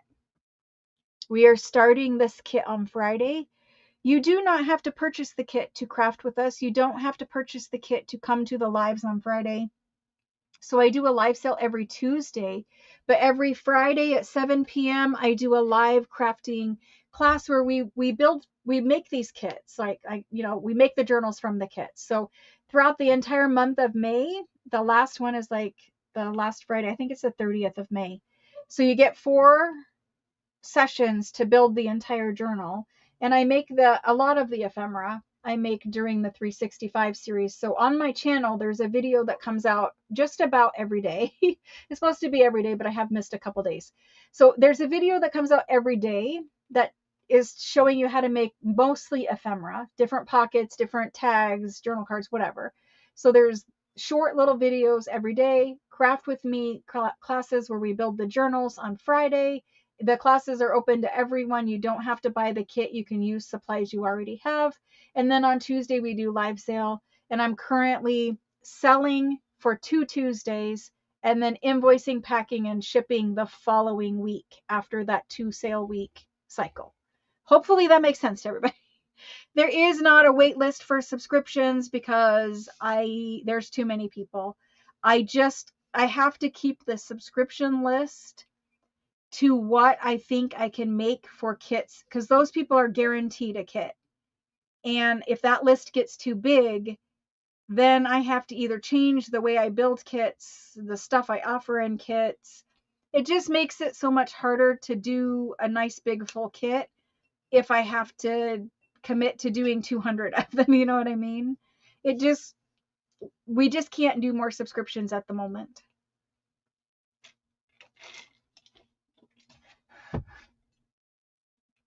Okay. From the top of where I am. There it is. Okay. Sydney, you're saying heart me. Is that a me? Because you like it? Like, are you claiming one? The heart's throwing me off, Sydney. But if you've already claimed, you do not need to claim again. So if anyone just put their name in and I read it out and you're already on a list or you're whatever, you've already claimed one, let me know. But I see Jackie H,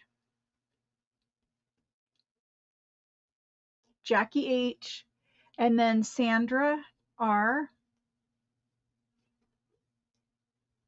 And you don't have to do fairies. Very little of this kit is specific to fairies. It's really a shabby chic journal that you could put like French Victorian fashion women instead of fairies in.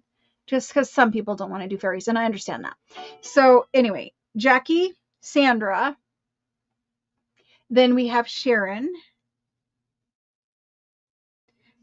C. Did I get your information, Sharon? Did I look? Then Cynthia. I don't know, Cynthia. I think you did. I think, Cynthia, you did. I'm almost positive. Kimberly G. And Nicole, if you've already messaged me and I've already talked to you, yes. I'm going to write your name down just to make sure. But if I've already talked to you and we've communicated about it, then yes.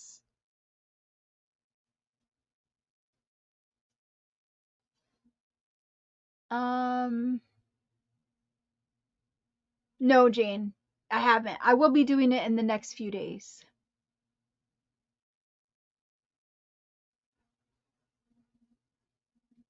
I promise. I'm working on it. It's just very hard. They're massive sheets of paper, and it really does make it just a huge pain. If you can imagine, there were 40 something different patterns, and you have to be able to assemble them into everyone's order. It's really hard to do that. I'm not going to tell you how I do it, but it's very hard to do it. It requires a lot of space and a lot of time and commitment and physical labor. They're just huge sheets, which just, I wish that they would just make smaller sheets for us. Then the big sheets are nice for covers, but they're too big. Okay, you do want one. Thank you, Sydney.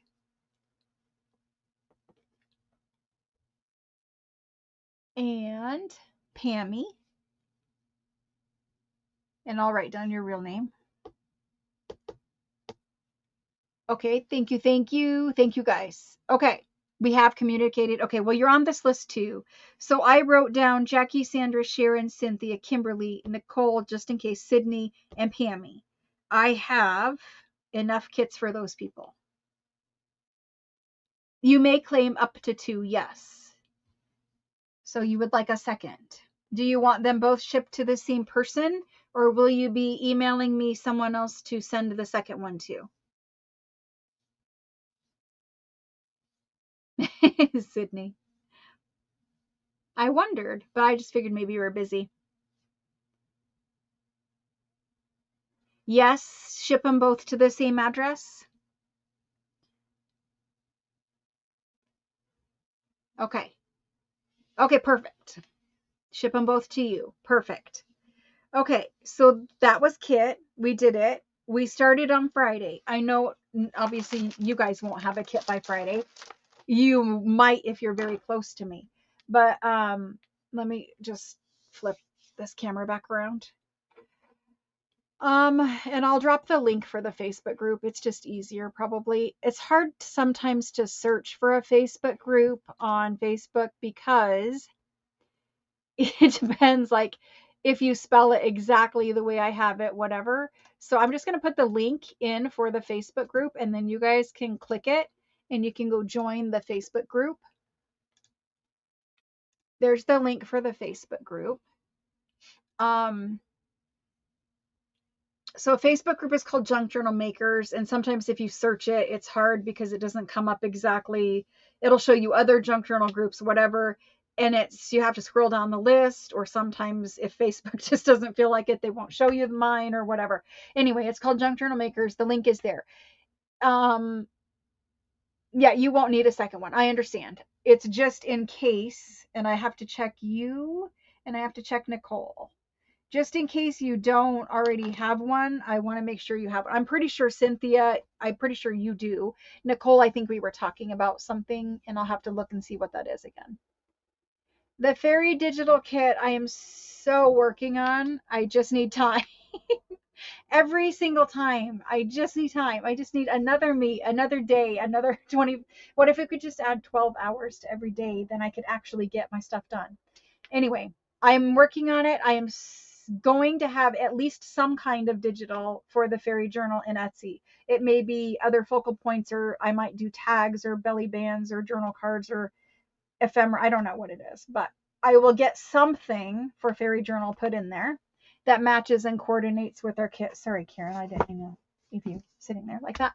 But anyway, I will get some kind of digital in there. I don't know if it will be by Friday. I kind of doubt that it will. We'll have to see how it works out, but something. Subscriptions, Barbara. Uh, everyone who was on the subscription list was invoiced. And if you paid your invoice, your kit shipped. If you paid by Saturday, your kit already shipped. If you paid after Saturday, it may have shipped yesterday, but it might also still be here because only some did and some didn't. So that's that. Right? If we just had more time, we could actually do the things, the fun things that we wanted to do too. Because, I love doing all of this. I'm going to flip the camera back around so you don't have to stare at the desk. But I love doing all of this. But the downside is I have a lot less crafty time. So we're going to scooch that over just a little bit. I have a lot less crafty time. But the upside is I get to craft with you guys instead of crafting alone. So that's definitely a plus. Yeah, Barbara, send me an email, or if you want, you can just tell me right now. Do I need to check your name also to make sure you're on the list? Is that what it is? Do you want me to write your name down? I'm just going to do it. So Bar B, I know you're not Bar B, but Bar B, you got invoiced for US shipping and you are in Canada, so you will have to pay whatever Canada shipping is. I'm not sure how much of a difference that is, but that's Bar B. Some of those kind of issues happen too, like everybody gets invoiced, but a couple of people are international, and then they have to get invoiced either separately or a different invoice for international shipping. Okay.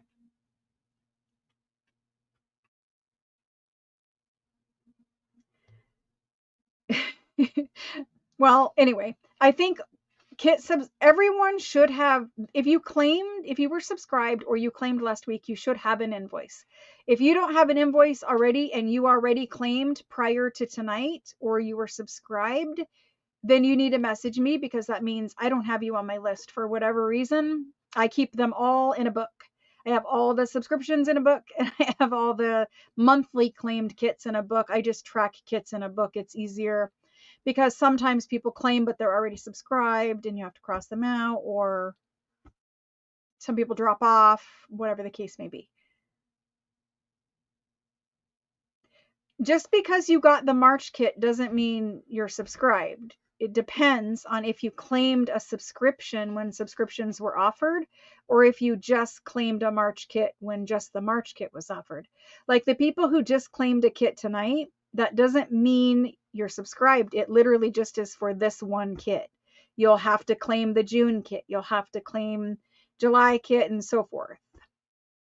If you did, then I just need to check it. So I wrote down your name, and I'll check it and make sure. And then I'll need to find, did you claim it during the live, Barbara, or did you claim a subscription afterwards in messaging? Because to my knowledge, I only let people claim during the live. Some people talked to me about it and then got a March kit and then thought that meant they were subscribed. So there was a little bit of confusion for some people. They thought that they were subscribed. So if you claimed when I offered subscriptions during a live sale, which was only twice, then you have a subscription. If you claimed any other way or communicated any other way, then you probably do not have a subscription.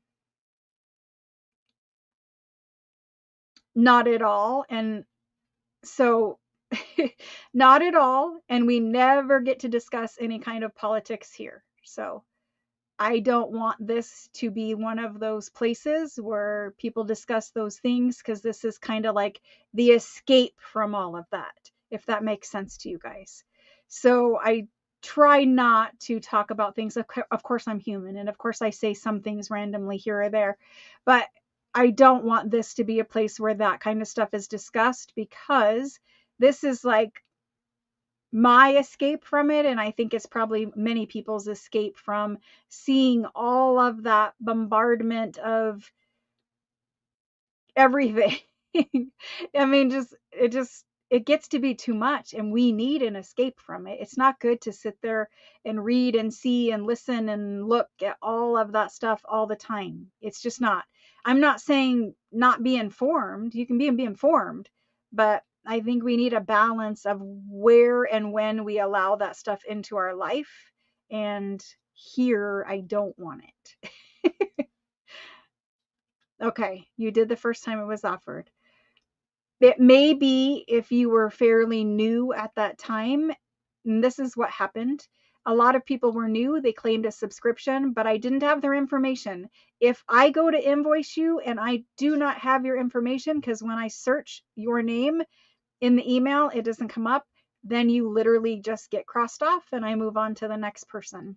I have to have accurate information to invoice. So if I went to invoice you the first time and I didn't have your information, I may have crossed your name off. I'll look at it, and if you're subscribed, I'll put you on the subscription list.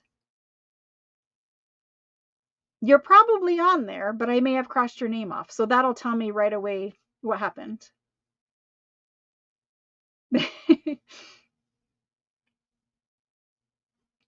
I know you have for a while, but we did kits. The first kit we did in 2025 was back in February. So we sold it in January, I think, and we started making it in February, I think. Anyway, we'll work it out. Don't stress about it. It'll be all right. It'll be all right. I promise we'll get it worked out. I will look at it right when I have to upload a video, but when I'm done doing that, I'll do it. Your name's on the list. Either way, you're getting the May kit, and I will put you on the subscription. If you're not already on there, you may already be, but that's why I'm also asking for first and last names, because if there's Barbara S and Barbara SH or something, it gets very confusing. So full names are definitely helpful. You did the blue journal as well. Okay, then you're probably there. But you're saying you didn't get an invoice?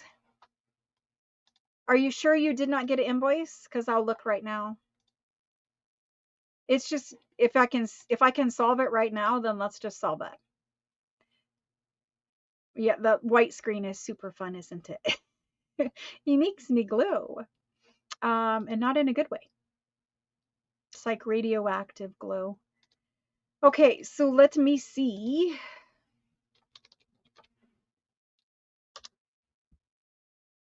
Yeah, you weren't invoiced. So that means your name is not on the list. I'll have to pull the book out and put your name on, and I'll make sure you get it. I am still working on Italian paper, correct. Anybody else with any questions? Do I need to tell you guys anything else? Just remember, tonight is the last night of the 2-week buying cycle. And now all the stuff from last week and all the stuff from tonight will be combined onto one invoice. That invoice will come next week, and it will be packed and shipped to you next week. When you get your invoice, if you're new, your invoices come to your email inbox. You click the Pay Now button. You enter your payment information the same way you would order a pizza online, and you pay for it. The second you pay for it, it tells me it's paid. By the time you get your invoice, your stuff's already packed. The shipping label's already on it. And when I get the notification that you paid your bill, then your package goes out the door. And that's how that works. Lynette, I didn't even see your comment, so now I gotta look. Lynette, I don't remember any comment from you. I don't know. Lynette, if I don't remember, obviously it was fine. I don't think you made any kind of comment. I'm glad you guys liked the kit. I loved making the kits. Keep in mind, if you're claiming the quilt, if you saw the original, the reason why I didn't even show it to you tonight is because it's a different quilt now. The quilt only makes so many covers. It doesn't make infinite covers. So I have already swapped out the quilt. So some of you get one quilt, some of you get a different quilt. Trust me, they're both equally beautiful. They're same color palette, same everything, but different quilt. It was about being able, oh, no, not at all. I didn't even think twice about that, Lynette. Sorry. Sometimes I have a bad reaction to things, but I don't remember having any reaction to that. It's okay. Okay. I don't think there's any other questions. Nobody's popping in there. For paper content, there was a couple questions about that. Did you guys want to talk about that quick? I said we would, so I'm just going to offer it. We still have 9 minutes before we're supposed to end anyway. So do you guys have questions about that quick? And we'll get that done, and then we'll call it good. Maybe they don't have any anymore. Maybe those people already went to bed. Who knows? The blue one was pretty. Well, we're going to have, just don't tell anyone, but we're going to have a pink version of that blue one very soon. How do you know if it's rag paper? The best thing I can tell you is you have to feel it. Now, there are other ways, but when you feel rag paper, really old rag paper, it has a definite texture and feel to it. Plus, it looks different. You'll get to know it if you see it a few times. But other than that, it's really, you have to know the other paper types. If it's super smooth, it's probably not rag paper. If it's made after, mostly you do not find it at all after 1900. Very rarely, or less than half the time, you find it after 1850. Before 1850, from 1800 to 1850, you probably find it half of the time to maybe a little more than half. And then before 1800, you find it mostly before 1800. It depends on the countries that the books were printed in, because different countries used different papers during different time periods. They had different ways of manufacturing paper. So in our country, rag paper is made during we find rag paper books printed in our country in different time periods than I find them in France. You really do have to just experience it a few times. The touching and the feeling, your brain will know. But as a general rule, if it's printed after 1850, it's probably not. I mean, some of it is, but definitely after 1900, you don't find it hardly at all. You mostly find like pulp paper, which is it usually tans, it darkens, it's not acid free, I don't know, it's brittle. The newer paper does not hold up nearly as well as the older paper. It's hard to tell you how to tell. There's internet articles you could look up, but again, it's really hard to tell someone how to determine what it is. You could look at it with a magnifying glass, and that would probably help, but it's hard. Sometimes I have little packs that are like $15 and it has a variety of pages in it. You can get something like that where you don't have to have huge investment. But honestly, I'd probably recommend getting a book because then you'd have a bunch of it. But you do get, a different assorted pack, and it has pages from different books, and you can kind of feel the texture there too. Catherine, you had one complete box that I sent you an invoice for shipping, and a printing label has already been done for that one. But you also have additional items that were claimed after that are here. I think I got everything to fit in one, but I'm not positive. There might be something still here. But you had one completely full box. I could not cram another thing in it.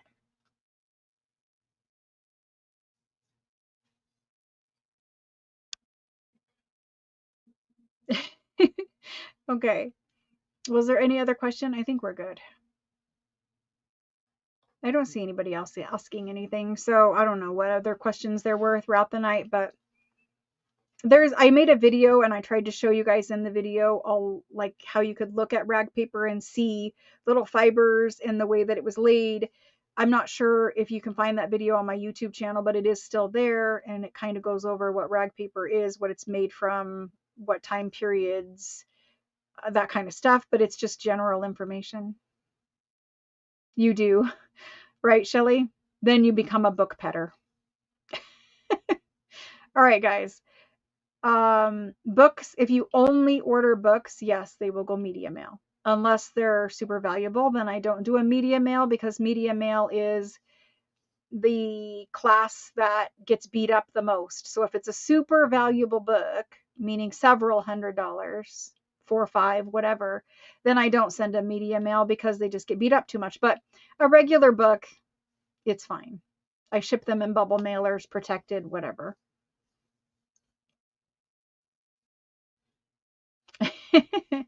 Well, thank you guys so much for hanging out with me. I hope that you guys have a good rest of your week. I will be here Friday at 7, and we will begin working on that journal kit, journal, whatever we're going to do. I haven't planned it out yet, but hopefully I get a few moments to do something ahead of time so I don't just have to come in here and do it from scratch with no prep, and nobody likes that.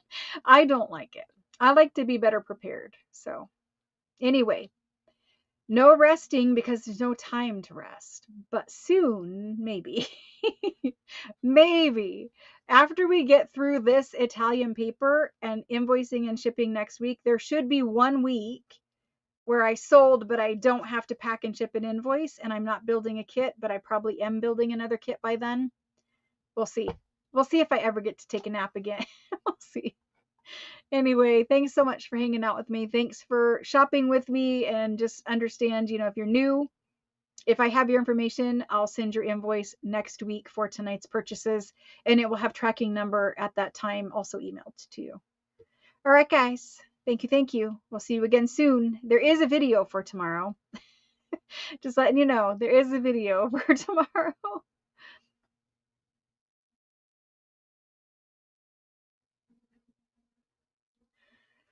I'll check it, Catherine. I'll check it. I know that your box is full and it has no room, and I'm pretty sure I printed a shipping label. It's sitting out there if you didn't pay it or what. I don't know if you did or didn't. I don't know. I'll look at it. Now that you're asking, I'll look at it. Okay. Yeah, I'll look at it and I'll message you. Thank you so much, guys. We'll see you again soon.